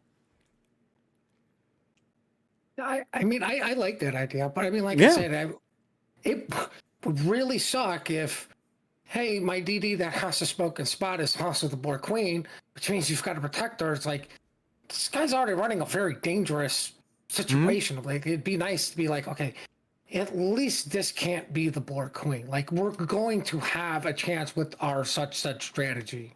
Right. You know, I mean, just like I still think I would like to see Section 31 literally just super ships and leave them down 2 players. Like, I think I that would be really interesting. I agree. Five super ships versus whatever. Makes sense. The six right now is okay, but I think it's gonna be harder to balance. You pulled this up to listen to while playing Star Trek Online against the Borg. That's hilarious.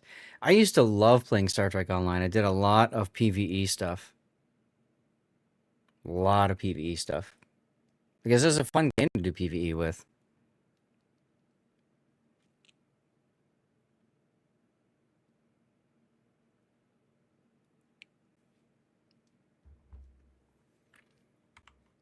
You know what? Oh, Like, you know, as much as we talk about it, like, hmm at this point, COTS is just almost mind-numbingly boring to me yep. because it's, oh geez, who's gonna win this season? Rain? Who's Rain gonna have to fight? Like, Rain's got the title now, right? Chat, I'm gonna have to cut in real quick and run a commercial break because there's gonna be one possibly during this next battle. Okay, so stay That's tuned. fair. We're still waiting on one player from FB. No, that's Section 31. We're waiting on one from Tosh. Tosh just left. You know what I'll do is I'll run a 2 minute just to be safe. Okay, just so you guys are all aware. Okay, sorry, Puddin. I didn't want to cut you off, but at the No, same time, no, you don't have to run the ads. I get it. That's more yeah. important. I'm like, for anybody that's here, I'm really excited to see this tournament in its entirety. What, you know, like what changes and all that stuff they're going to do to it.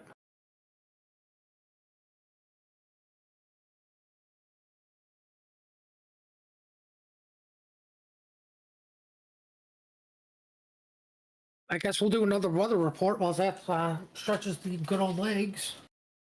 I look out the window to see if it's snowing again. It's not. It's cloudy and crappy outside.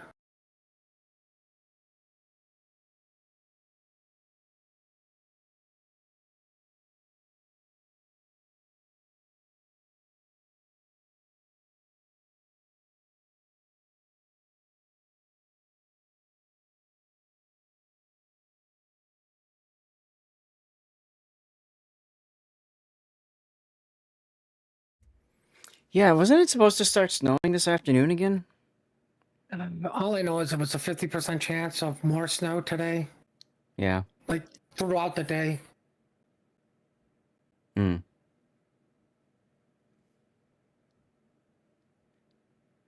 Like, I think it's drizzling. It's like this snow seems to be melting, but it's like a little bit too wet for it just to be the snow melting. Well, okay, so by me, it's 32. Mm. 70% chance of heavy snow. Look at the hourly. It's supposed to be Okay. like evening, right? Well, it's weird. Probably because it's all lake effect snow. No, it's not lake. It's not lake effect. I thought it would have been. Oh, I see the moisture down south coming this way. We might get some snow overnight. Well, whatever.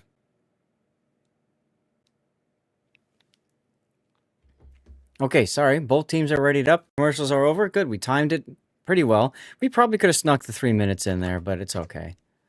I'm not going to worry about that.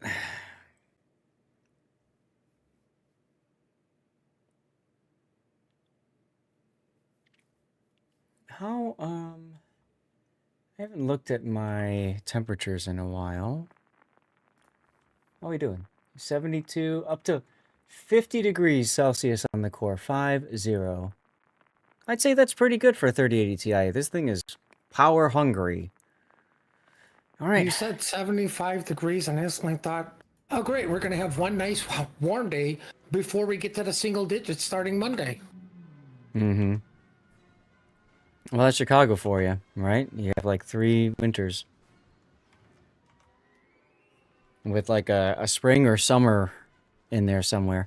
So, ladies and gentlemen, here we go. This is going to be FBL playing a Section 31. They have one less player now. Used to be 2.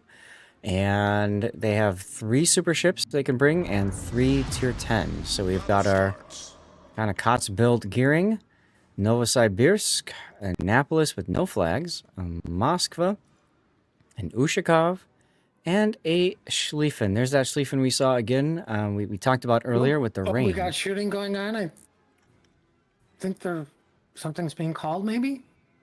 Your laptop routinely reaches 160 Fahrenheit. We can talk about it during a break. Yeah, it looks like they're stopping. No. So this is most likely going to be a draw. Yep. All right. So you know what happens whenever there's a draw? We have to do it. We have to do it. Close game. Could have gone. Satsuma almost either did way. something. Anyway, let's go back to the out here. So, Wolfie, there's a program that I run. It's called a draw. There's somebody who disconnected. So typically, when there's a disconnect, everybody just stops. And I don't know. We picked up an extra spectator. Then it goes to draw. We did pick up another spectator. That is true. Okay, well, we're getting back into the game now.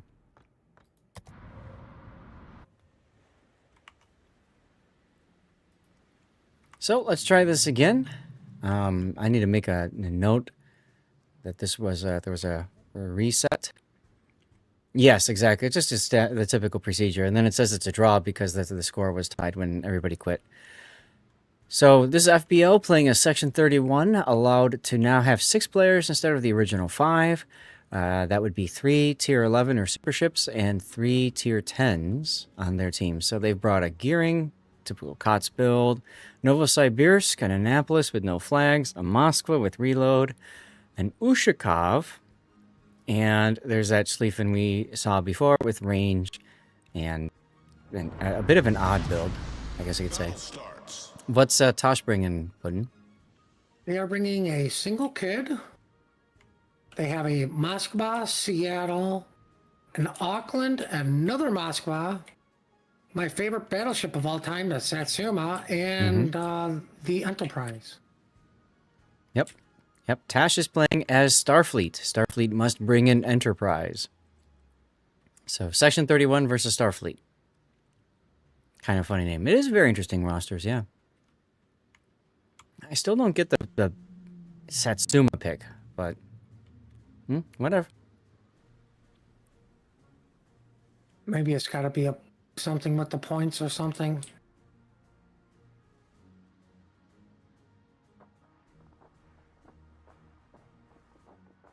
Yeah, that's true. If there's a point system involved in this, within the pool of ships, that could be part of it. Well, broadside Moskva and a Satsuma just opened fire. So, whoa, Rodbones got off very, very lucky. Look at this anti-air just eating up the planes. Enterprise tried to recall those planes and none of them made it out. Ouch. Well, yeah, Sats is a big target, absolutely.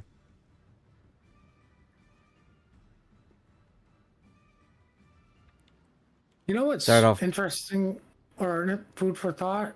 Hmm. Like, if you know you're facing Starfleet, do you take defensive AA? I mean, why not? Why not take ships that have strong anti-air? You know, that's where the Annapolis really shines, of course. No, I mean Um, the consumable I defensive know. AA. I Yeah. know, instead of Hydro, right. I mean, you could. Section 31 specifically, this is a bit of a tougher game because usually with carriers, you want to ball up and, you know, have interlocking like anti-air fire. But with only 6 players on the board, it's really hard to do that.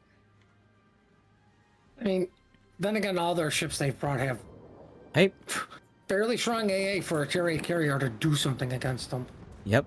So Rod and Bones almost looked like he was listening to you. He did take defensive anti-air fire instead of Hydro.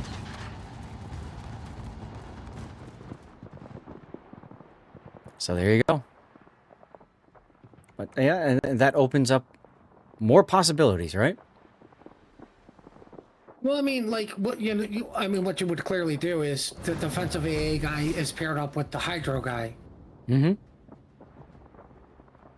and you just park the Yushkov in the middle of the map. So it's like, hey guys, shoot me. Yep. Well, despite being down a ship, Section 31 is able to grab the A cap. They're talking before about, you know, having the carrier does kind of take a hull, at least, off of the board, right? Because you're not going to go cap with an Enterprise or carrier, usually. So it's almost like a 6-on-6 when it comes to board positioning. Carrier needs to step up this game. Yep. I agree. What the carrier needs to do, honestly, is just focus the Ushakov down. Because it's obvious that Ushakov is operating alone. And the sooner I mean, they he get him has down, the to better. because, I mean, like, what do you want to do? Go to the sleeping that's parked next to an Annapolis? Mm-hmm. You know, the Moskva's already shown you it's got defensive AA, so, you know, Mm-hmm. Nova's off the board. Mm-hmm. Jason Kane, ads are not my favorite. Well, congratulations, because you subbed earlier today. You should not be seeing ads, and thank you again for that. I mean, the other thing is you would have to assume the gearing would be by the Annapolis to smoke it up, so, Yeah. Right. like you would know where the DD's at. So, I mean, like, so you have to go after the lone target.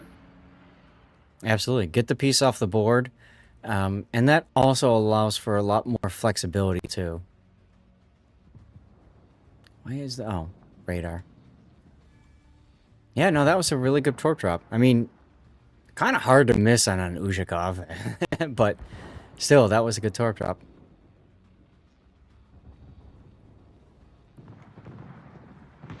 Who's their Sleafin shooting at? Oh, the kid. Why is the kid this far forward? This feels like a big mistake.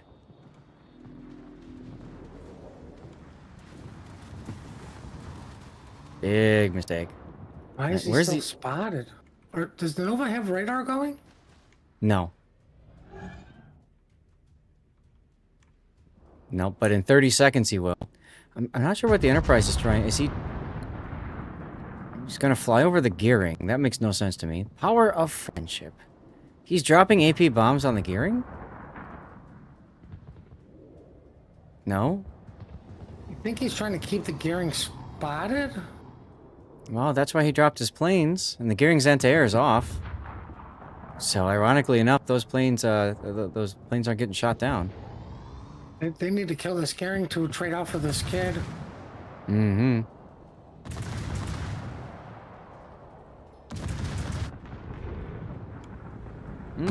Kid is gonna back into the torps. Rip Air Hector. Like you said, can they get the trade?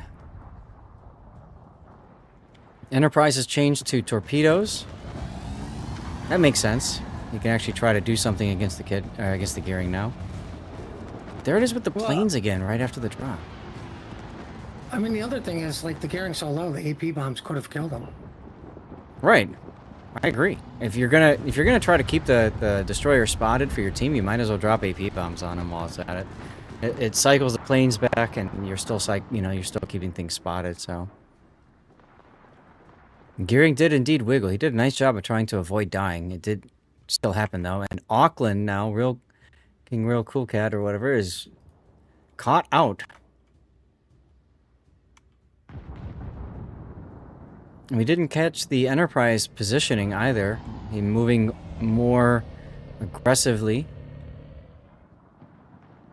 I mean, I don't disagree with that because it's a Nova Moskva compared to like you want to deal Schlieffen, Yushkov, and Annapolis. Like, pick your poison. Right. Hello, Gary. How you doing?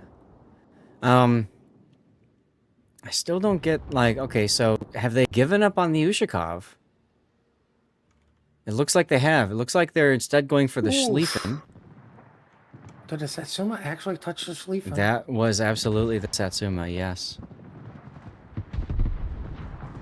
I think this is a smart change. You know, get rid of Schlieffen, keep your Moskva alive. Moskva actually has a chance to 1v1 in Annapolis. Yep.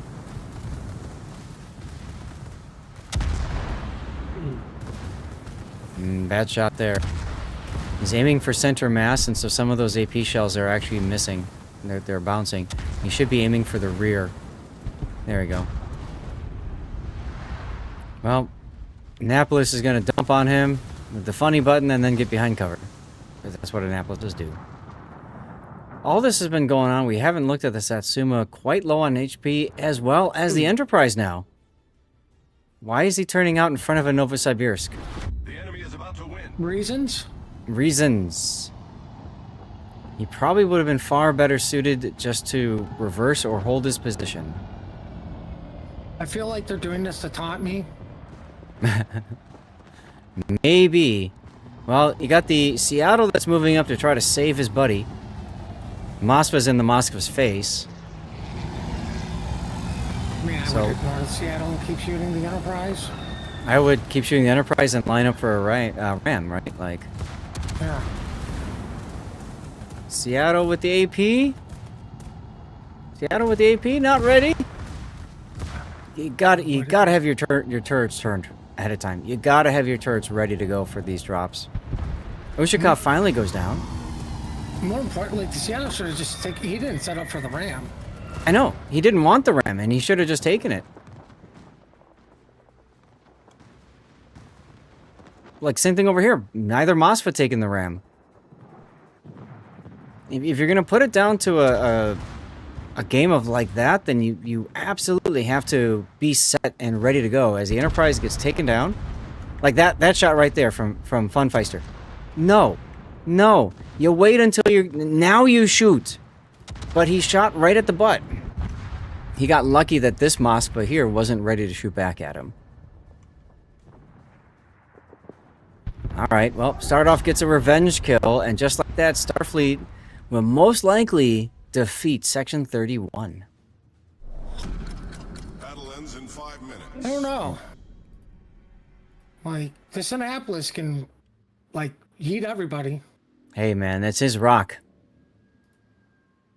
You will hold this rock. There's a rule in play that the Annapolis is the president of Starfleet, and if he dies... Wolfie, if you're talking about that Moskva back and forth, yes, I want to say lucky just because I really didn't like the idea of trying to shoot at the Moskva on its rear. Instead, you hold your shot and you get ready for that. Ooh, Sats finishes the deal before I was ready. There you go, Puddin'. Satsuma doing another kill. And it was for Team Bravo. All right, we can call it the tournament now. We have another Team Bravo win. We Nice have a seeing everybody confirmed win by Team Bravo. Congratulations, Tosh. today. Oof. We're up to 2 wins. Man, I can pick the teams. You can pick the teams, Puddin', yes. So everybody knows the only reason the Eagles won the Super Bowl is because I picked the Chiefs. Aha. It's all your fault. Yes. I Well, also hate the Chiefs.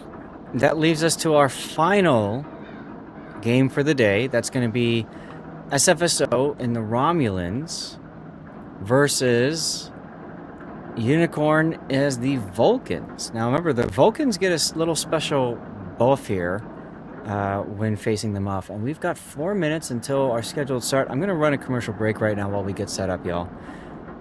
So just stay tuned. And let's find... Here we The go. room is up. Plasmatic. Yep, I see it. Yep.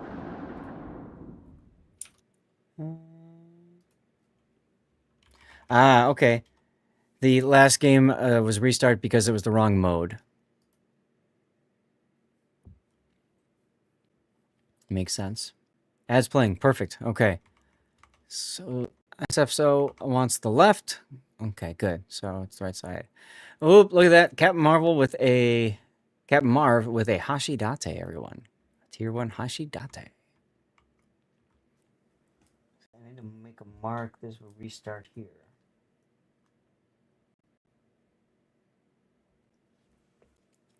Well, I And mean, it then- seems like they've definitely I don't want to say fix, but address the issue that was Section 31. Yeah. I mean, like I said, me personally, it would just be interesting to see. Like, I mean, I know we have tomorrow, Mm-hmm. right? Like, I think that's going to be. I think the fog of war thing is going to be super interesting. So let's talk about that here. I was just making a couple notes on my list for today. So tomorrow, it's all fog of war, baby. Nobody knows which faction they're up against. I would assume they know the faction that they're playing as, but you know. So not only is that going to be interesting, I think it's also going to be tough for us, the viewers, right? To be able to like, oh, that's, like Starfleet will be easy to tell, right? Because I always have the Enterprise. Although there's a couple other ones that could take Enterprise too.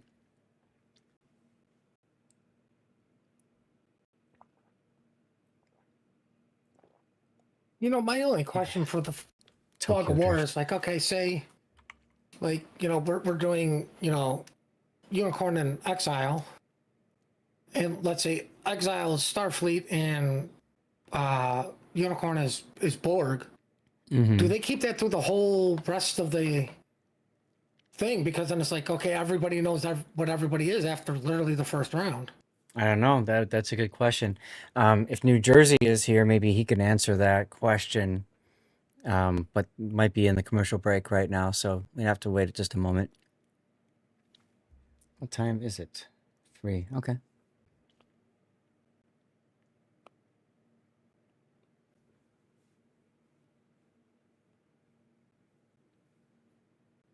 Because like, if they constantly change, it kind of sucks for all teams because you got to make sure you've got how many different ships set up too. Mm-hmm. Ads are over for you. Perfect, Wolfie. All right, New Jersey PR, if you are here, question for you, sir. And that question, New Jersey, is, do you have the same faction assigned to you throughout the day? So is Unicorn always going to be whatever? And over time, teams kind of can figure out what faction is what. Or is it like randomized every matchup is Fog of War? Because you are right putting it. It will cause a little bit of more back and forth. And especially when you're building a team, for example, to face off against Starfleet with like stronger anti-air, for example, you might run into the problem of, oh, I brought the Starfleet setup, the anti-Starfleet setup versus the, everybody else setup, So that's an interesting question.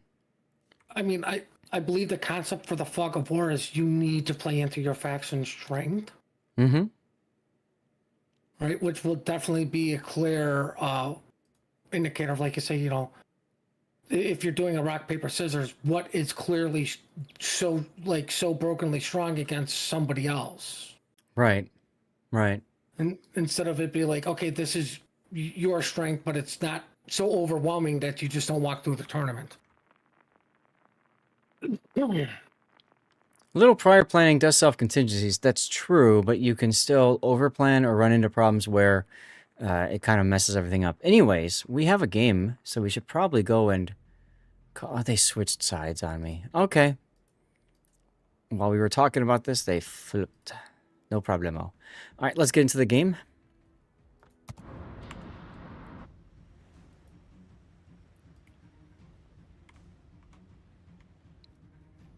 Okay, ladies and gentlemen, this is our final scheduled match for the day.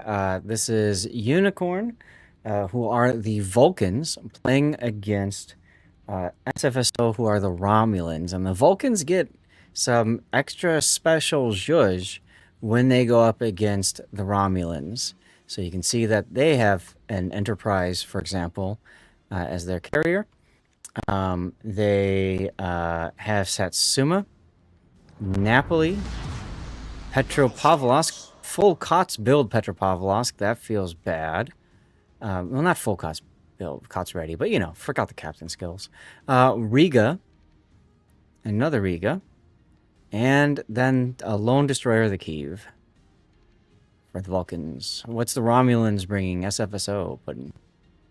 They are bringing a radar Ensign Gang, a Jutland, a Siva, Colombo, St. Vincent, Auckland, and I believe that is a Legmod Venezia. He gets what, better smoke, more smoke, something, smoke? Essentially, yes to both. So he gets an extra charge of smoke, and that smoke recharges quicker. This is in slot 5, so slight debuff to concealment. It's only 5% instead of 10%. And you lose the debuff of shell dispersion being shot at you as well, so it's easier for you to be hit if you're detected and shot at. Also, hello, Grunty.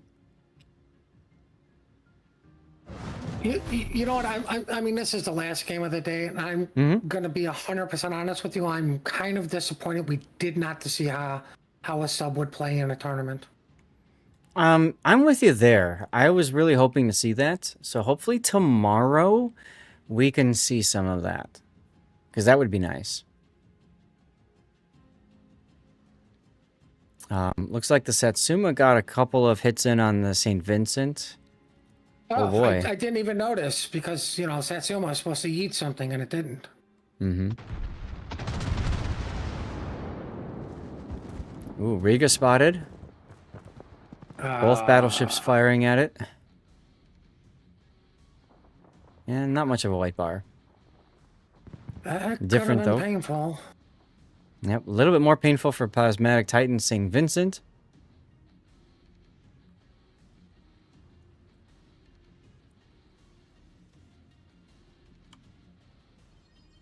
Well, Apples is going to be a free cap for Team Bravo. Mm-hmm. Well, if it does depend on teamwork, but it also adds another dimension to the tournament that a lot of players just aren't familiar with. Ooh, Chewy Bropro just getting whacked. No, he got whacked. Not kidding. Completely wrecked there. And there's your Satsuma we were talking about, right? He got the finish. What got all the damage on him? Let's see. The Riga. Ah, the Riga did 23,500 damage to him. Ouch.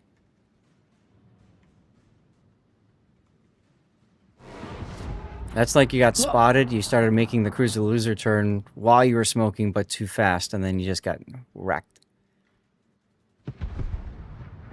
I mean, here's the thing. Like, as much as people don't want to probably acknowledge this, we know how a carrier plays in tournaments because they've been in COTS before. Right? Yes, although I don't recall, have they been in COTS after the rework? I think so once, but I remember that's when Midway had the AP bombs, because that is actually what won. That's what 07 ran. I believe it was Eagle dropped on a Gehring and killed the Gehring, and that won the game for 07. Mm-hmm. Right, and then you had SAT with this widespread torps but the next one that wouldn't. Look at that work by Revenge. That is a clip moment right there. Wow. Revenge just finding this way to handle it through all these torpedoes. Outstanding footwork. Yeah, he's channeling his inner Euro, absolutely. Wow.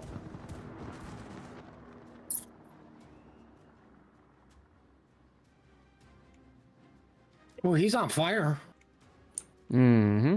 DCP is Oh, down for he 20 burns out. seconds. He burns He is a out. goner. Yep. Yep.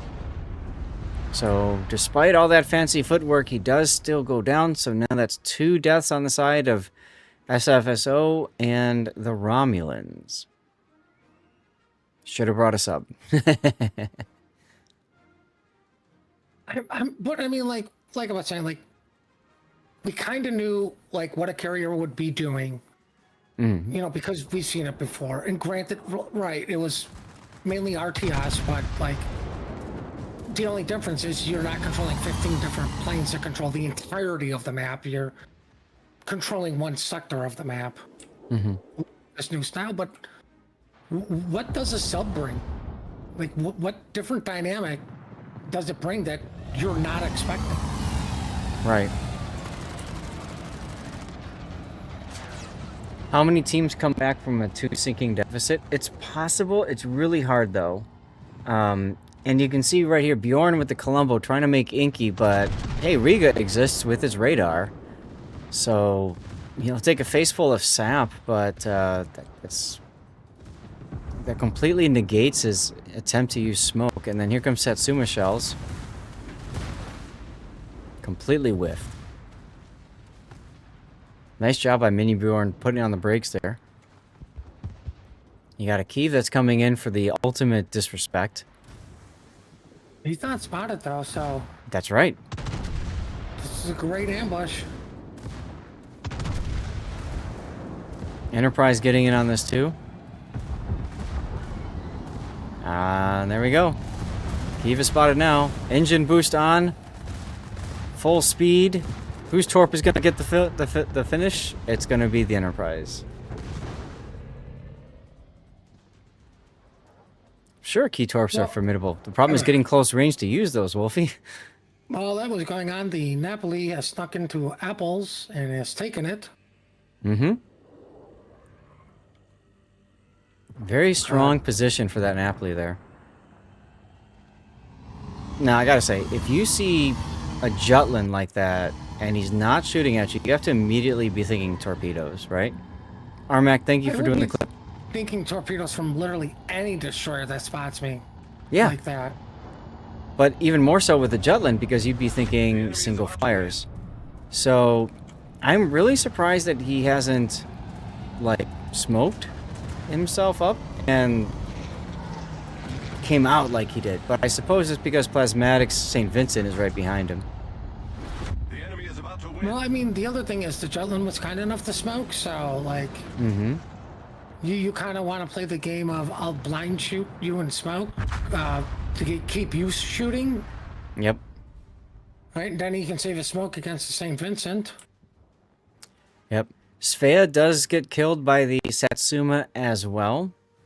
He did a great job dodging too. We were a little far away from that. I was expecting him to take a lot more torps to the face.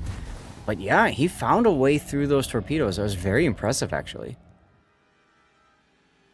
And now all that's left is a St. Vincent making its way to the Thunderdome and a Venezia. I have a feeling they're going to kill the St. Vincent first. It'd be nice if they didn't, because I'd like to see the Kiev 1v1 to Venezia. I wonder how that would turn out. That would be interesting. St. Vincent, defensive anti-air up. Oh, that's right. It's got that too. Million tries to get the drop in, comes at a very unfavorable angle, and kind of whiffs that drop. Lost a lot of planes in the process, but that's okay. He's got more. I'm going to go out on a limb here and say the St. Vincent cannot take on these 4 ships shooting him. It looks like you were right. The Satsuma has actually been heard this game. I think this might be the second game where the Satsuma's really been pulling its weight. All right, it was all an accident. No. Satsuma just came in and stole the kill from the Enterprise, who was trying to steal the kill from the Napoli and the Petro. Who was trying to steal the kill from somebody else? Riga? Yes, the Riga. What is these torpedoes? QB, no. Those are 8-kilometer tours. The Venezia literally has to just turn north and charge you. It's not even going to happen. 20 seconds to go until the end. I don't think he's going to sink. So let's go get ourselves a death pick position. I mean, there's only one possibility he sinks, and that's the Satsuma actually does something. Well, I heard the shells. Will they get there in time? They got there in time. They just didn't get the kill. All right, Did they well, get that damage in? we've got a sinking St. Vincent as our final death pick of the day. Huh? What? Pretty interesting. All right. And that should do it for us. What time is it? 22. It's been 12 minutes. Do me a favor, Puddin'. Find Tash and see if they're in game or what. Yeah, I couldn't leave the EU server fast enough. Never mind. I shall look for you. Bismarck. Oh, he dropped the password. Oh, cool. All right, they are indeed in game. And then the other possibility is Exile and FPL. So I'm just looking to see if there's another game for us to cover. If not, that's no problem. Venezia making defiant Italian hand gestures. Yes, all of them. Let me see if I can find that. Exile. I might just have to scroll here. I don't think that they have a game up either. In which case, that will pretty much do it for us for today, guys. I did promise the wife that I would, you know, not stream until dinner time. Got quite a bit of things to do today. I got to get set up for tomorrow, all that good stuff. So, let me get out of here. Put that on there. Chat, did you guys have fun today? Did you enjoy the tournament? Or is there any feedback that you would give, you'd like me to pass along to the tournament organizers? Let me know what you guys think. It's nice to have a fresh tournament format. Absolutely. I agree with you 100%. Tomorrow we are going to be starting same time, so 11 a.m. Central Time. And we'll be bringing you guys the last setup here with the addition of the Fog of War. So we won't know which team is playing for which faction yet. That will be really interesting to see. And then when that is done, I actually have a sponsored stream to do. I'm going to be setting that up actually after today's stream is done. We're going to go back to Hero Wars and play Hero Wars for an hour and a half or 2 hours. So that should be some fun. When that's done, we'll probably kick it over to World of Warships and do some replay analysis and stuff like that.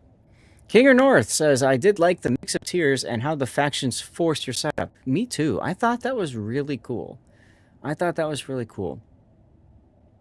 Could be more interesting if Romulans with the Torp cruisers had a map where they could do Torp things. Fair.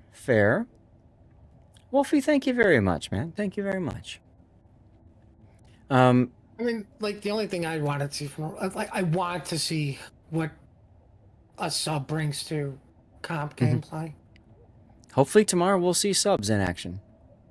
There's the one faction that can take them that I saw, which is the Vulcans, right?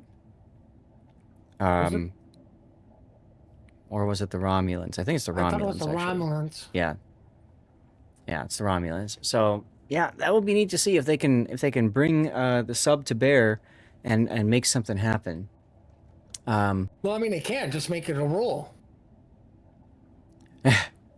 I mean, So, like, they literally can think it up and write it down. Yeah, and maybe they'll make some tweaks today after this is done for tomorrow. That's a possibility too. We'll have to see what they end up doing. But for now, that pretty much will do it for us for today. So just a couple of quick reminders while we're all here. Maybe remove some of the gun cruisers. Yeah, they could try that.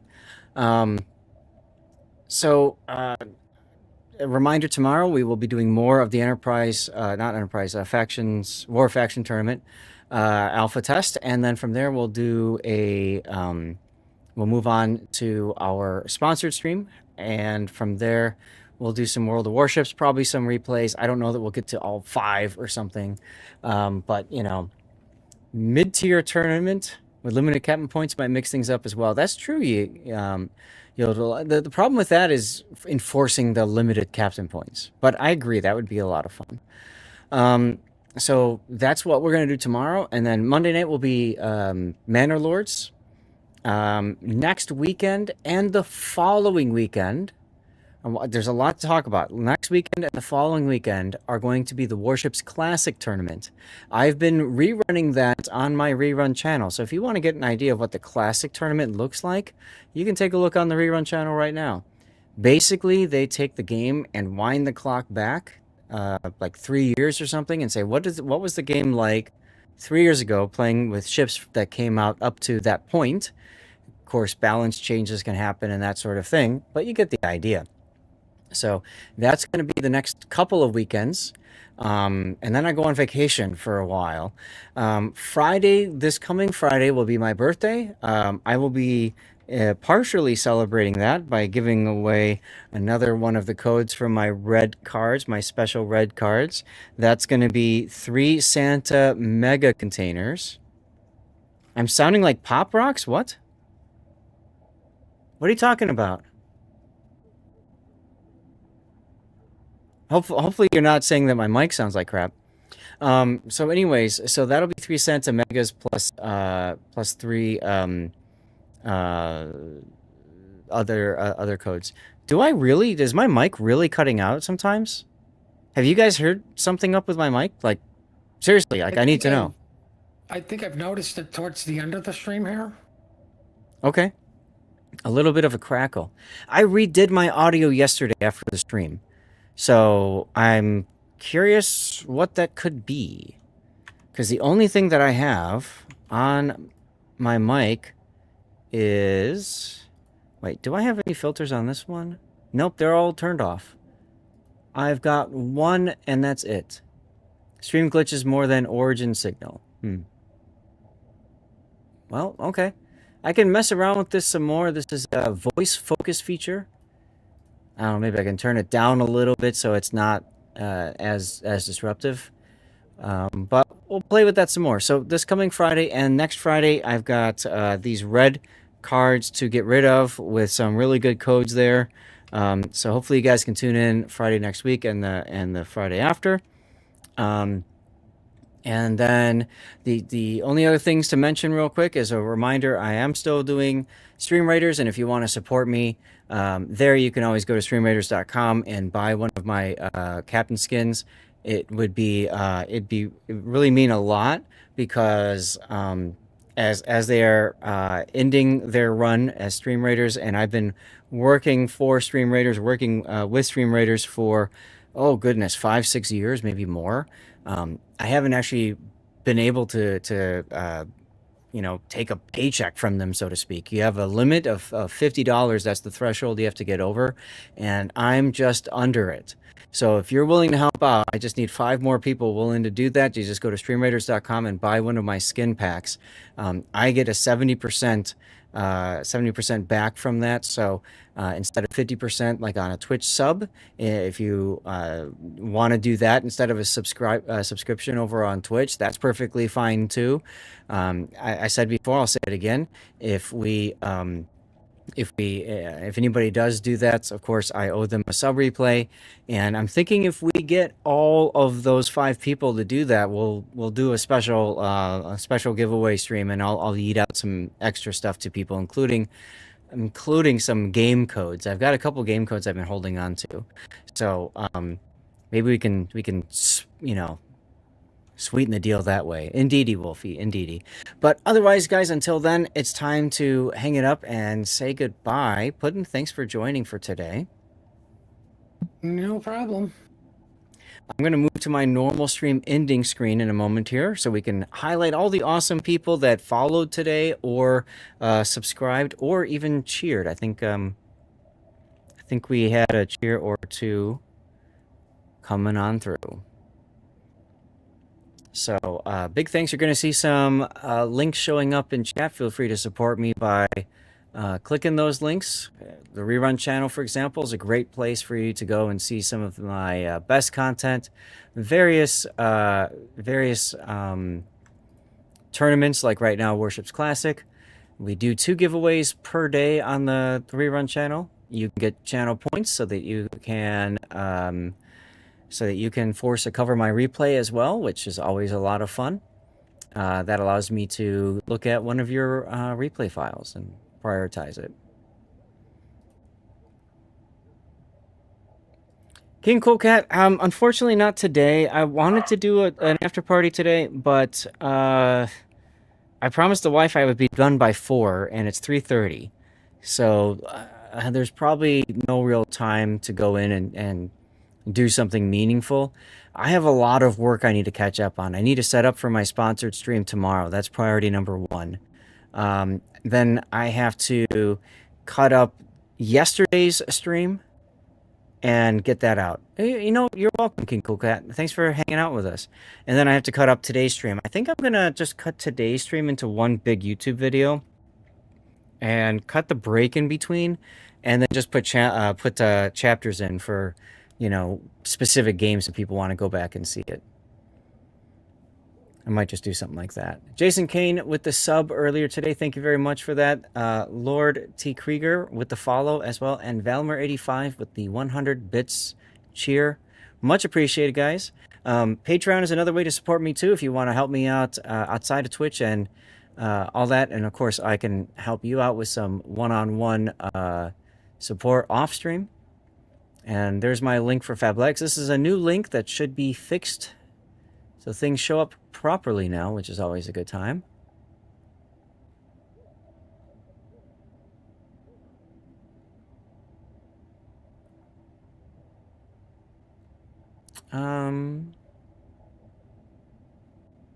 I think that's about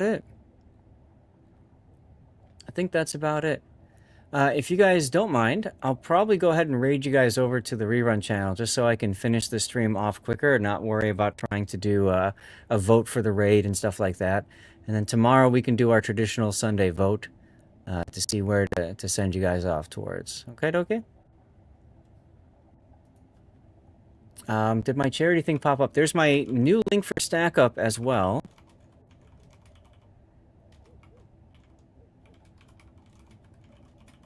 There we go. Let's get the raid going. You are, of course, under no expectation to stick around and hang out on the Rerun channel.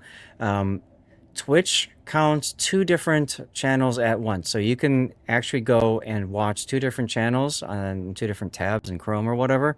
And you count as a viewer in both streams. So if you don't want to hang out on the Rerun channel, but there's somebody else you want to watch instead, you can keep both channels open. Or you can always just quit the Rerun and leave. In the meantime, I'm going to have to maybe listen back to the stream and figure out what's going on with the mic. That's very strange, because I had everything turned down, too. I'm actually on 1 dot instead of 3, which is my usual thing. Rumble, Kick, YouTube, thank you guys for tuning in. I hope you guys enjoyed your first look at a tournament that I've been able to restream over there. And as always, any feedback is welcome. And look at that, Stream Raiders is ready to go. Let's go. Bye-bye, guys. Okay, I think the raid just went through. Not yet on my screen. Yeah, now it's going. Perfect. Okay. All right, and then I'm going to turn off the multi-streams now for Kick and YouTube and Rumble. Take care, y'all.